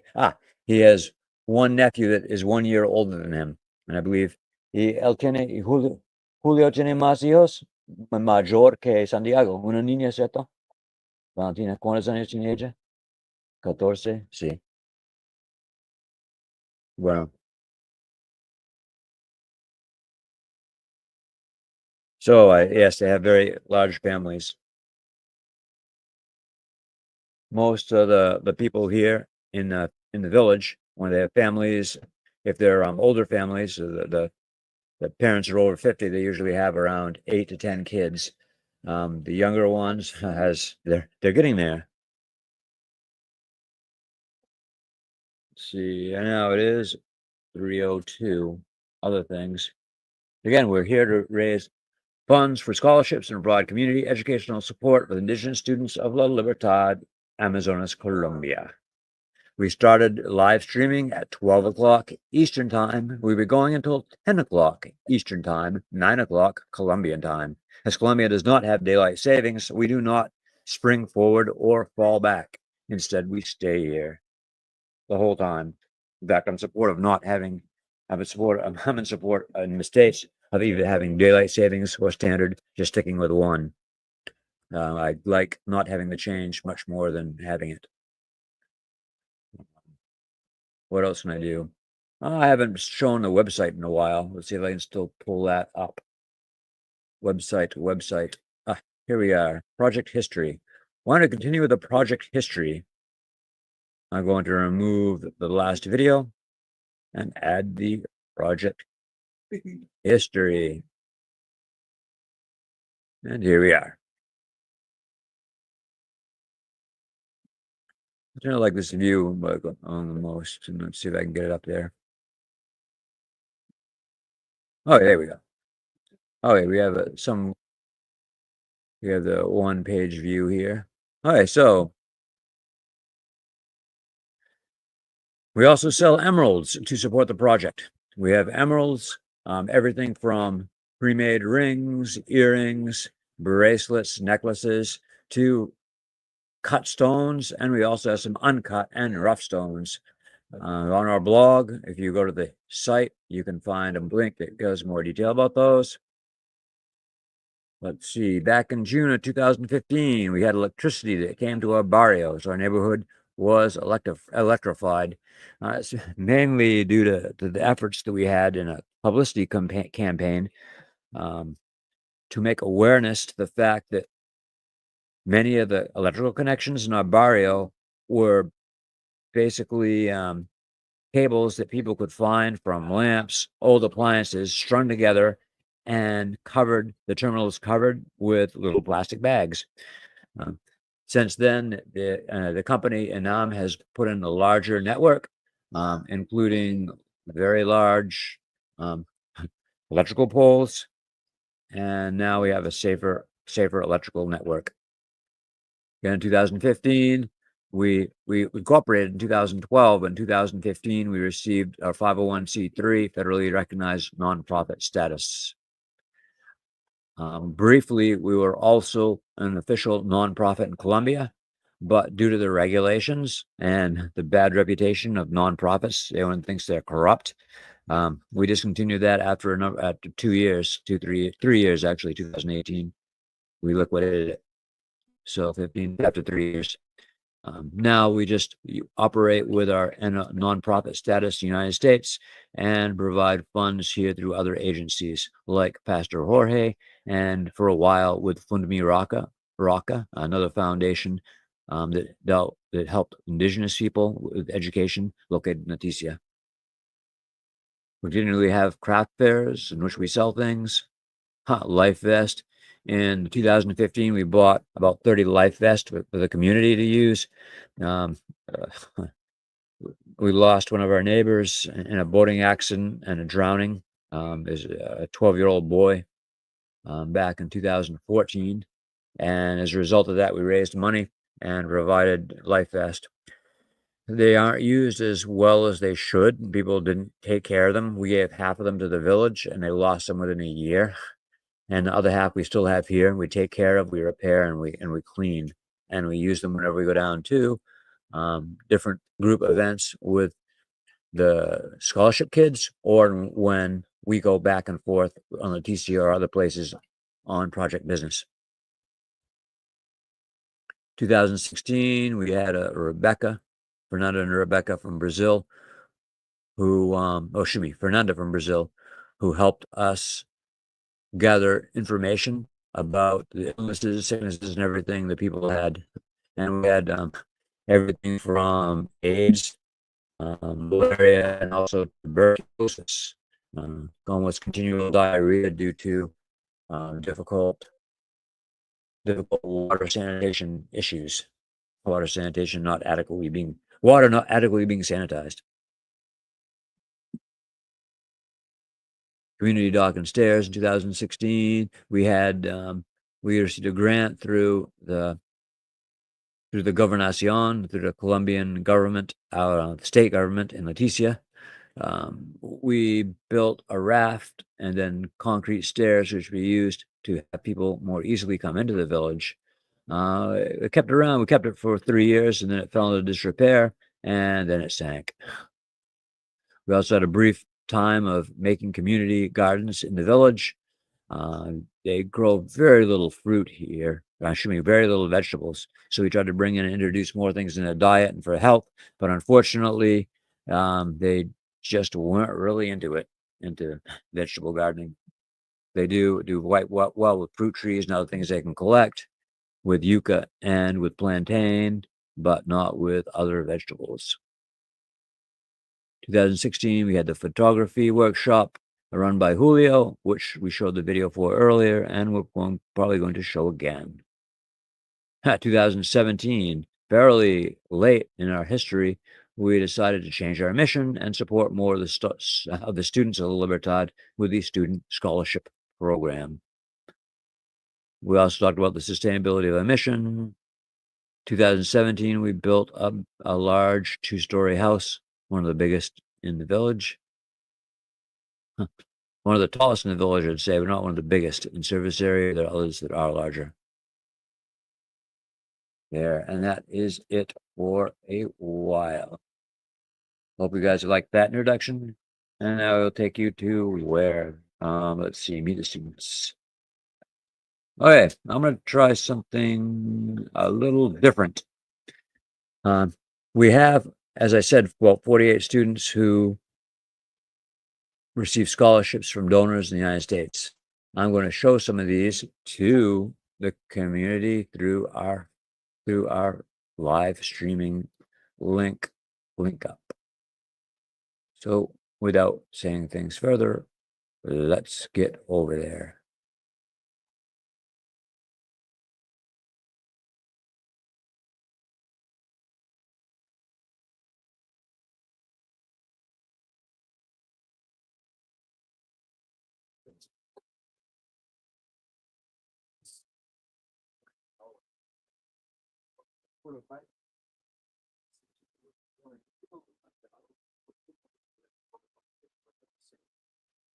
Oh,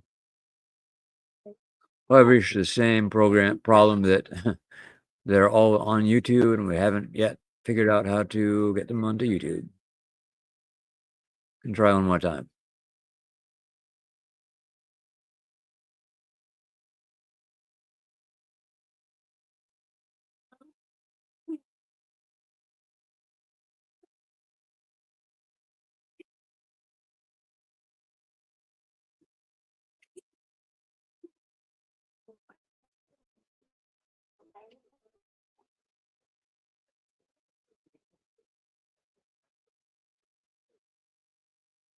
Good. And this may work better. So I'm going to hop over to our Amazon Pueblo YouTube page. And once we're there, this is one of the most recent videos. Some of these are short. There's a 30-second video of one of our students saying thank you to his sponsor. Let's take it off. I'm going to start this again, but first I'm going to take it off, unmute it, mute it, and pause it, and start at the beginning, and enlarge it.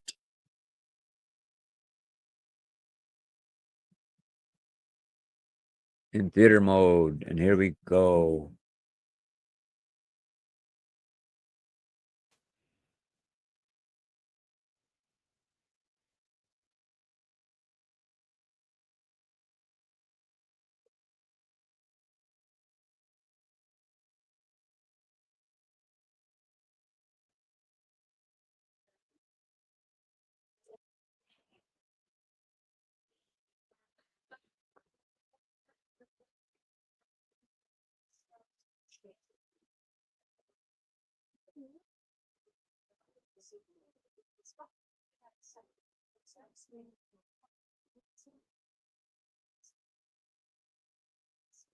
Good. Wow, wow.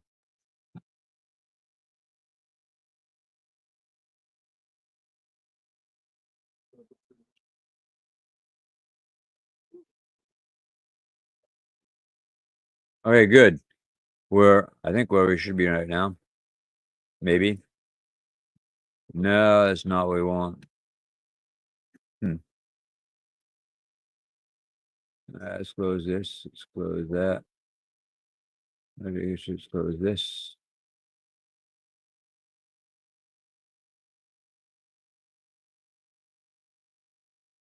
I'll go back to another one of our scholarship students. Oh, this is Oscar and his family. His Oscar was here, his father, Ivan, was here a little bit earlier. His father also runs the soccer program for the adults and is the coach for the youth programs.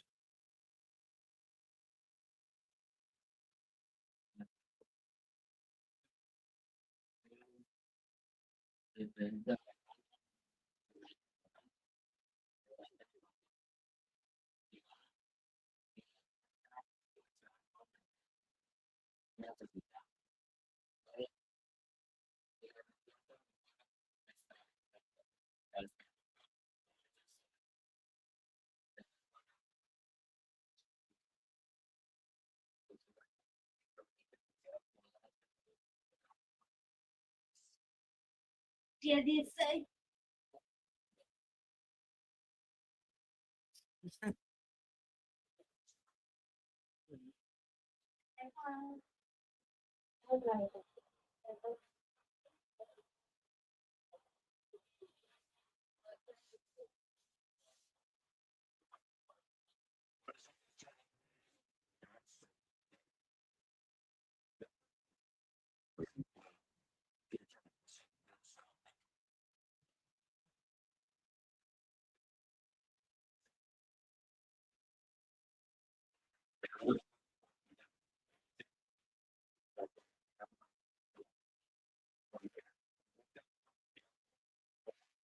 Muy parecido a Silvaria, ¿cierto? La hija muy parecido a Silvaria. Sí, ¿cierto? ¿No está parecido a Silvaria?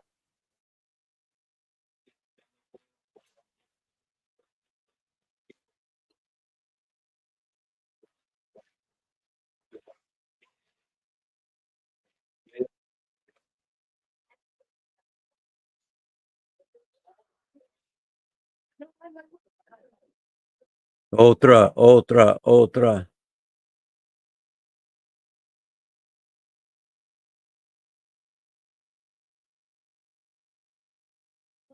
Okay, Ana Maria. This is one.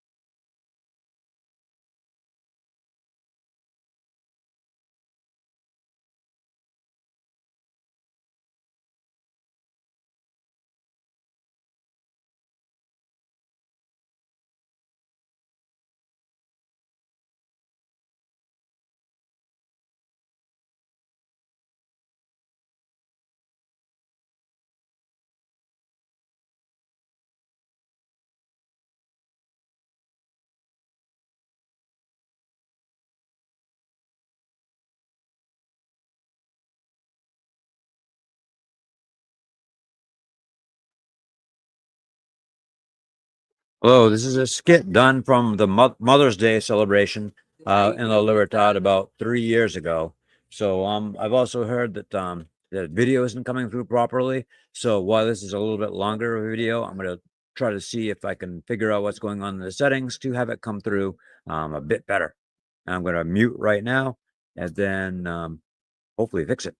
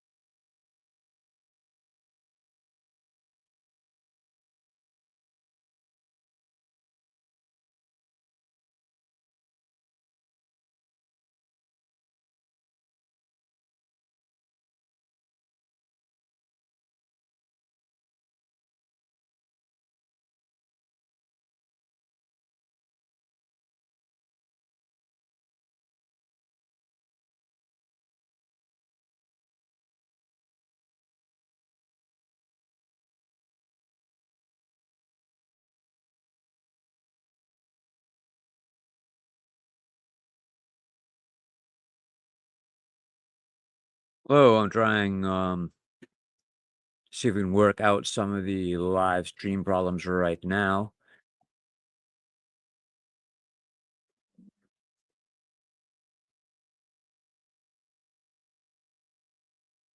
I'm back because I unmuted my microphone, but when I try to play things over YouTube, it seems like it doesn't work.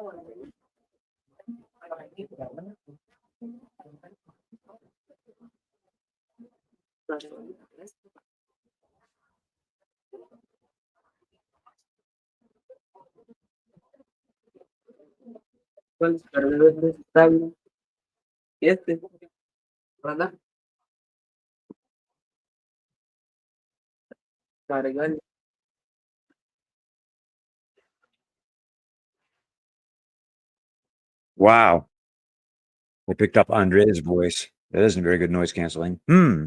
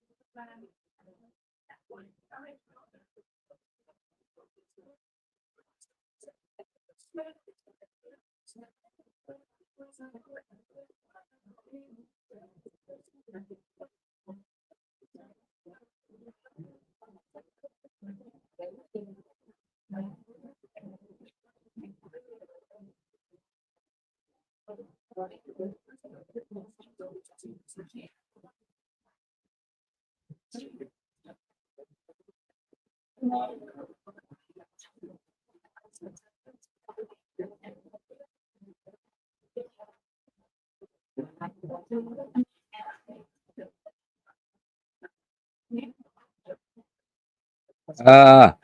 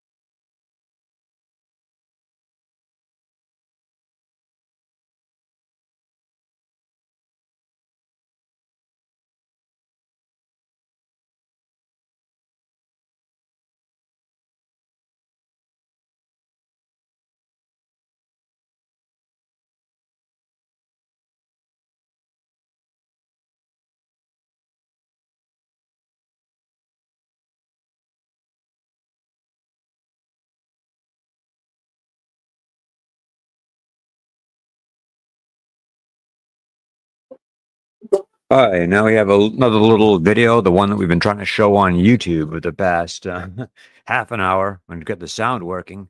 So instead I just downloaded it.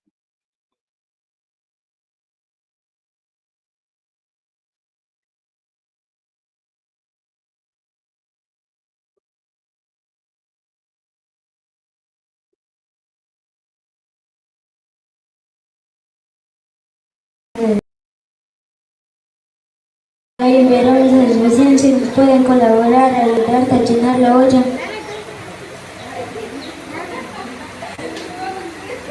Hoy veremos a los vecinos si nos pueden colaborar a llenar la olla. Gracias, vecino. Vecinos, buenos días, vecinos. Hoy es el Día de la Madre y mis vecinos están muy tristes. Hoy les vengo a avisar si nos pueden ayudar a colaborar a llenar la olla.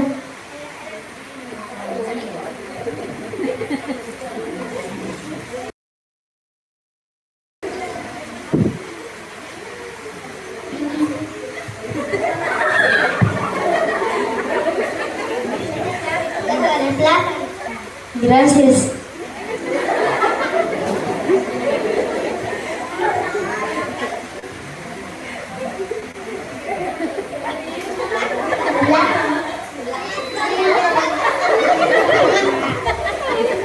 Gracias.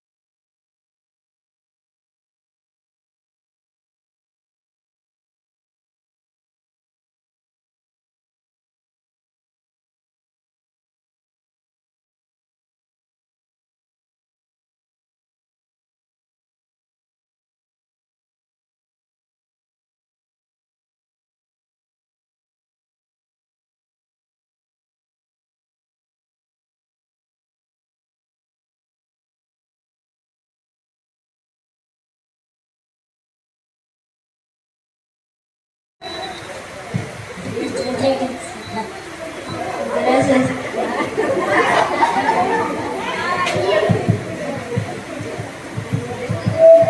Ya le traigo como aceite. Gracias.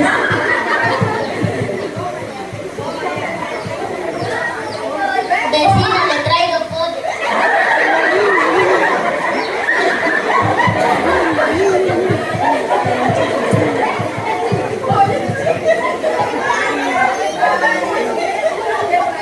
Le traigo el cucharón. Muchas gracias.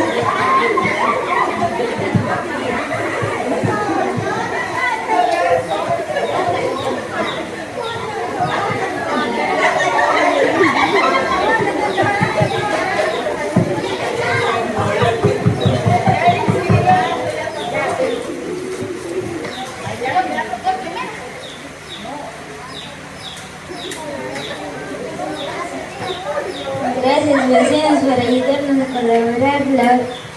Gracias, vecinos, por ayudarnos a llenar la olla.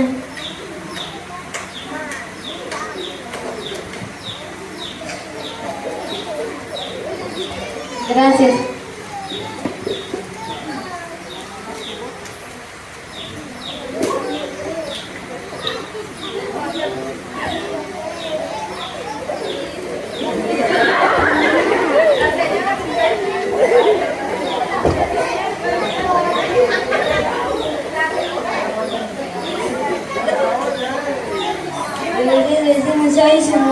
Hoy su mamá de mi vecina está feliz. Muchas gracias por colaborarnos.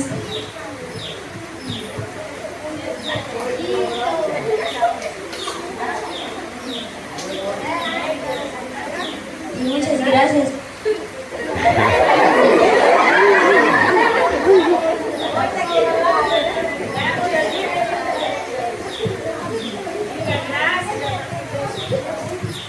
Gracias, vecino. De nada, vecino.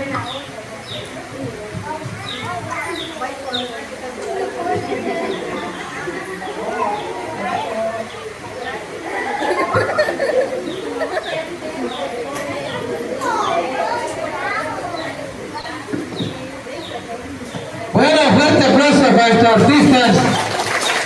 Mira, que yo la voy a sentar.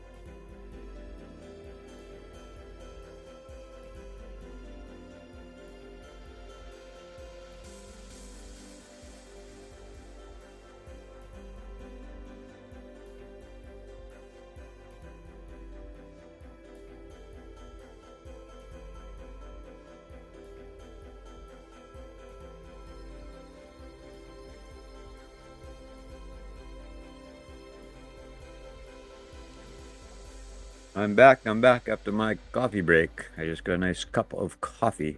One of the benefits of working in Colombia is really good coffee. If you know where to get it. You can also get the cheap stuff. They don't export, and I'm not sure where they get it from, the leftover stuff. But if you have a good coffee maker, and you can get some good beans and make up a really nice cup of coffee. Okay, so back to where we are. It is now 4:23. A brief overview of where we're at in case someone hasn't heard of what we are. Oh, he has a guest speaker. Siga, puede entrar. Hola, ¿cómo está? ¿Está acá para su entrevista? Sí. Okay. Okay, este sí, pero esa plata no. Licuadora sí. Okay. Bueno, ese es Ani. Puede venir acá. Venga por acá. Entrar acá. Yo puedo prestar, pero tiene que hablar con la gente. Bien. Hola, esa es Ani. Ella es la hija de Gustavo. Ella tenía como 8 años, como 10 años. Mi primera vez acá, ¿cierto? Tenía como 10 años, 8 años. She was 8 years old the first time that we came to the village of Libertad. Now she has two. Tiene dos hijas. Sí, dos hijas. Now she is in her 20s and she has two daughters who may come by later on. You may see them, but she is here to borrow a blender, una licuadora. Sí, puede, por favor. ¿Y le gusta la Libertad? Sí. I just asked her if she likes La Libertad. She said yes. ¿Por qué? ¿Por qué le gusta la Libertad? ¿Qué tiene la Libertad?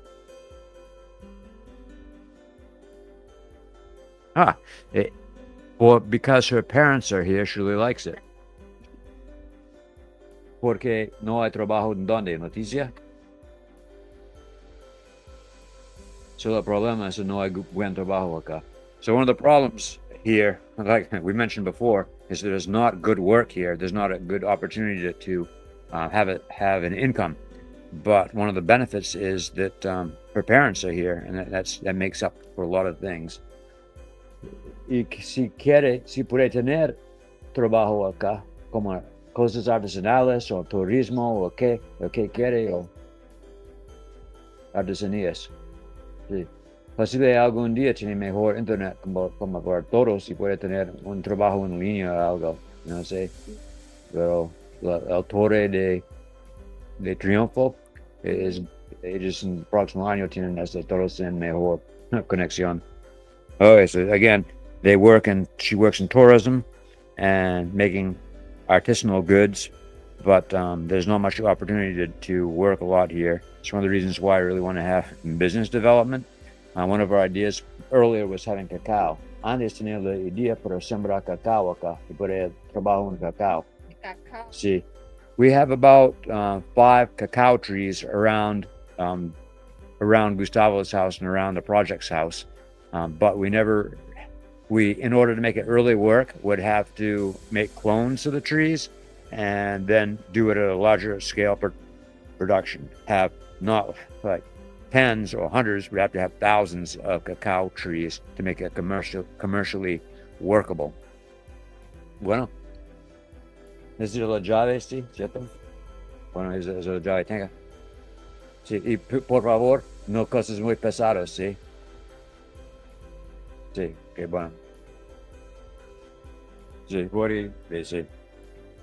So ella se va para prestar la licuadora, but not to blend things that are too heavy. One time people used it to blend up cassava root, and it kind of destroyed the old licuadora, the old blender. So where were we? Yes. Now we can also put the La Libertad. There we go. Now we're back. There's many people who just arrived. Again, they arrived after 4, like people said they would. Now it seems like there's not many as people in the barrio. They may be going back down to where they're having the football competitions, and I'm hoping to have some more of the sports competitions as well. But for right now, we have a pretty much quiet. They just started up the music on the neighbor's house, and hopefully that won't be too loud to interfere with us. I have the noise canceling microphone on, so that should take care of most of our problems. Let's see what else I'm going to do.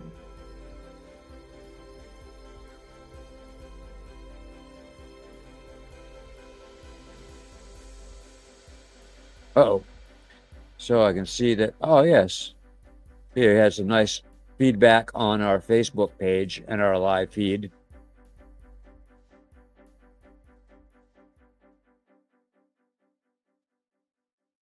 So I'm liking the comments on Facebook. I was really showing anything we're showing now, but yeah, we're still streaming along.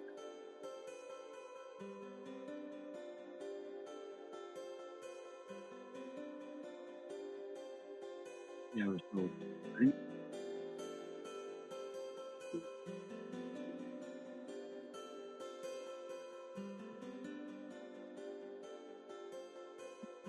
So people who haven't seen it, it's one of my favorite videos I'm getting ready to put up, and that's a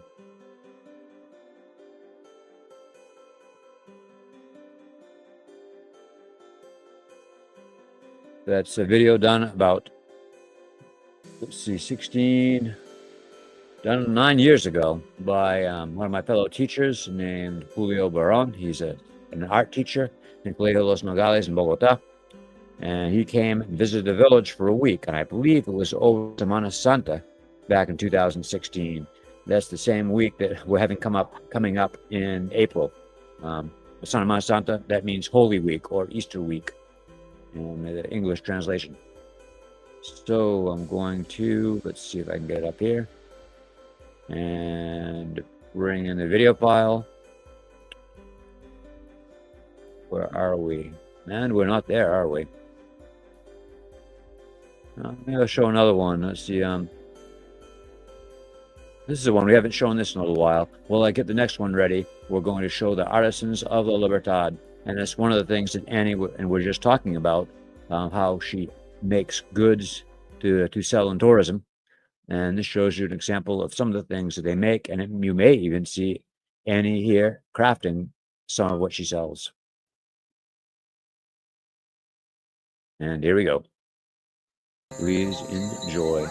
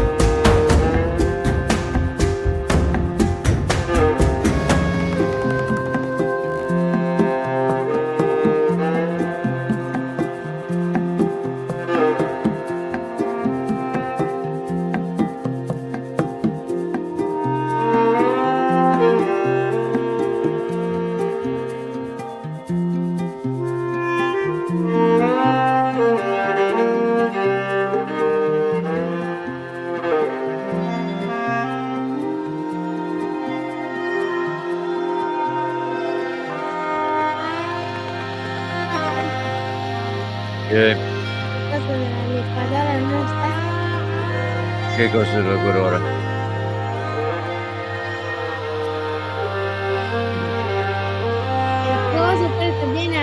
Cosa abajo? You know, it's just a burrito. That's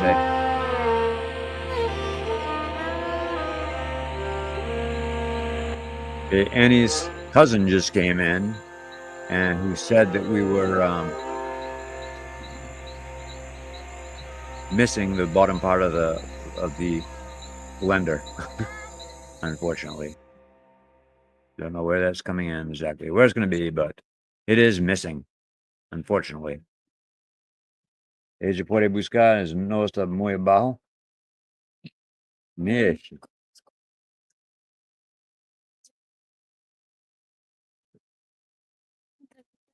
No está por hasta acá, mire acá, por dentro de acá. Yo creo que no, pero yo no sé por qué está perdido. Okay, so we may have lost the liquidora.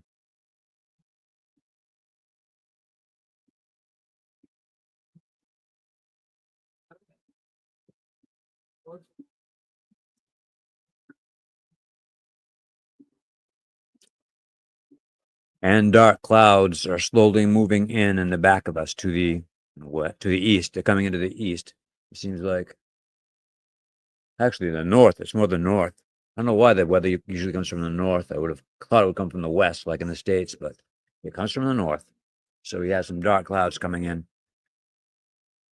Combination of dark clouds and loud music may have us end a little bit early.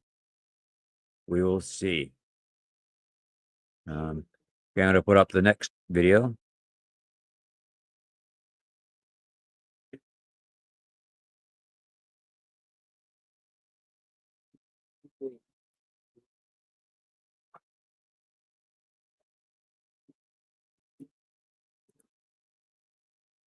Yeah. Go into here. Good. This is the children's video workshop in La Libertad, where Julio spent a week in the village teaching the kids basic techniques to taking pictures and video. Then he edited them together to make the life in the village related to the forest and the river from the eyes and perspectives of the children. And it is coming up now.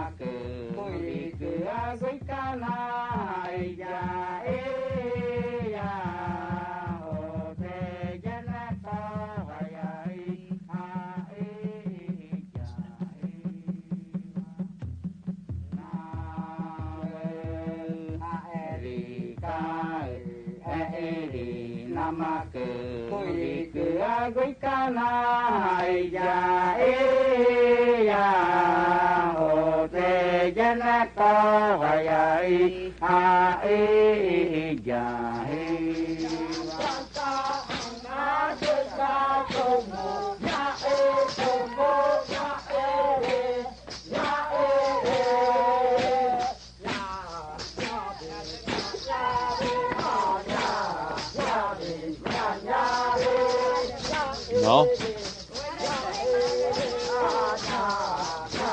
Oh, ¿cómo podríamos ver la parte de abajo? La parte de arriba tenemos.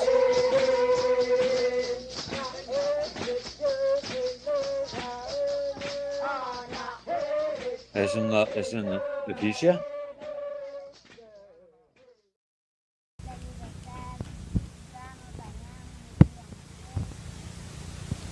Puedes mirar.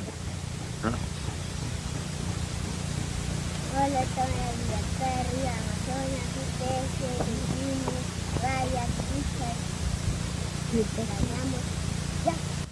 La Libertad, de agua, Río Amazonas, ahí Está lloviendo.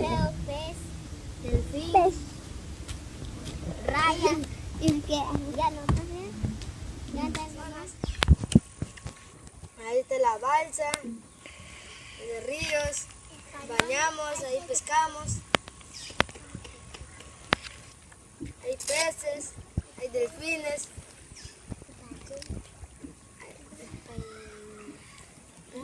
hay rayas.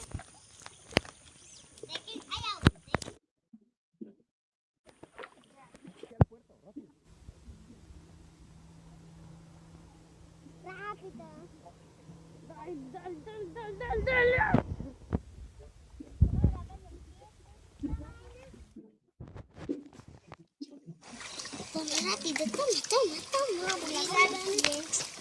Aquí salen zapatos de Willy. Ay, ya mira. Más adelantito. Aquí Julia Ferry brinca.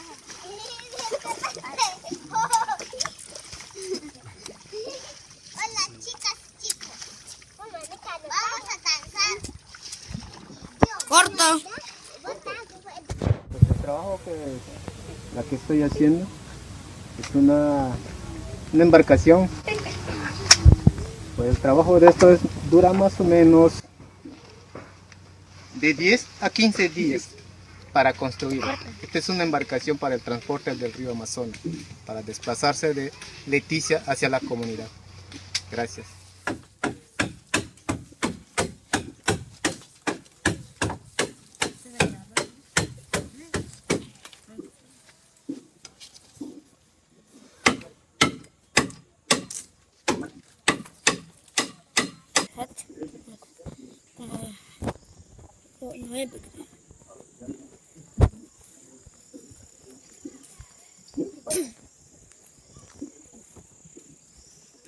Pimentón. Rica, jugosa para comida, caldo, sopas, pasan.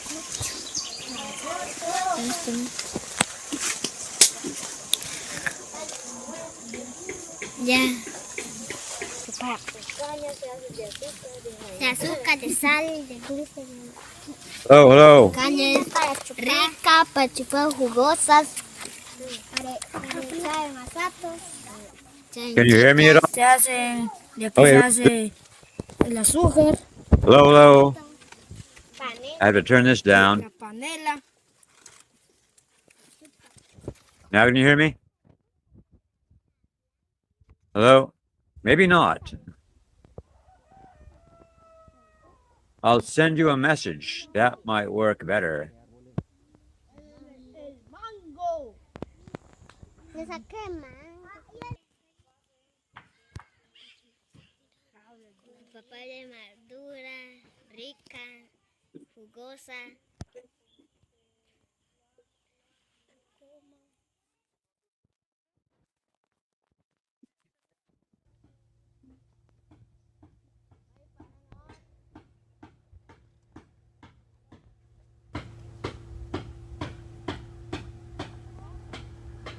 ¿Ya?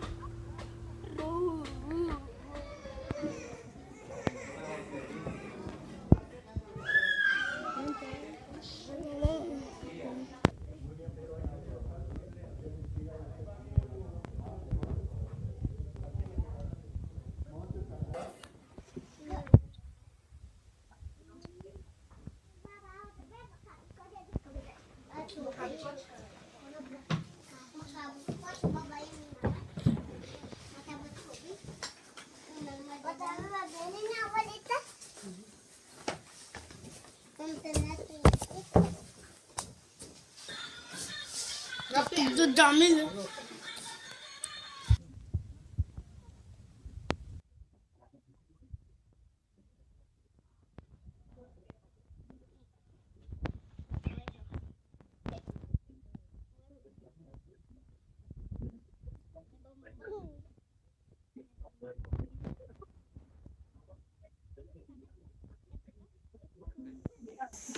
Bueno, nosotros estamos aquí en la Libertad, ya estamos como 25 años, ¿ya?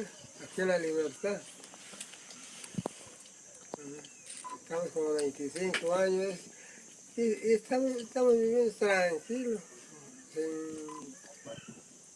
sin tener ningún problema, nada.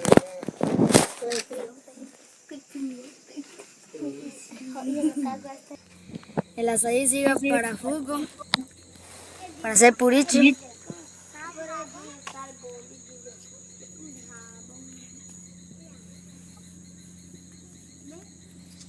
Habla. Esto es pumarrojo para comer rico y dulce. Sabroso. Calangucho sirve para Se sirve para hacer chicha, para comerla. Más te muera.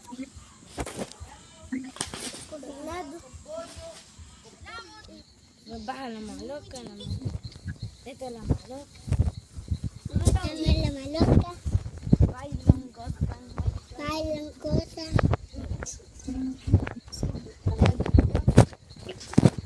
Hacen reunión.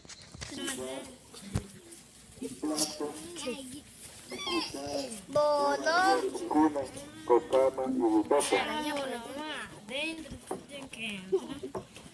Van grabando.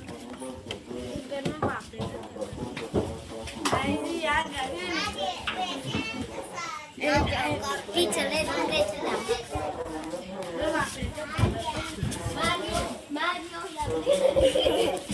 Mario, Colombia. Colombia.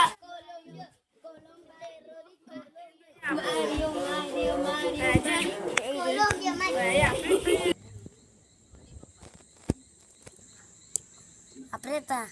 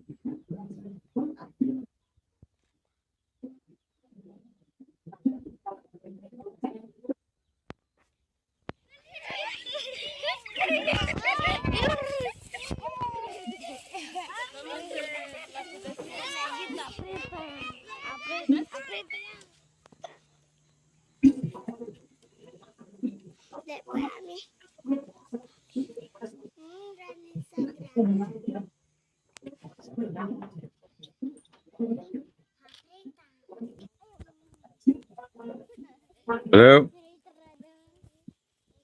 Hello?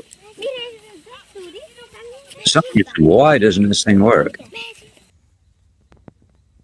I think it's being used by another app, and you may be able to hear me, but I cannot hear you.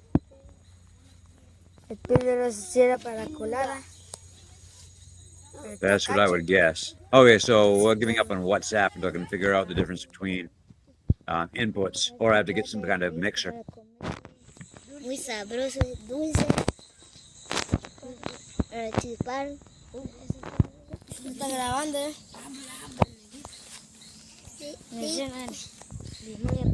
Limón rico. El limón sirve para jugo.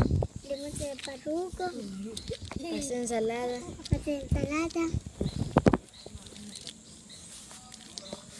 Chupar con limón. Chupar con azúcar. Chupar con azúcar.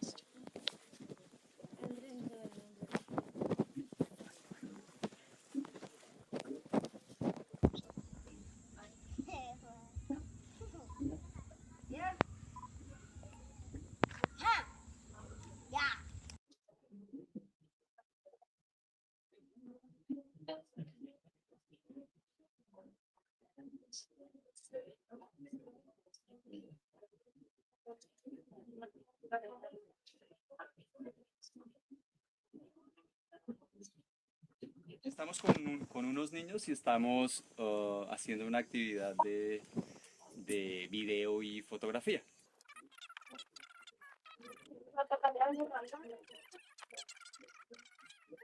¿Listo? Jason.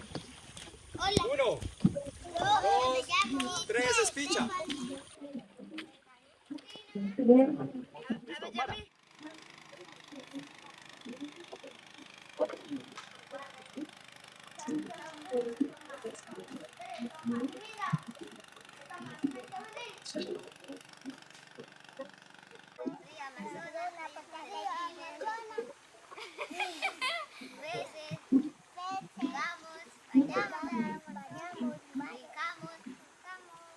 ¿Viste de tiempo? Sí. ¿Quién es él? ¿Sabe quién es este niño?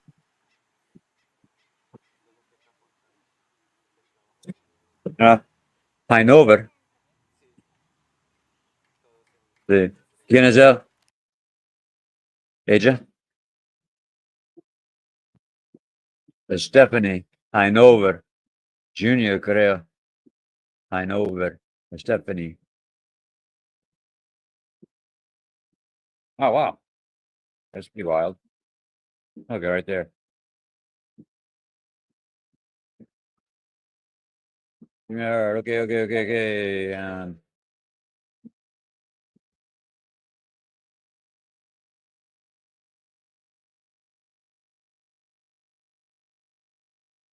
Un aplauso para Daniel Aguanari.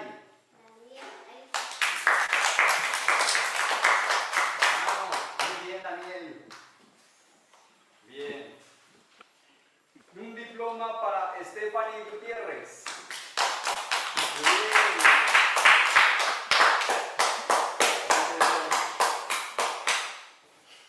El siguiente diploma va para Jason Saldaña.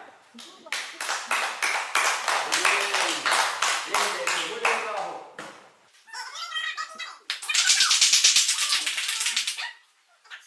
El siguiente diploma va para... ¡Llegaste, Junior! A tiempo. Muy bien. El siguiente diploma va para Junior Pérez. No. Y ahora chócalas. Muy bien trabajo, Junior. Y ahora, Hinover. Un aplauso muy merecido para Hinover Cáceres. En este momento está grabando el recibimiento Sí, de porfa. los diplomas. Hinover, para.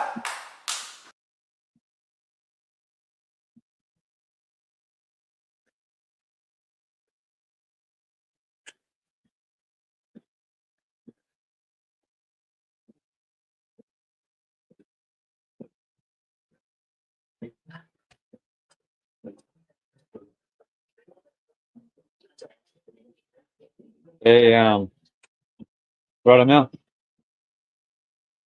¿hay limones en el árbol o no más? No, para comer, para jugar.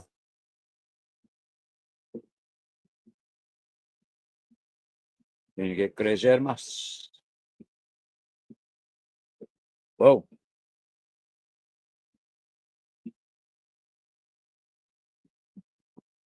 Wow, that's really nice. Hello, are you there? I'm there. Can you hear me? Yes, I can, but not very well. You can't Turn see the sound me. up. Okay, there I go. No, I can't see you. I don't Nice. know How? why When it's not when did you showing get a me. piano? I didn't know you played. Well, Huh. very nice background. You might. It's like, yeah, I like your Wait a minute. piano. Let me see if I can. That was what I had on the last time, but it's Did it not automatic? showing me in the picture this time. That's weird. Huh.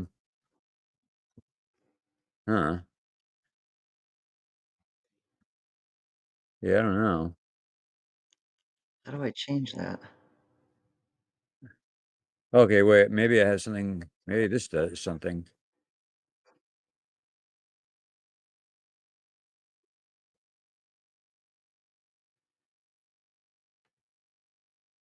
Okay, remove yourself. Okay. I'm going to remove you and then add you again. Huh. Nope.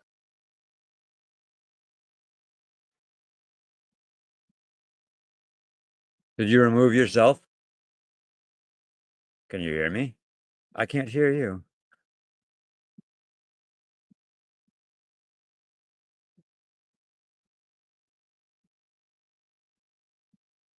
Well, now you're gone.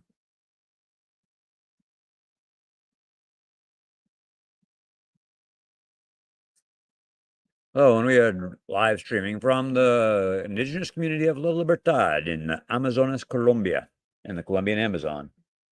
We have been live streaming for 6 hours, 12 minutes, and 47 seconds as of now. The sun is slowly setting on the Amazon. Actually, 5. No, we have another 45 minutes or so. Usually about 5:45 is when it really starts to go down. But it is getting darker, I believe, because of the approaching storm. In the back of us, you've had approaching storms. I wonder if this automatically adjusts to what I'm talking about so we can see the storm better. It's really interesting, but yeah, that's what I want more, right? Like that's the way I'd rather have it as a media presentation. So we're upstairs in the guest house. This is where the volunteers stay. Behind you can see that some exercise equipment where we store a lot of our tools. And over to the left of me, where you can barely see, is the bed, and we have a solar panel and a kid in the back doing something. I think he's just enjoying the fan, I would believe. Hey, else is it okay? You know what I'm saying? But in the distance, I hear thunder. So I'm going to go check on the weather because we may lose our signal as the storm comes through.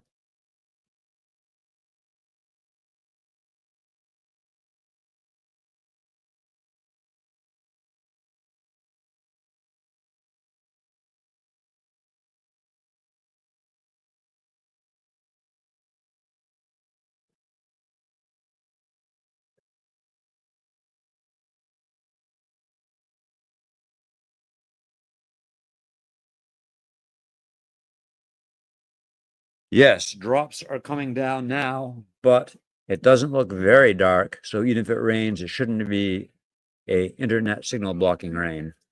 We're trying to have a special guest appearance from Diane. She's one of the directors, our treasurer, and one of our most active members.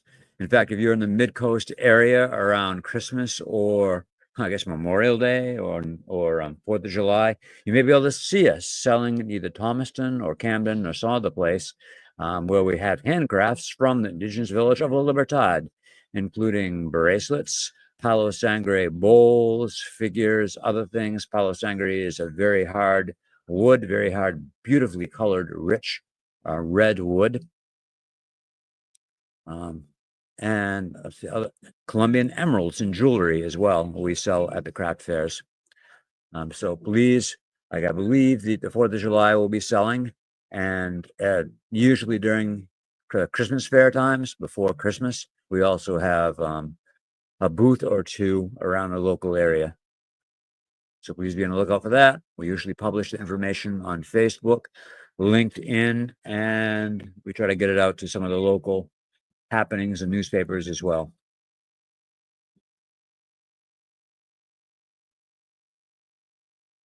Sorry, it's been again 6 hours and 15 minutes. Getting a little tired here. How many people do we have? Oh, looks like we have 2 people on 2 live viewers now. One is me, and the other one is someone from our Facebook page in Amazon Pueblo. So welcome to whoever's on watching our live stream from Facebook. I don't know who you are, but thank you for watching. I'll try to get some more interesting things very shortly. Hopefully, as Diane figures out the technical issues on her end, we will have an interview with our treasurer and maybe go over some of the financials. Yes, I sure should love to do that. I don't know. Let's see what happens when I put her up here on the stage. And no. Hi, Oh, hi. Wow. I'm Yes. here. Now that I've gotten out, I realized I can't put my picture on there. It might be Have you, it seems like you might have an issue with your camera. Like your camera hasn't been properly configured on your laptop. You're on your laptop, right? Uh,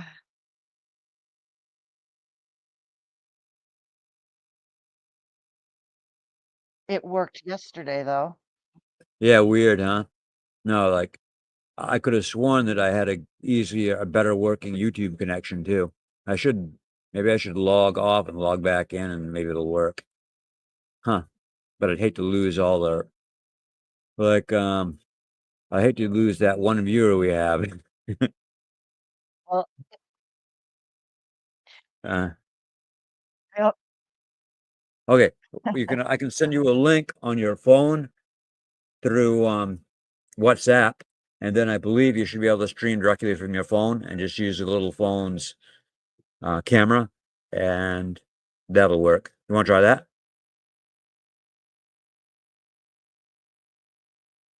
We can try that.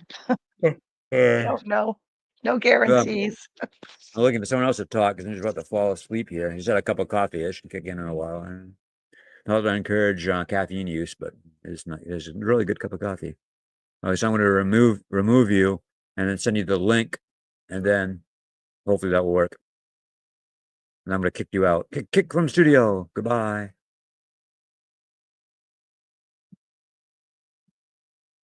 Okay. Now I have to go into invite, copy. Guests can stream this to their own destinations. Yes. I could share instructions to guests.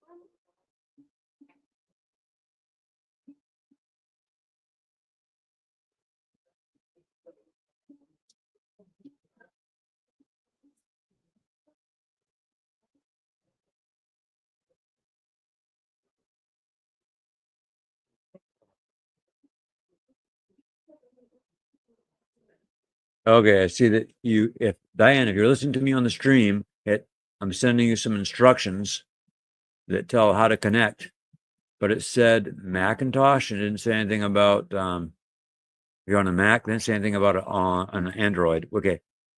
If you can also join StreamYard on your mobile device or a phone or tablet. If you wasn't using an Android device, we recommend the Chrome browser. Okay, good. So you can do it.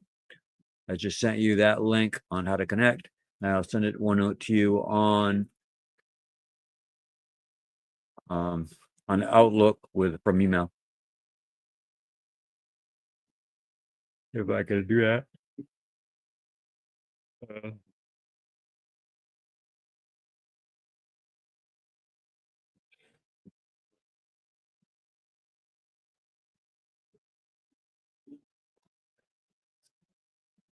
There. Sent out those instructions. Huh. Okay, good. Oh, wow. Are you on your phone? It worked very well. Oh, you look good. Yes. We both have red on. It's nice. Yeah. Yeah. I'm a little bit more vibrant red, but why, I don't know. I have to turn my lights in a little while. I'm going to start losing the daylight. It's happening now.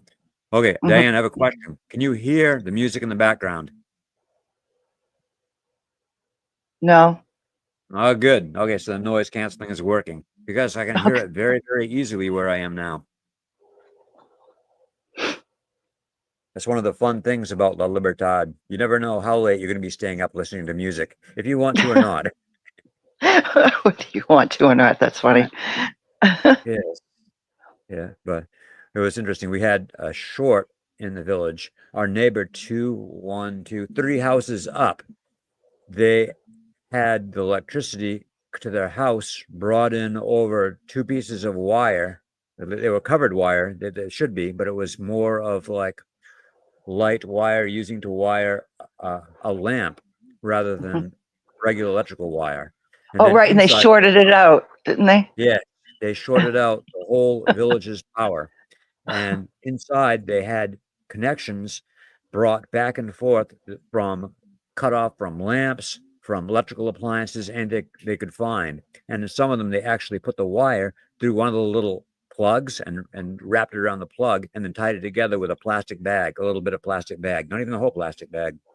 Oh my So it gosh. shorted out 3 times. They kept trying to fix it and then turn the plant on and it shorted out. And then finally they had to have the people from the power company who were two villages down from us. Two villages down from us, who came and had to go up to the line and disconnect it from the house and told them that they could no longer connect it until they fixed the problems in their house, which included putting in a circuit breaker and taking out all the little electrical appliance cords that they'd salvaged from different places and wrapping around, not even in parallel, but in series. Anyone who knows what that means, like you don't connect light bulbs in series when they're 120 volt, but they were. So there. Yeah. So, but anyway, the story of that is because we didn't have power starting until 6 o'clock at night, they kept it on until 1 o'clock in the morning. So a lot of people were up late, like using power. I get it. Yeah. But you can see the picture outside of our window on people walking up and down our barrio, right? In the path. I'd have to. Oh, yes, you have a small. Yeah, you have a small one. You have the computer though. Yep. You have the live stream up on the computer. I have to get back in. Hold on. Hold on. Yeah, it does work easier on your phone. It takes care of the issues. But I think you probably have a source issue. You haven't picked the right source, which I've been dealing with source issues. In fact, Paul, our newest director and person who made the video, has been helping me trying to troubleshoot why we couldn't get the YouTube sound on, even though we could get the YouTube images. But now we're just downloading them from YouTube and playing them directly from my computer, and that seems to take care of most of the problem. Oh, God. Trying to find where there we go. All right, now I can see.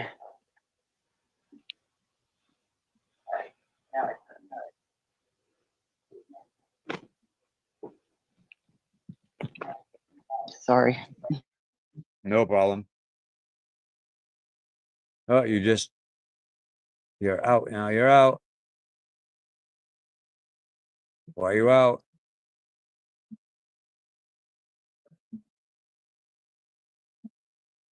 I think you just clicked the link to join rather than the link to view. So I will send you a view link if I can find where it is. Okay. Okay, let's see. Okay.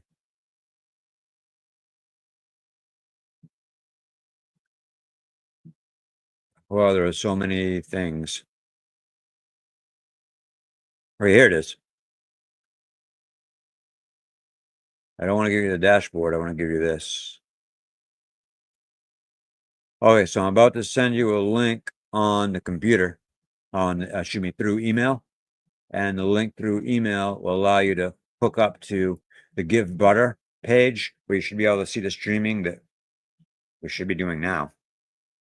But it will have like a 10-second delay. Oh, there I see you. Okay, I'm gonna add you right now. Okay, there you go. Yep, I got it now. Very good. And you might want to mute the other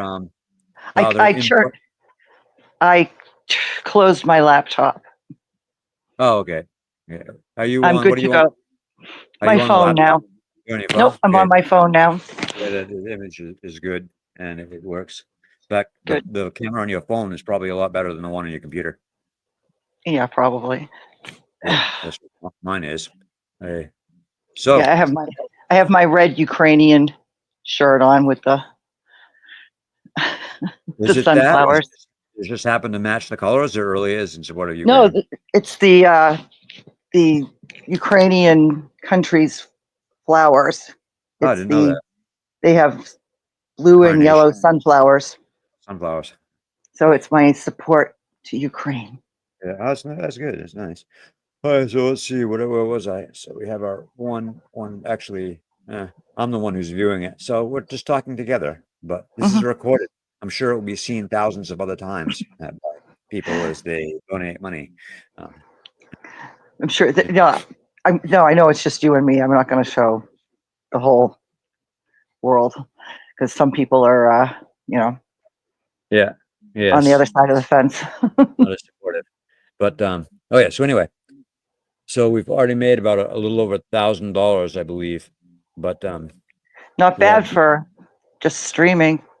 No, not at all. Well, everything is doubled, and then like I'm the person who matched everyone. So You are? yes, it was me. But I would match it anyway because we have to do the work when we're here. Mm-hmm. And when we have the boat, it's basically if we have the boat and it's new, we can bring up the gravel. And then even if we wait another year, something might happen to the boat. Either it won't be as seaworthy or they won't even have it at all. It'll be stolen. Who knows what happens. So if we can get the gravel and the different steel bars, the rebar that we need to do the construction, and even if we can't build the floor and the columns and the supports, then we'll have them for next year. Okay. So that's that. And part of what we have has to be used for scholarships. But this is a good start to scholarships anyway, to the scholarship program. I've been keep saying, yes, I'm going to start the scholarship fund drive and keep starting it and then don't get around to it because there's always something else to do. Having a lot of issues right now with the solar battery. Here, I'll bring it over. While we're here on live stream, it's best just to show it. So I'm going to flip on the light. Hopefully that doesn't throw off all the lighting.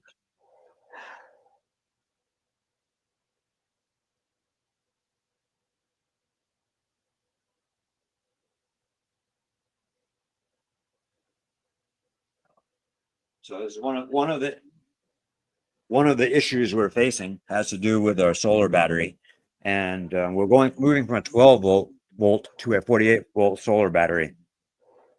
And if you had to see this, it's a special connector which no one in the world has except for one company, I believe, that makes it exactly like this. So it isn't something, I don't believe it's something standard. And if someone who's seeing this video after, because no one's watching it except for us now, notice what kind of connector this is and where I can find it, please send me that information because the only place I could find it is from where they already have it. And as they sell it as an accessory, something they'll have to modify in order to make it work and go directly to our charge controller, which can't happen now. So we're going to be working on that. And that's one of the things. Other than that, oh yeah, we had the breaker that someone used was too low of an amperage. It was a 10 amp breaker and we needed a 60 amp breaker. So it was we needed one that was 6 times larger than what we had. It kept heating up the breaker and causing it to flip, which means that the battery wasn't charging and they didn't know to switch the breaker up. So the battery completely died here a week ago. And Gustavo actually lost a client because they couldn't get a hold of him. But now they're much more aware of that. So, oh yeah. So back to, we will be contacting all the rest of the donors. We're sending out emails and reminders and pictures of the kids that they're sponsoring over the next couple of weeks. My goal is to have as many of the scholarships in as possible before I leave in May. I believe I'm leaving May 15th, May 12th. Between the 12th and the 20 and the 21st, coming back and starting to and subbing for the rest of the time. Did I give you money? Did I give you money yet? I believe you did for your kid. I don't know. I can check into our records. You may have. I don't think you did. I can't remember. You donated $10. I can't remember. Yeah, I can't remember. No, I think you do owe for them, but I think you're sponsoring. What is it? David in Bogota. I Right. believe. Yeah. So if I still owe the money, let me know. Just send me an email. Sure, I'll send you an email. Yeah. I'm almost positive, but it's always better to double check. So I think we've had about 6 or 7 people who've donated this year. There seems to be a clicking on the line. I don't know if that's your end or my end. That just went away. I think it's, well, what's your end? Because I had echoes even with earphones when I was on the laptop. It said put earphones on if you get an echo, and I put the earphones on, I still had the echo. And I could see where I could get an echo on this, but it really isn't a bother on the phone. So I wonder what that is. I wonder if better it's on the phone. Might be picking up from my microphone or something. Here, I can change that. I have a better microphone down Leticia. I may bring that up next time. All right, so I think anything, this is a good start to streaming, and maybe we're going to have one more before I leave. It's nice to do it from the village, but I'm learning a lot of things about what works and what doesn't. One is it doesn't seem like it is that easy unless you can get the sound configured to play anything directly from YouTube and have it show up in our live stream feed. So download everything in separate folders, put it on here, and then draw from that, which seems to be a lot better. Also have pre-recorded things. Like I wanted to send people out and go and have them do it, but I guess when you send out a 12-year-old kid with his cell phone to take pictures of this stuff, sometimes they don't come back. So like, regularly, or don't take the pictures. That happens everywhere. Sure. Haven't you worked in middle school? Yeah, I just get so distracted. I got some nice pictures. One nice video of the sports events of the soccer match, but they didn't have their team didn't play today. They thought they would play, but they didn't. They're still getting things organized. So what's neat is they have the teams from other villages come and they bet, and then they play, and whoever wins gets all the money that all the teams who played put in. So oh look, we just had another comment. That was nice. Yes, it does get peaceful right before a storm. It's dark, and then I love it when the rain comes through and everyone goes in their house and quiets down. And that's one of the easiest times it is to sleep here is when it's raining. And it's also cool. Like it cools off about 10 degrees and easier to sleep. Okay, so let's see other things. No, I think I'd like to try this one more time, and if I can get everything that I want to have out for recordings just set up in numerical order and just click on them and drag them in, and that have everything going a lot more fluidly. And as well as that would take care of a lot of the sound problems with the video that just doesn't come through. Plus, I think if people aren't in a party mode, maybe they'll be more apt to come up and talk and do things. Unless they're really in party mode, then they talk a lot. I don't know. We'll see. There are advantages and disadvantages to everything, I guess. Yeah. But so what else is happening? Let's see. No, that's about it. Going down river. We'll probably be up late because people make a lot of noise and play music until the next morning. We have power in the village until están cerrando la poder, apagando la planta a qué hora? Como a 5? 8? Oh, they're turning off the power at 8 o'clock in the morning, so people will be up and celebrating the anniversary until at least 8 o'clock in the morning. So that'll be fun. So I'll be sleeping late, sleeping the next day kind of, and over Sunday night, and then coming back with a boat on Monday. So an exciting thing is we have our new router coming in. It is in Leticia now. In fact, I'll show you. Maybe it'd be nice to show you a little bit of the old router system.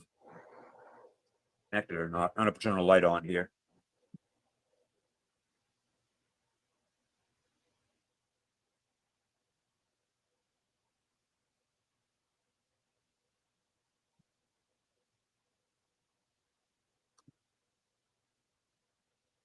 That's weird. The light didn't work. Hey, ¿hay energía en el pueblo? Oh, el 5 está prendiendo. Y después están apagando a las 8 por la mañana. Okay.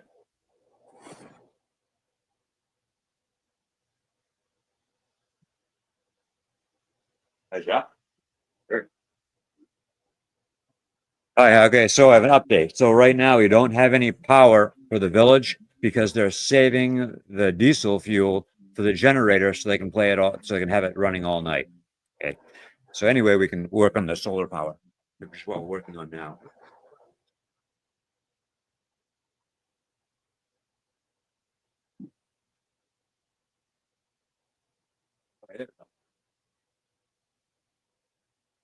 Maybe so I just got a little bit brighter, but this we had a lot of problems. So the router at first was overheating. We had it in the window, the router, as you can see here. And it was down and back of the computers, which you can, if the light is good, which it probably isn't, you can see here, unless we turn on the light. Ah, there we go. So this is the back of the computers. And we had the router on the table in back here, but it would heat up from the sun, which gets very intense at certain times during the day. So we put a new platform, built a shelf for the router, and beneath it, we have screening, which keeps the computer screens and everything from heating up from the sun. We also put a piece of polyester, heavy polyester, to screen it. And we keep it up and screened and in the window because it's easier for the Wi-Fi signal to pass through the material rather than the wooden wall. And because of that, it probably goes about a quarter of a mile up to the village school is the furthest I can get it, but only with one bar. Then we put up Wi-Fi extenders, which takes it the rest of the distance and gives a pretty good signal. So we have a new router coming up, which will take care of a lot of the problems of kids playing violent video games too much, which is what has been happening with the advent of the internet and having the good connection. Unfortunately, it's very addictive. Did I tell you about the story of Gustavo and a girl possessed by the free fire demon? No, I did not hear the story. Are we Okay, live? Because it says I'm in the show and everyone can see and hear you. yes, we are live. Oh my. And I can understand that they here in the village, they believe in devils, demons, ghosts, vampires, and other things like mythological creatures in the jungle. And in some ways, like the longest I've been here, and especially when I was here during the quarantine, when I was totally isolated and no connections with the outside world or news, you start to believe it a little bit more. It's just wilder. Like we are kind of at the outskirts of one of the largest forests in the world. Yeah, I'm pretty sure one of the largest yeah, Amazon. I'm pretty sure it is. It is the largest. So many wild things. But about 3 weeks ago, they told me that they brought a young woman. Hey, la señorita, ella estaba de la maloca, que ella estaba jugando Free Fire, ella tenía un demonio por dentro. ¿Cuántos años tenía ella? Como 15, 13. Okay, so she was 13 years old. I have Gustavo's son here right now. Gustavo is a shaman who specializes in pediatric medicine. So he treats a lot of the kids who come in, and they brought her from Maloka, which is another community about an hour downriver. I would say down an hour downriver and upriver to be cured. And she was just always on Free Fire and on the application, and she wasn't listening to her parents. She wasn't doing anything else. She'd be combative and just want to go in and do it. And I guess they were afraid to take away her cell phone. About 6 months ago, they had a 12-year-old boy who committed suicide when his parents took his phone away. And I don't know if they're worried about that or what, but it's certainly an issue. Like, and then at any time that happens, there are other things going on, mental health issues. But if that's the thing that sort of flips them over the edge, you don't really want to flip them, I guess. But anyway, they brought her up, and they did what I believe was more of an intervention, and they saw it as, you know, the evil spirit or whatever was inside of her. And if that's the way they understand it, it kind of makes sense. And they treated it from that. and if she believed that the spirit went into her as well, and they had, you know, the ritual that they did, and the other people, her family were here, Gustavo and the other shamans. They had 2 shamans and her family and other people, and they exorcised, I guess, from her. And after that, they said she was better. I guess she felt better as well. And it might be that, you know, the placebo effect in some ways, also that the same thing that when intervention is done for addiction in the States, it may have been enough of a shock to her, an awakening that she changed her life. And that's if you don't believe in demons and the spiritual, as there are things that we don't know, maybe it had something to do with a spirit or a demon. I mean, you know, I don't tell them that they're wrong and they're stupid or ignorant because of that. You know, it's what they believe. So that's it. So she was treated about 3 weeks ago here, and I haven't had a follow-up on what happened to her. Hey, ellos saben qué pasó con esta niña, con esta muchacha. Ellos están bien ahora o ustedes no saben. No saben, Chet. ¿Qué? Esta niña que estaba acá hace 3 semanas. No. Sí. Ella estaba acá también. Ella murió. ¿Por qué? Jugando. ¿Cómo murió? ¿Cómo? Okay. So there were actually 2. Los dos estaban de la Maloca. Both were from the community called the Maloca, and they brought up both of them to be treated. But one of the girls that I originally mentioned to you survived, and the other one died. And I don't know if she committed suicide or if she was sick or whatever. Gustavo's son just told me it's because she had a demon inside of her, and that's why she died. She had so much demons inside of her, and whatever it was, I don't know exactly what, but yeah, she died. So there were That's 2. so sad. Yes, I don't know why, but people die. It seems like quite often here. I don't know if it's because I'm just more aware of it, or because it's so in your face, because the community is, you know, all so small and together. Like, does this stuff happen at home, but we don't hear about it as much? It happens here too, and I mean, it's just our population's probably more dense, and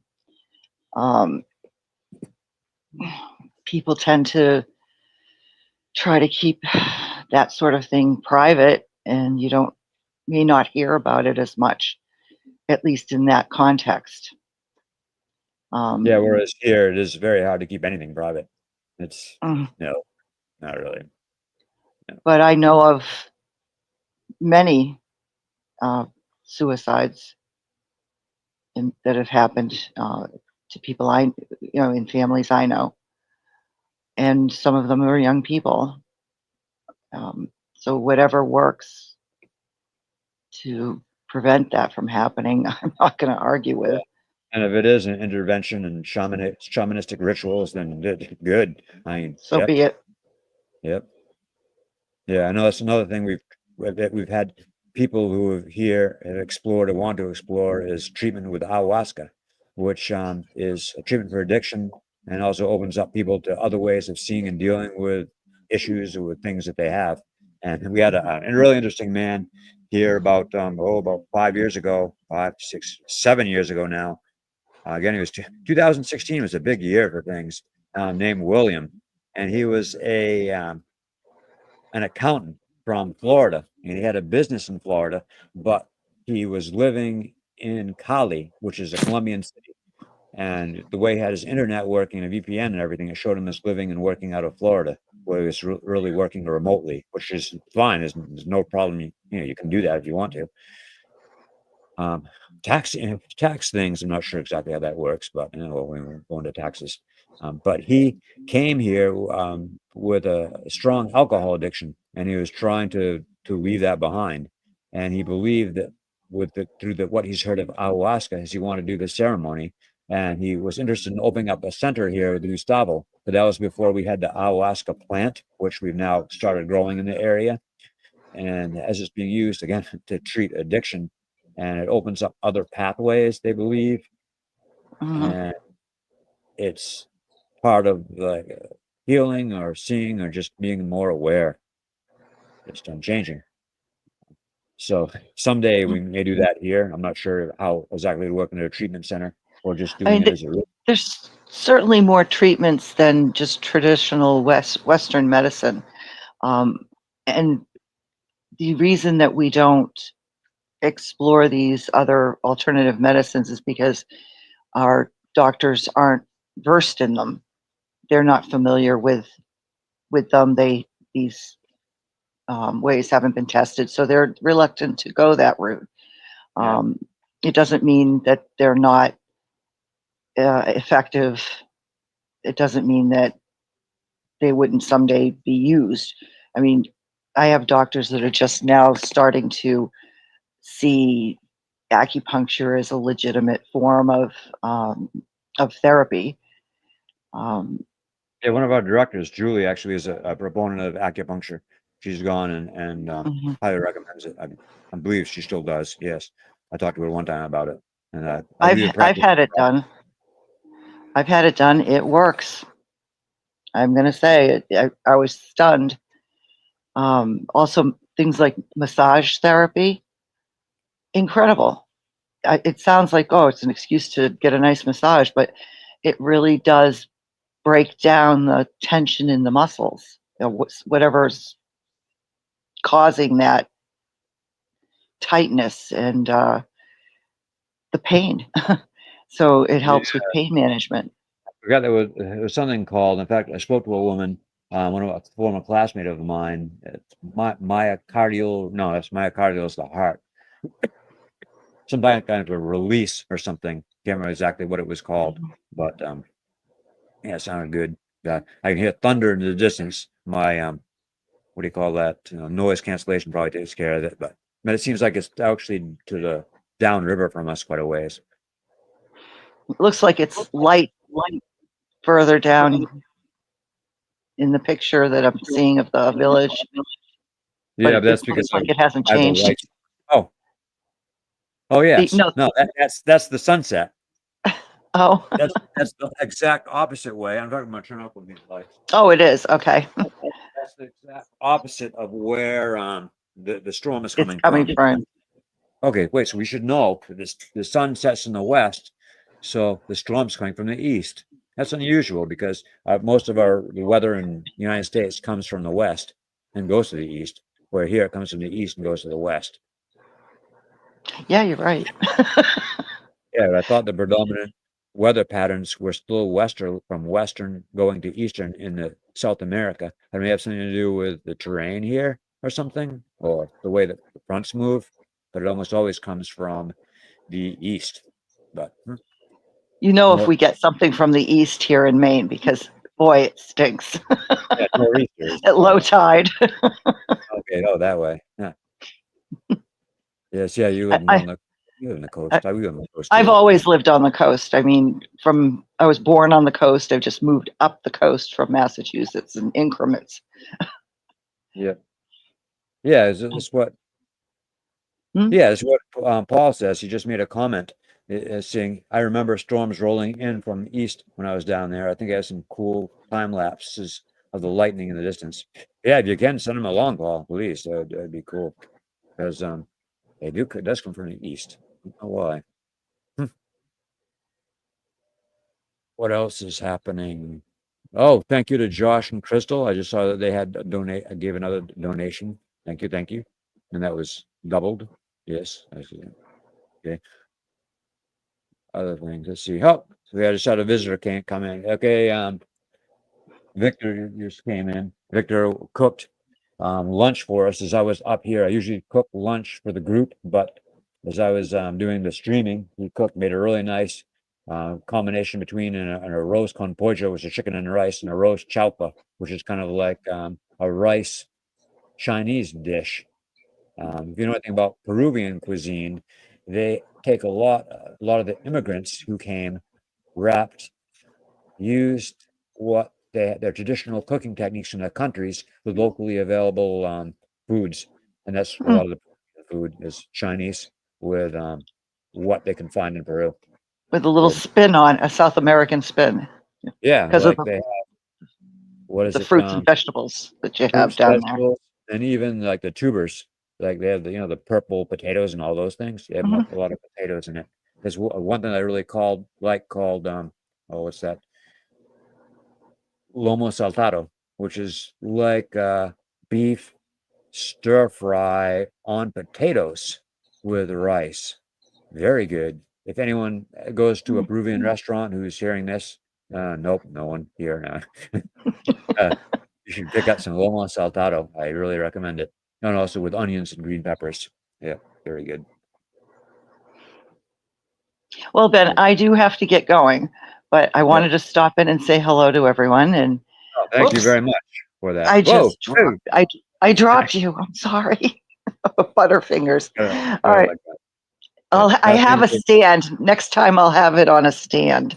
Oh, yeah, one of those arms where you can move it around and put. Yeah, I have one. So I just have to find it. Yeah. All right. Well, thanks for dialing in, and we will talk later. Thanks. Bye. No, I'm all alone. I'm all alone. No one else is here. Oh well. Yeah, okay. So let's see what's happening outside. We have more people in distance. As you can see in our cam that we have on the barrio cam, I guess, is showing people in the distance, and the sun is setting. It'd be nice if it had a bit more of a pretty sunset, but hey, we can take what we get. And it's not raining, and so I'm not complaining at all. I'm not complaining. I'm going to drop off the cable, which I cannot find a replacement for, or the equivalent that I need to connect to our charge controller, and then I'll be right back. Please don't go anywhere.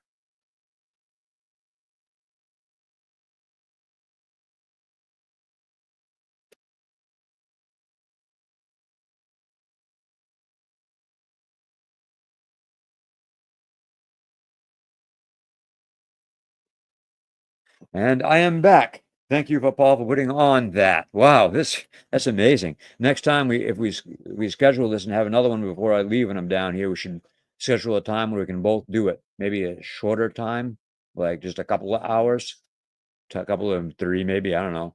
And then I think with 2 people working at the same time, one person could be preparing the content, while the other person is handling the connections and talking and doing things. I think that would be very good. And I believe you can have up to 5 people on at the same time. So if we can somehow get more people, as my camera seems to be angling down, then we can really have a nice show on. But overall, I'm happy with this. This is a time for us to really get used to the platform, see if we want to continue with StreamYard. There's also another one I may check out. But what's good about StreamYard is that it has a weekly plan, and we paid $35 to have just the second camera, which I really wanted. I really thought it was important to show the village at the same time we were talking and what's going on and happening in it. I really like the barrio cam, and it adds a lot. So it was worth it. And it gives a lot of some other benefits too. But maybe next time we can plan it out so we can have more people in. But just to jump in and do it during the village's anniversary, I think is valuable. It'd be nice to see what happens when more people get here. Hey, oigan, muchachos, hay mucha gente en el pueblo ahora, todos están abajo. Como cientos de personas o como cuántas? 200. Oh, ellos dijeron, they said there are about 200 people in the village now, down by extra people down in the village watching the sports competitions. So in a little while, the sports competitions are going to be over.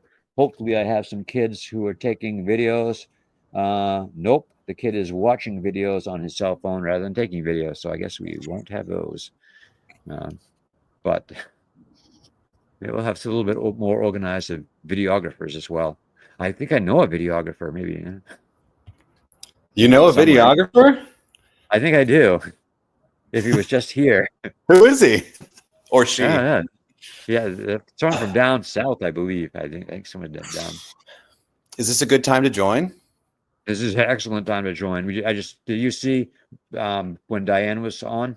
I did. Yeah, I've been watching, managing the be right back scene for you and full So screening Paul things is our when you didn't welcome. actually He's full screened? you are our newest director, and also you were in the village. The last volunteer we had in the village, back that are directly You've had a few connected to since us. then, right? Yes, we've had. Let's see, no one to spend a significant amount of time. You're the last person to spend a significant amount, and but actually, I'm not. I'm missing. Oh my God. ¿Cómo se llama la señora? Oh, Nicole. Nicole Nicole with her y son, right? Lucas. Yeah, and her son. And Lucas, I her remember son. They chatting were with here. her. And they were Such a going to nice stay longer. lady. But did you chat with her? You talked with her? I chatted with her on WhatsApp. I told her my experience while I was there. She was considering coming down at that point, and I was there right then. So I Okay, was able good. to sort of Yeah, she help did come down. answer her questions and ease her. But she got quite sick. Oh, did she? So, yes, they were going to stay for 3 weeks, and they ended up leaving, I think, a little over a week early, at least. But there was some partying going on late night, a lot of noise, and if you're sick and you can't sleep, it's very difficult, and I can say that from experience. I imagine so. So, yes, they Well, left a little you bit say early. that I was there a significant amount of time, but it felt like nothing. It felt How like long? it felt like nowhere near the amount of time that that you need to spend down there. You know. Yes. I think Yes. Interesting to I'll say be that. there like a week and a half, and yet at the same time, it felt like you know, a month. Every moment was so full. Every moment is just plump down there. Yeah. The days are long. They We're are. filled with things. I'm going to go up and I'm actually going to, I think we have some people on the internet who are using up a lot of bandwidth, like the kid who should be taking video and instead is watching videos. So I'm going to change that for a second, and then it should make the video connection better. Ooh, Ben, you laying down the down. Get him. And then when you come back, we'll have a conversation.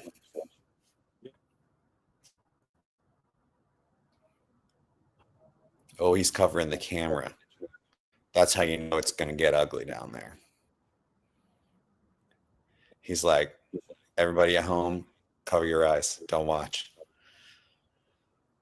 Well, I guess while Ben's gone, I am going to fill the void by talking. My name is Paul Kelmis. I, like Ben said, am a really very recent addition to the team here at Amazon Pueblo. I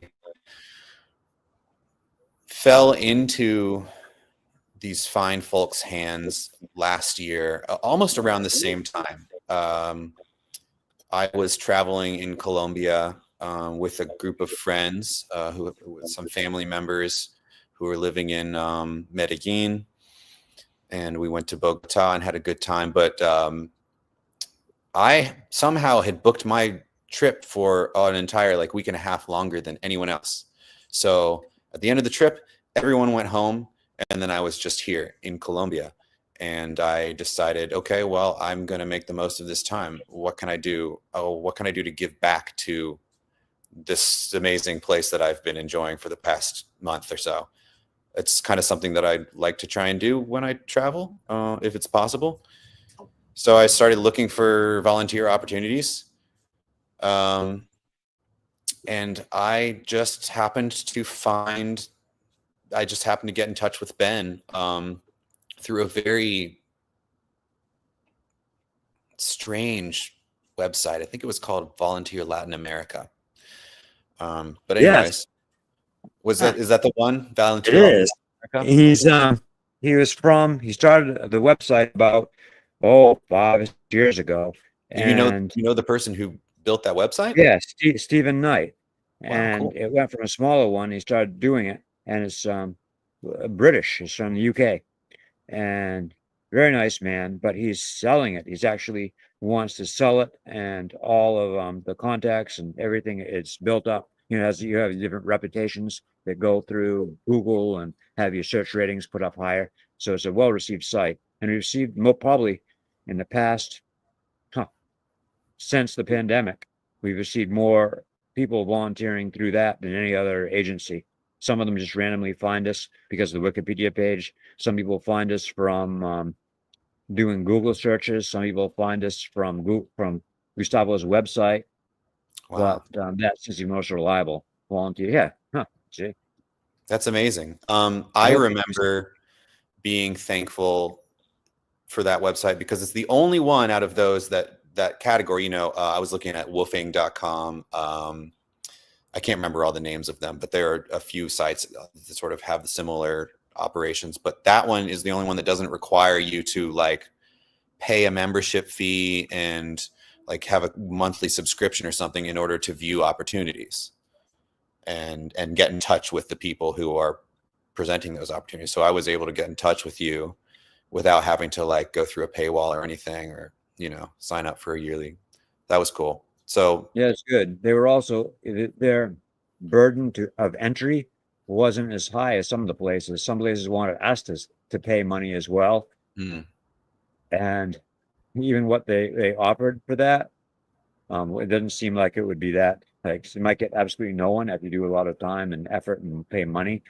And yeah, it's like we can also explore more, like, are there more sites where it might be appropriate to have us advertising? Probably. See, maybe we'll do that again more and get more people down here. I think we're getting to the point now of when we have good internet connectivity, we can start having people scheduled, not having two volunteers here at the same time unless they know each other, like a family or something, but then just have them rotate and come in and out, and either come anywhere from, you know, a couple of days if they want. We have no trouble with people only coming for a few days to staying for a few months if they'd like to.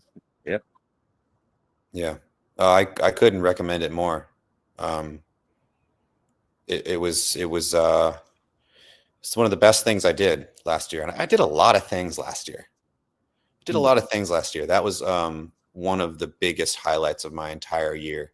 And I think my entire career so far. For anybody watching, I'm the one who made the La Selva film, the little short film that Ben played earlier today, and also the little one of the people, the artisans doing all the like wood carving and weaving. Anyways, I'm sitting on.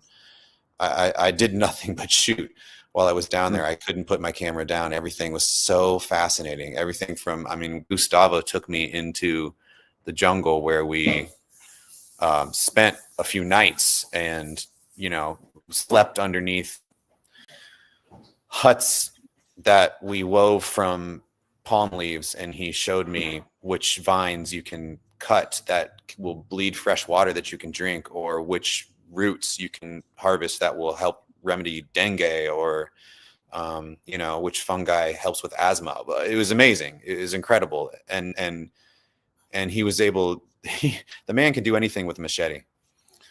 Yeah, and I tried working in the fields with them in the yucca farms, and carrying plantains back to the village through the jungle paths. And I almost passed out from heat exhaustion pretty much daily. Yep. And they just do that every day. They're amazing. They're badass. They're such cool people, and so warm. I should have Gustavo come up. Hey, llama a su papá. Su papá sano? Is tomando or no? I'm seeing if Gustavo is good to talk or if he's had a little bit too much party. I guess. Oh, it's a shame that the Wi-Fi doesn't get all the way down to the soccer field. That'd be so cool to yeah. I mean, really, if we really wanted to get into it, we could hook up, bring we have 2 batteries now, and we could bring Starlink down there. But I would, no. Yeah. Next time. If we raise a lot of money, maybe we'd get one of those portable little Starlinks, then one of the new ones, and then do that. That's a possibility. You hear that, guys? You hear that, guys? If we raise a lot of money. But we'll see. First, we have the we need to get that what I'm trying to do is get the plaque, what do you call that? The slab poured for the solar power building. That's our biggest need now, I think. Yeah. And how much Plus do you the think salt. that would cost? How much do you need to raise? About we could probably do it with about 1,500, get it to get a slab in, and then plus the supports and get other things we need for for next year. But I want to take advantage of having the boat ready to go and to move and being able to bring up the supplies and have nothing else to bring them up and store them here. I don't think Yeah, the anything would boat's happen to pretty the boat condition. within the year, but Oh, it's Gustavo. There's Gustavo. Hola Pablo, Paul. Gustavo, mi amigo. ¿Cómo Hola, está? ¿qué más? You look so Aquí, good, buddy. saludando al mundo. Sí, mi amigo. Yeah. Charleston, Sí, South Carolina right now. sí, estoy muy feliz, muy contento saludando al mundo.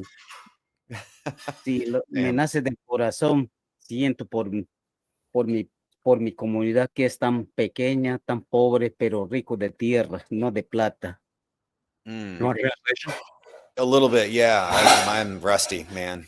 Yeah, he said he's giving a greetings from the town, which is not rich in money, but rich in land and earth.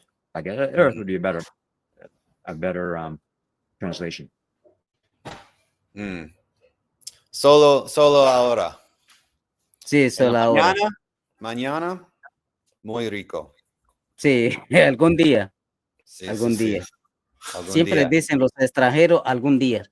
Esa es la Ujú. palabra, algún día. No será hoy, pero algún día. Sí, aquí Sí, sí. estamos.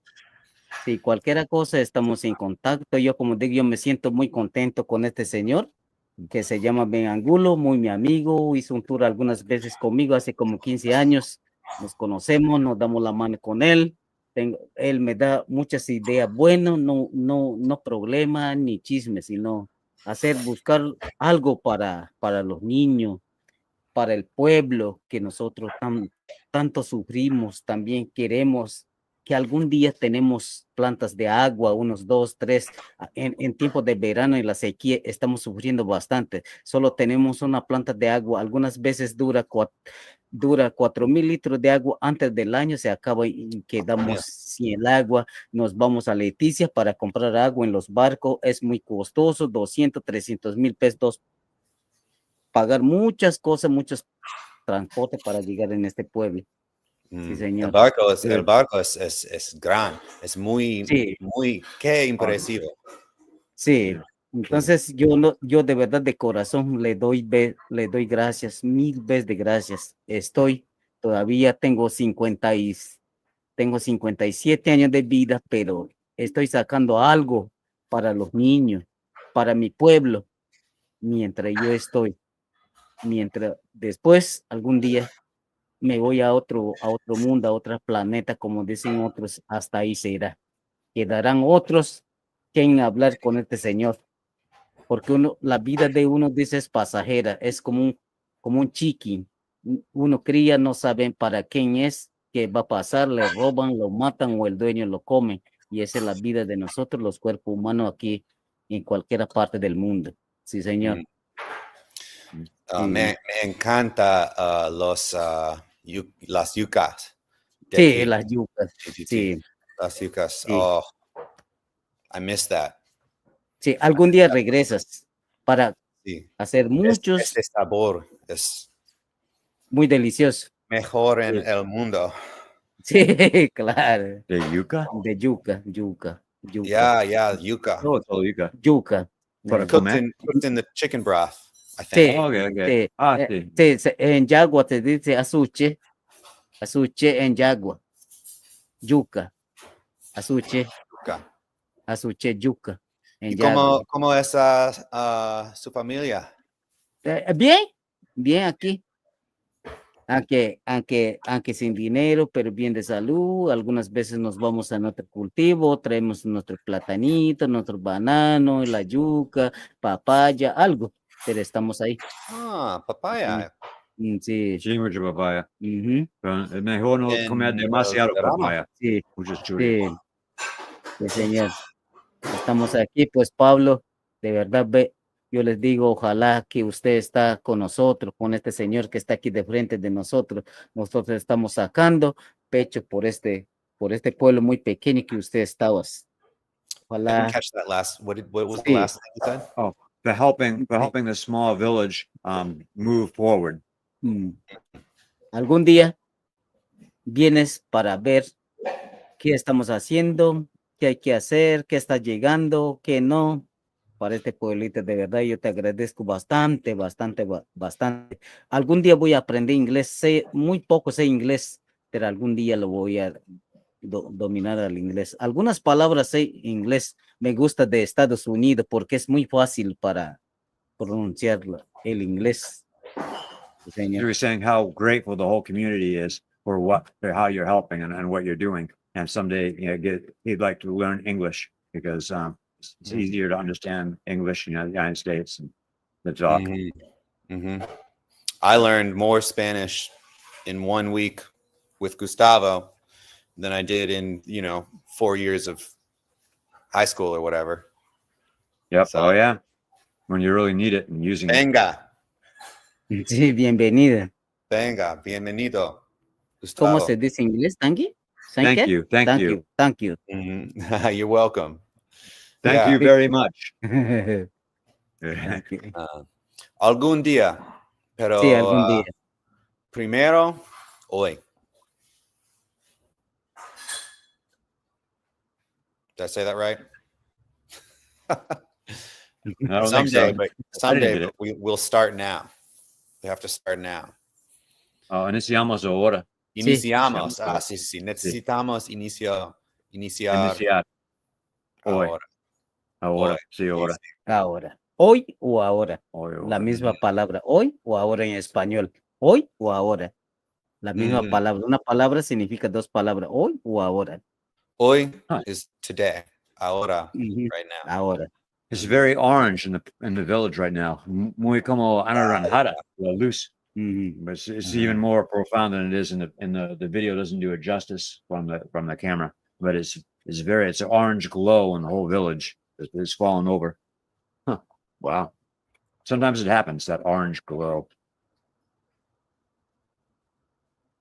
What is that? ¿Cómo está Pablo? ¿Bien? Bien, muy bien. Bien. ¿Su novia? Hay mucho trabajo cada día, ¿sabes? ¿No? Sí.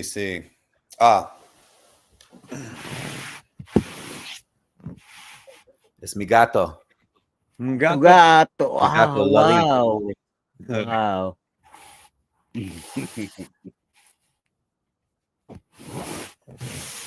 Ella es simpática. Simpática. A veces. A veces. Yeah. Let's see. Gustavo is I'm going to talk to the whoever wants to watch now. Gustavo is the village shaman, and he's very talented being a leader and a father, but he's also an extremely talented tour guide. He is extremely knowledgeable. Habilidades para dar tour. Sí. También para ser papá y para ser un líder en su comunidad. Yes. He blew my mind 20 times every single day. And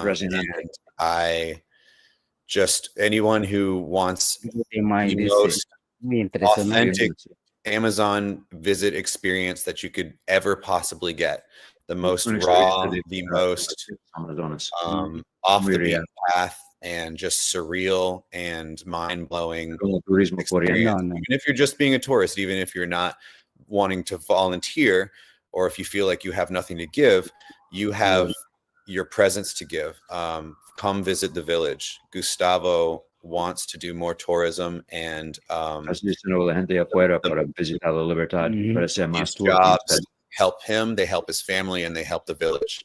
And it is just one of the most incredible experiences.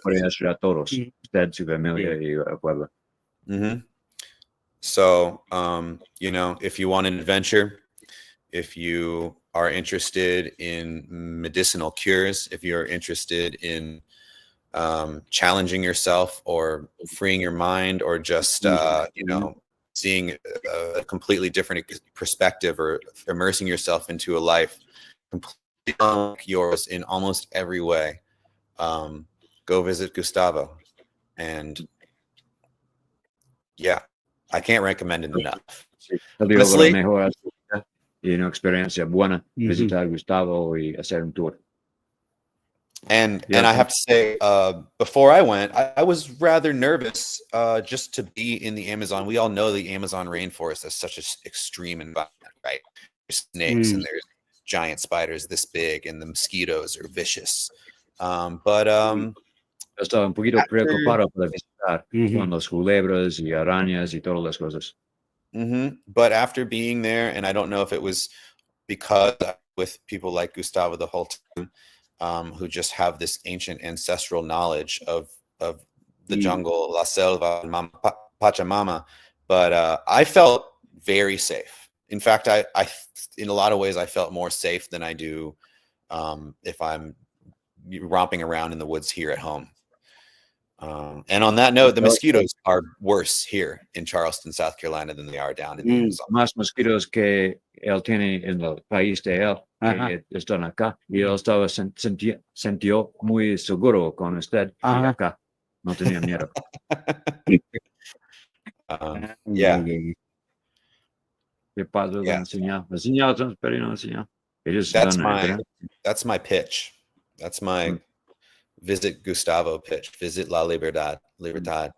And maybe in the future, Ben, I can edit together some videos of the times that the two of us were in the jungle with nothing but a machete and a spare change of underwear, and all of the cool tricks that Gustavo taught me, showing me the gaucho trees and the walking. Yeah, it was cool. So maybe we can use those to help promote future tourism. Yes, I can put it on his website, because it's a website. It's a blog page, so it's very basic. But we're going to add some videos onto it, get some more business through that, and promote it. And he has a Facebook page, business Facebook page as well, which we can work on. Some beep just came through somewhere. I don't know from where. Oh, that was me. I'm sorry. I should put myself on do not disturb mode. That's fine. What was I about to ask? Pensando. I lost it. It'll come back. There we go. Now I'm in do not disturb mode, so I won't get any more notifications like that.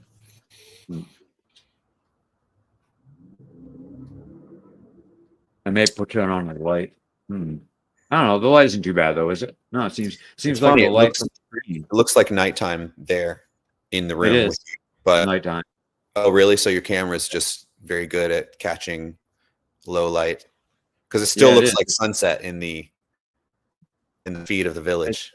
That's because the this is frozen. There's a lot more light outside than there is in here. It's very dark. I covered over one of the windows that was causing backlighting, and then the sides, it doesn't have any light. There are trees there, so you have the place. My camera outside has the best light of any place around, and inside is dark. Yeah, it's kind of a nice atmosphere. We've probably still got an hour of daylight left, and in a little while, before we lose it all, I'm going to go on an evening walk with Jing, my significant other. But until then, we can hang out. I know what we can talk about. En media hora se va con la novia, Jin para hacer una caminata. Es una caminata por la noche. Want to talk about some of the incredible stuff that you guys make? Quiero hablar sobre esto, cosas artesanales. Let's hype up your next fundraiser in July. I mean, we'll probably do something before then, but that trade sale. No, in, yeah. July. You're going to do it this year? Yes, because I'm bringing up a bunch of mostly Palo Sangre, about 30 or so bracelets and things. Y semillas. And semillas, and also también. I'm switching back and forth in Spanish and English, and plus the emeralds and stuff I'm selling. Pretty much the same thing. I'm leaving for California after the 4th of July parade, just like last year. And Are you then I'm staying coming until back. the 4th of July? Yeah, I Oh, was gonna no. I In was May. gonna go back and work in Maine earlier and then come back here in the summer. But now I didn't get the job because of Department of Education and Trump and everything. Just didn't have the money in the budget. So hopefully, knock on wood, I'm gonna get a job teaching Spanish, teaching science in my hometown, which I really like. I have an interview coming up at the end of the month, I believe. She said she wanted to do that at the beginning of April or end of May, March. Then I'll know more. But even if I don't get that job, I can still sub, and I'll keep subbing before the summer, and then sub in the fall, and then come down here when it gets cold again in like December. Cool. Yeah, or January, probably January. January? Yeah, but I come back in January. You jerk, dude. That's when that's like the last window that I have to be there. Yeah, if I can go down, but it's better not to come down. I wouldn't come down until probably December at the earliest. Estoy hablando sobre el agua ahora, muy difícil para el transporte. Sí. Y la próxima vez yo no quiero venir acá antes como diciembre. I don't want to come here before December anymore. Oh, that's It's too too bad. hard. Jing and I are planning on being in Peru for a while in October.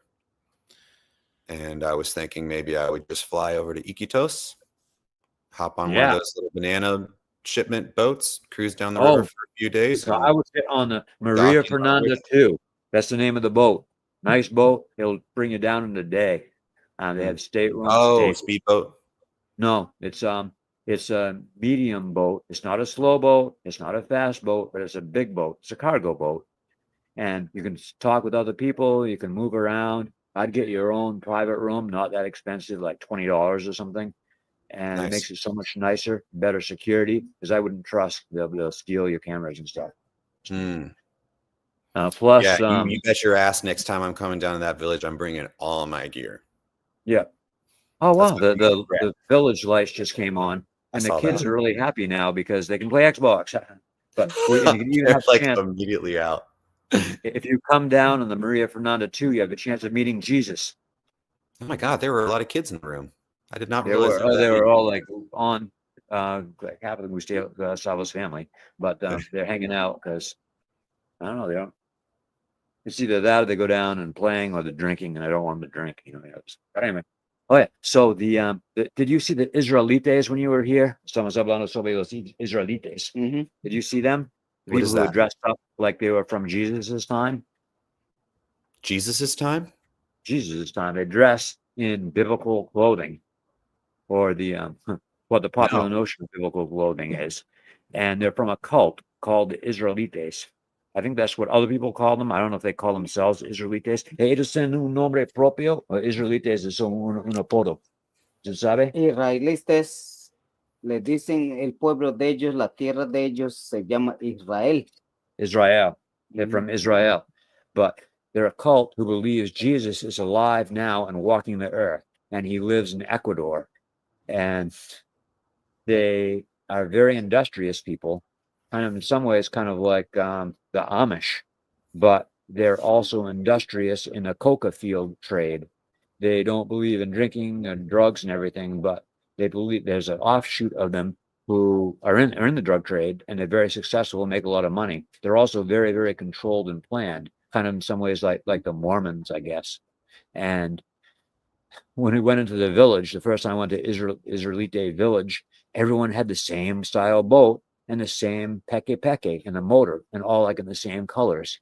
And they were all dressed like Jesus. The men would dress like Jesus. They had long beards, long hair tied back, and flowing robes. Really interesting. But you have a chance of meeting the live Jesus. That's nearby, huh? Yeah, it is. You can see them often in Leticia. Almost every day you can see a couple of Israelites. But they're good work ethic. Not all of them are into drug trades, but as they're into industrialness, and the work ethic, and some of the offshoots of them believe that they should have cocaine production because it makes them good money, and they're organized, but they would never touch it because it's against their religion, but they would sell it. It's funny. It's kind of ironic. Yeah, but there's a division between the Israelite community. Some of them believe you should be able to do the coca trade, and other people think that it is bad. But like Democrats and Republicans, huh? Well, you won't find any of that stuff at your July 4th craft fair. No, it won't. But they're trying to decriminalize coca leaf here in Colombia. Well, it is decriminalized, I believe, to an extent, but the president of Colombia is trying to decriminalize it internationally. He wants to decriminalize it so people can export things like coca leaf tea and other herbal medicines with coca. I would actually love that if that happened here. I'm sure this will be the last place that did happen, but chewing coca leaves is fantastic. It's nothing like a hard drug. It is a lovely natural boost in energy and heart rate and blood oxygen level. It's good for your gums and your teeth, and it has a lot of antioxidants in the coca leaf. Did you try some here? Gustavo has some here. Did you just tell me that? I did just tell you that because you told me that, I think, when I was there, but I didn't try any of his. Ayahuasca, yes. I didn't know de coca. So tiene una planta de coca, ¿cierto? Sí, en la casa. Sí. Yeah. I wouldn't do ayahuasca without proper somebody there who knows what they're doing. Yeah, I think that, I mean, definitely, like, that is that's becoming a tourism form now. Yeah. I mean, there are places probably very close up or down river of you that are like big ayahuasca tourism resorts. Iquitos, big ones, big centers. Big ones? Yeah, big ones. Like well known, famous. Yeah. Yeah, I have friends who have gone to those sort of places before and seem to yield really positive results for them. Yeah, one of our directors, Patrick, did the frog poison, the treated frog poison.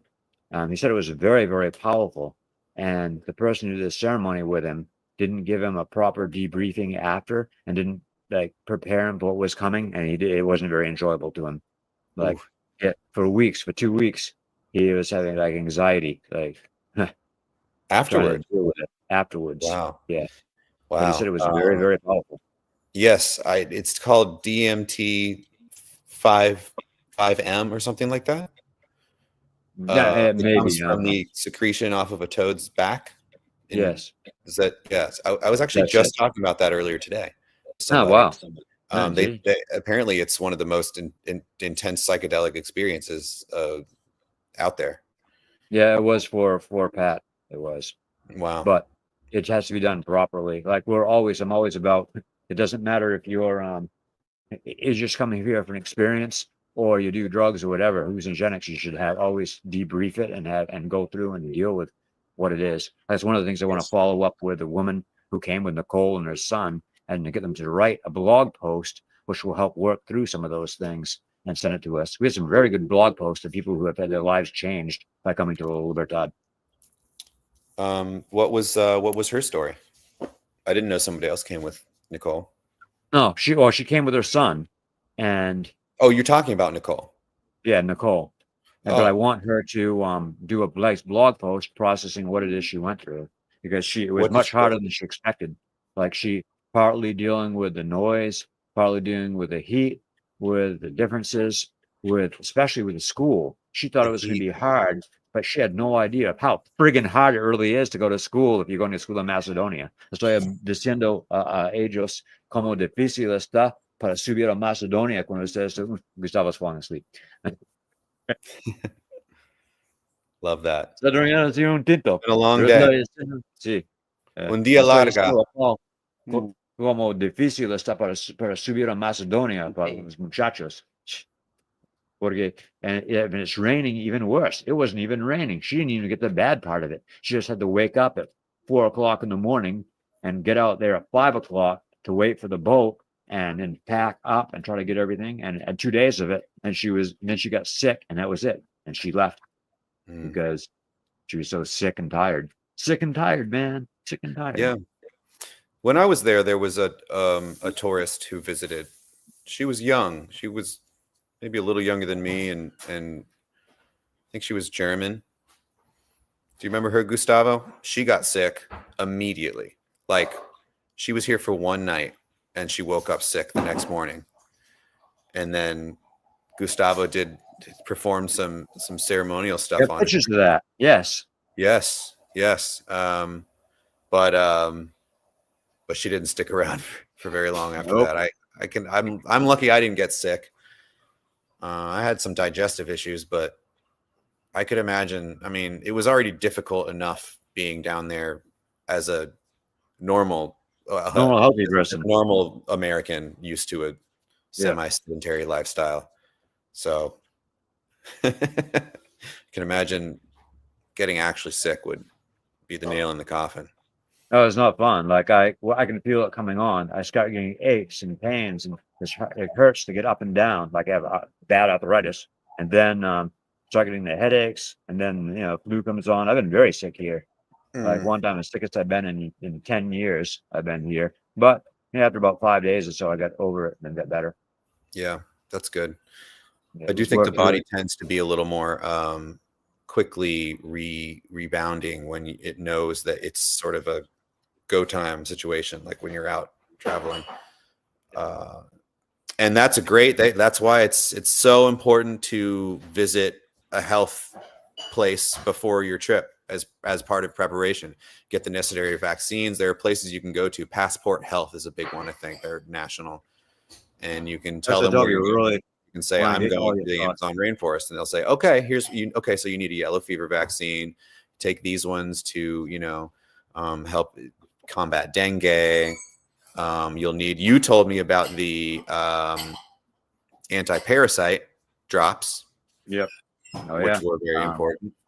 Ivermectin, that's right. Yeah. Also a cure for COVID-19. Sure. Yeah. Or just like your standard flu vaccine. I don't usually go for those, but that's not a stance or anything. I'm just lazy. No, I know, and I'm totally being sarcastic about ivermectin for COVID-19. That was one of the beliefs that it was. So I see what you're saying. That ivermectin would help combat COVID. Ivermectin, dengue, and COVID-19. Ready for a walk? All right. Well, I think it's time for me to take my girlfriend for a walk. Yeah, I think Gustavo's going to take a nap. Gustavo, so good to see you, buddy. Un poquito cansado, ¿sí? La edad, soy muy viejo. Yeah, I think Gustavo's starting to come to grips with his own mortality. He's been talking about a lot of that lately. He talked about that in the film. It was very profound, the things that he said. Gustavo, you're a great speaker. Thank you. For letting me grill you. I'm very thankful for letting me grill you for like 2 hours straight that day. Agradecido por usted respondiendo a sus preguntas de See, and I was proud of myself too by being able to conduct an entire documentary interview, like after a week and a half of being there. My Spanish was so rusty before. I was so nervous. Coming down there. But you guys are just gonna jump into it and throw yourself into it. Well, listen, maybe I'll hop back on a little later this evening when we're back. I will be here until 10 o'clock your time, 9 o'clock mine. Qué impresivo. We're being invaded by bugs. Hey, ¿alguien tiene la puerta abierta? Okay. We're having bugs come. A lot of bugs come in. I don't know why. I think because all the lights are on. Oh yeah, I think there's one. It's right here. I got it. We're good. Get some of these bugs. Yeah. No, yeah, they're coming through the camera at me. This was fun. We're all going to be, the village is going to be, everyone in the village is going to be rich this same time next year. Right, Gustavo? Sí, toda la gente tiene mucha plata en como un año. Sí. Sí. Mhm. Muchos ingresos. We're going to do it all. Thank you for letting me be a part of it. I love you guys. Yeah, and thank you for being a part of it. Wanting to. It really helps No hay morale. No hay problema. Yeah. Muy bien. Awesome. All right. Have a nice walk. Ciao, ciao. Bye, bye. Goodbye. Chao, Rainoma de Santiago. Eso está viendo. ¿Qué estamos ahora? Ponemos un video de sí, ¿dónde está? Videos for live stream.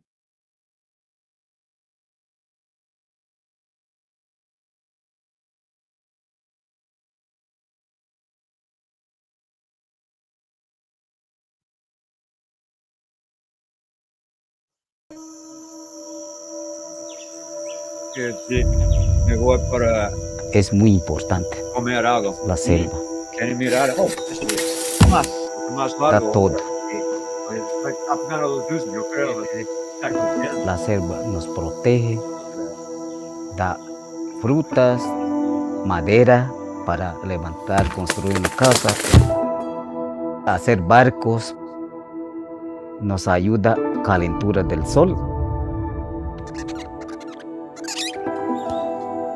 Se come lo que es de acá, cosas que es del pueblo. Esa es la costumbre de nosotros. Lo vivimos. Así nos han criado nuestros ancestros, con frutas de selva, bebiendo agua del río de la selva, duchando en la selva, caminando, cansado, moscas, humedad, lluvia. Es vida, pura vida.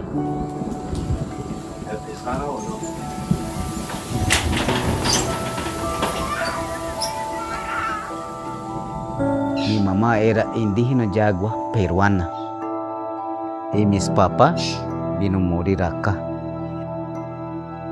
Ellos vivían como animal solo por vivir porque Dios los dio vida. Pero nosotros ya no somos así. Nosotros somos diferentes.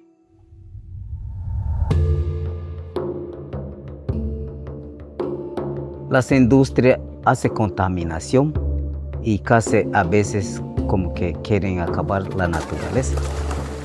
Pero nosotros los indígenas estamos cuidando, estamos protegiendo, no acabar completamente.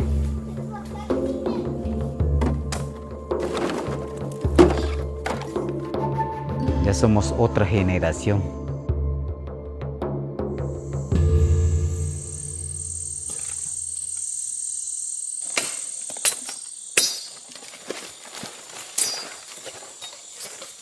Chambira o coquillo para hacer bolsos, pulseras, cinturones, collares, aretes, muchas cosas se puede hacer de eso.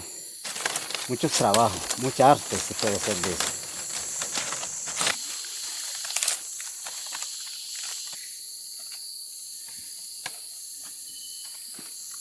Este es un bolsito tradicional, típica, puro, dice usted. Aquí recogían frutas como este, podían echar adentro, frutas de árboles, de lianas, o cazaban animales o peces, lo echaban acá. Puedes cargar un bebé acá. Mientras yo estoy vivo, todo lo tengo aquí. El día que yo me muera, eso se acaba. Yo ya estoy viejo, cualquier rato me muero. Todos los conocimientos de los tours, de historias, cuentos, va a quedar para mi hijo, con él. Él va a ser una semilla que va a dar árboles y va a dar fruta. Y raíces. Los raíces de él va a ser los hijos, las hijas, los nietos. como yo.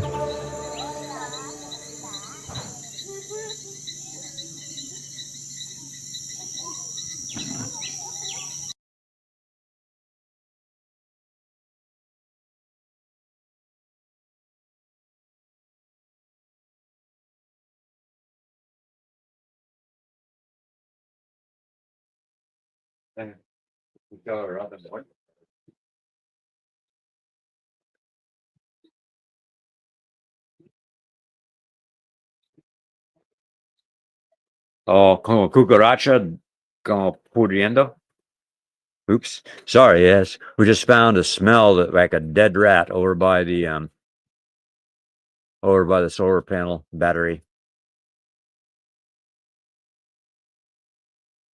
So I'm gonna try to put up another video. I'm gonna put up a little longer video. Well, I'm gonna go downstairs right now, and I want to start making a cake for the anniversary. So I'm gonna put up a 15-minute video, the one we did of the children's video workshop, which is a pretty good overview of what's going on in the village and shows things. Really nice. And here it is.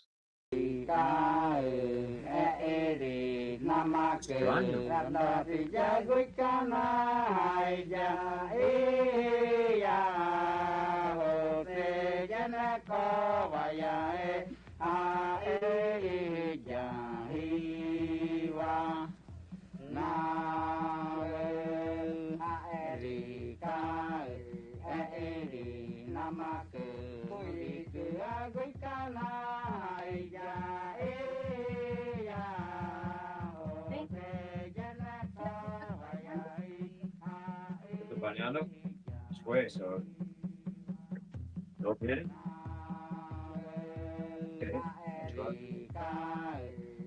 Y puedo hacer mi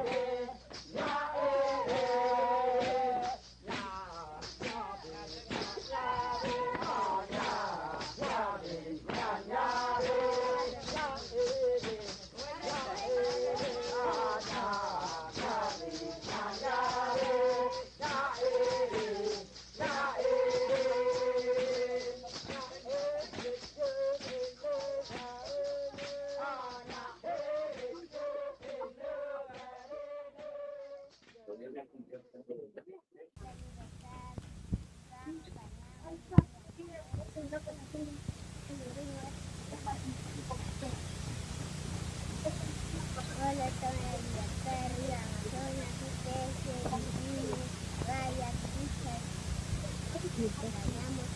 Ya. La libertad de agua, Río Amazonas, hay feo, pez, delfín, rayas, y que ya no está bien, ya tengo más. Ahí está la balsa, de ríos, bañamos, ahí pescamos. Hay peces, hay delfines,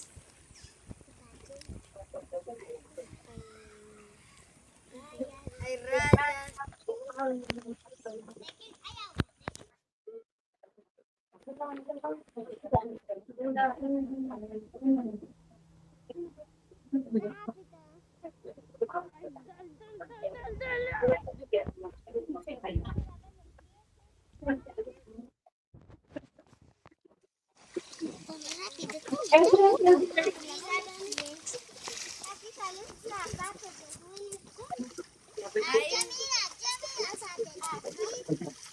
Aquí Julia Freddy Brinca.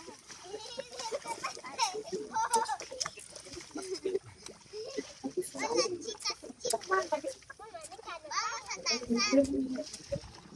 Corto. El trabajo que la que estoy haciendo es una embarcación.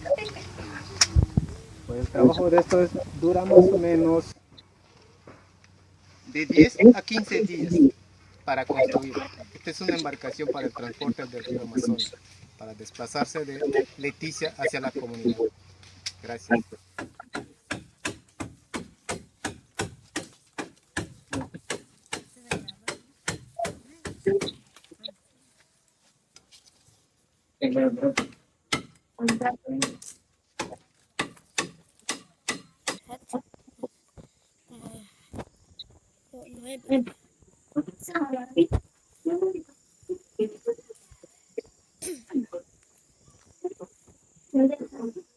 Pimentón. Rica, jugosa para comer, caldo, sopas, pasan.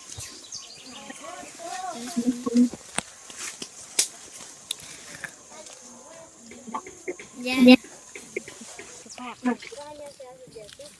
De azúcar, de sal, de dulce. Caña es rica para chupar jugosas. Para echar masatos. Chanchichas. De aquí se hace el azúcar, Panela. sí, la panela.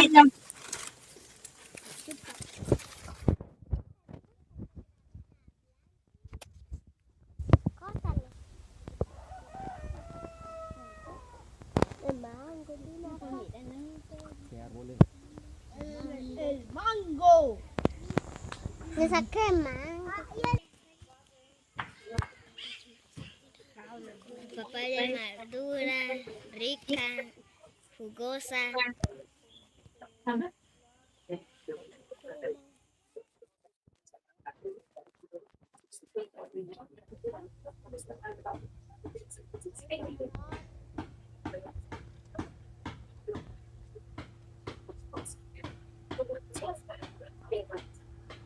¿Ya?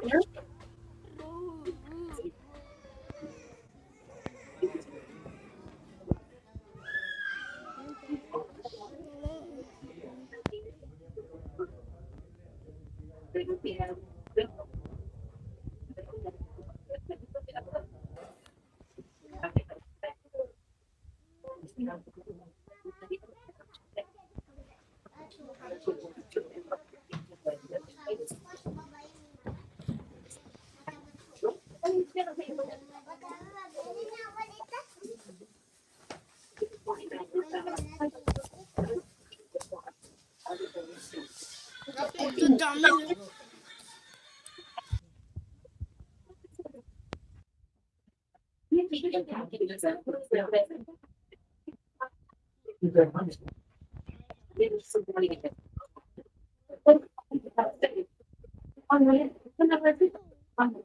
Apágale, no.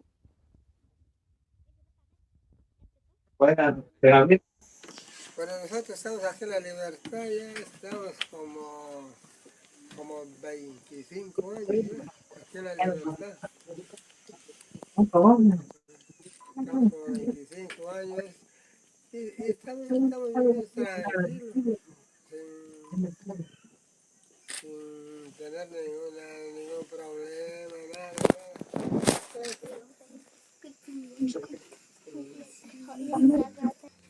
El azaí sirve para jugo, para hacer purichi.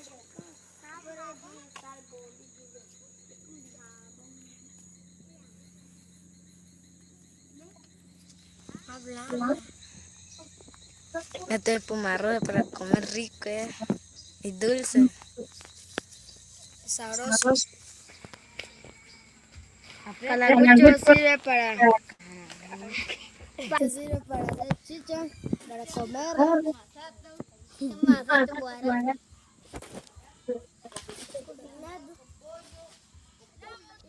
Nos baja la maloca. Esta es la maloca. Dame la maloca. Bailan cosas.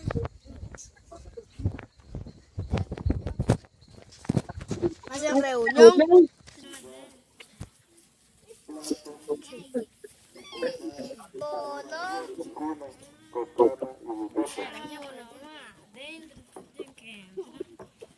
Van grabando.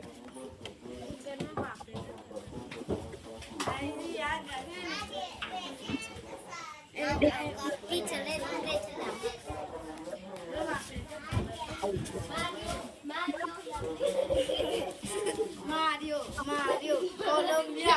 Mario.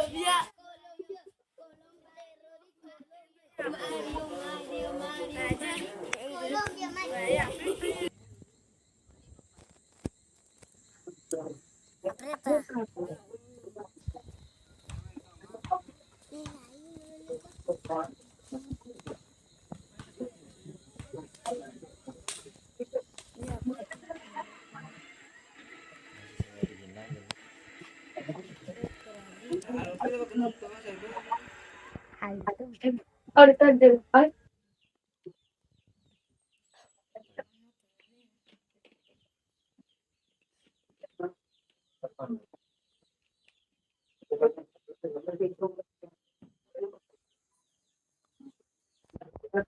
Mira, acá, ellos están conectados ya ahí directo.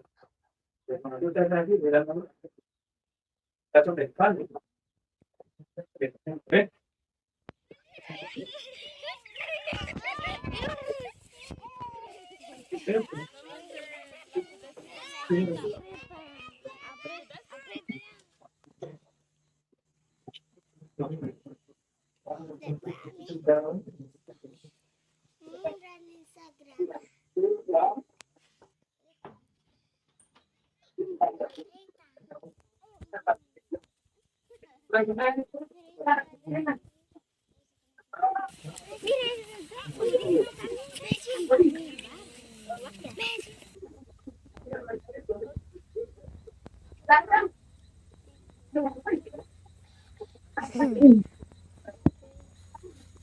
Después yo no sé si era para la colada, para el tacacho. Eso es todo.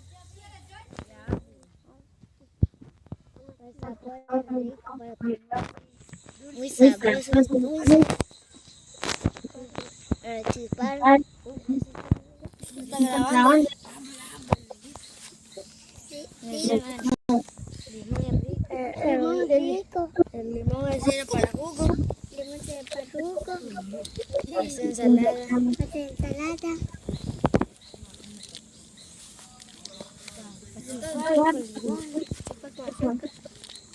Chupar con azúcar.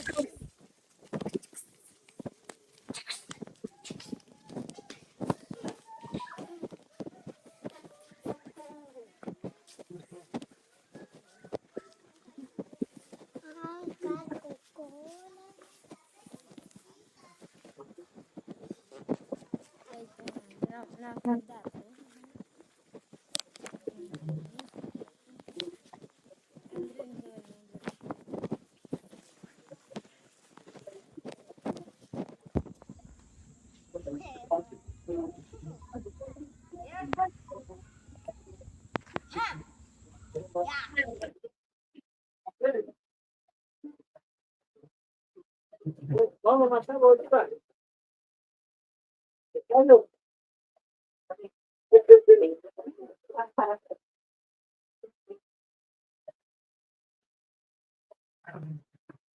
Estamos con unos niños y estamos haciendo una actividad de video y fotografía.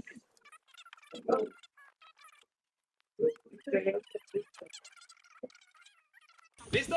Jason. Hola. Uno, dos, tres, espicha.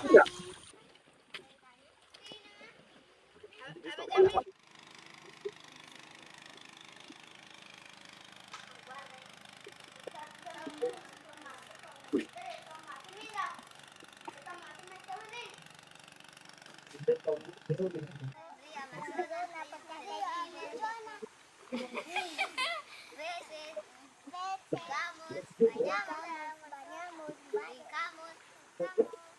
¿Ya? Ya.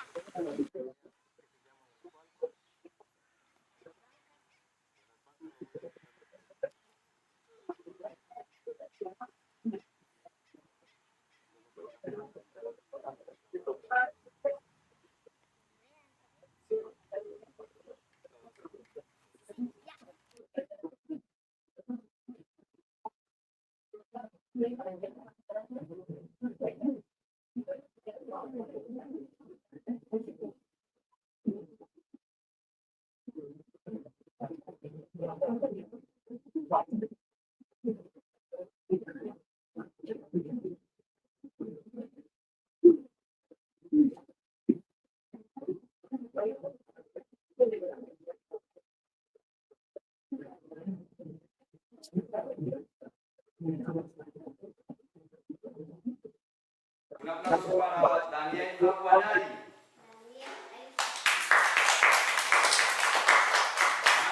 Muy bien, Daniel. Bien. Un diploma para Stephanie Gutiérrez. Muy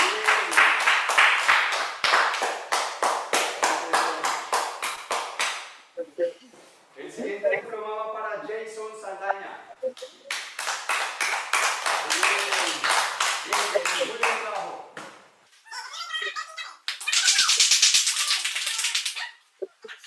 El siguiente diploma va para...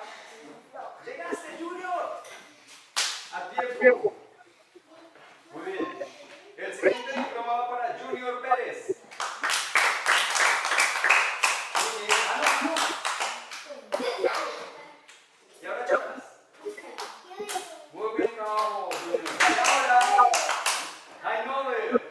Un aplauso muy merecido para Hainover Cáceres. En este momento se está acabando el recibimiento de los diplomas. Hainover, para.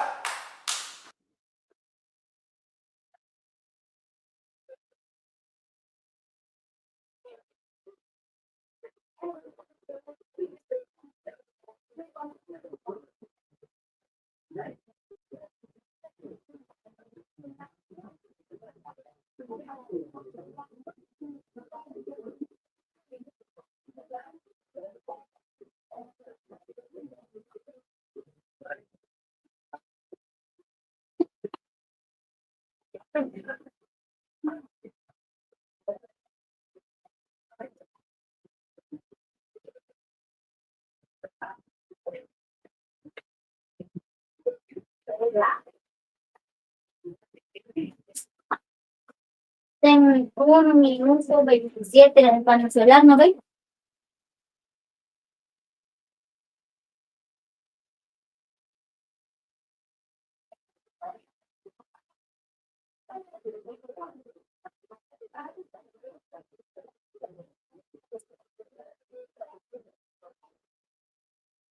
Oh, I am back. Thank you to Julio again for producing that video and all the kids who participated in the workshop program. Now we must switch from the solar panels, the battery which is running down, back to the village power, which has just been restored. So we will have a brief break when we're going off the air. We're then going to resend our signal to Facebook and other areas, and hopefully it connects up just as easily before.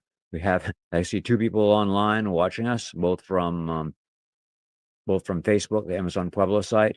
Thank you for tuning in. And once again, please check back in about 10 minutes. It takes us about 10 minutes to switch over and get the router and the Starlink back up working. So please, in 7:41 in the States, at 7:51, about 7:50 or so, check back and we will be here. Thank you. Goodbye.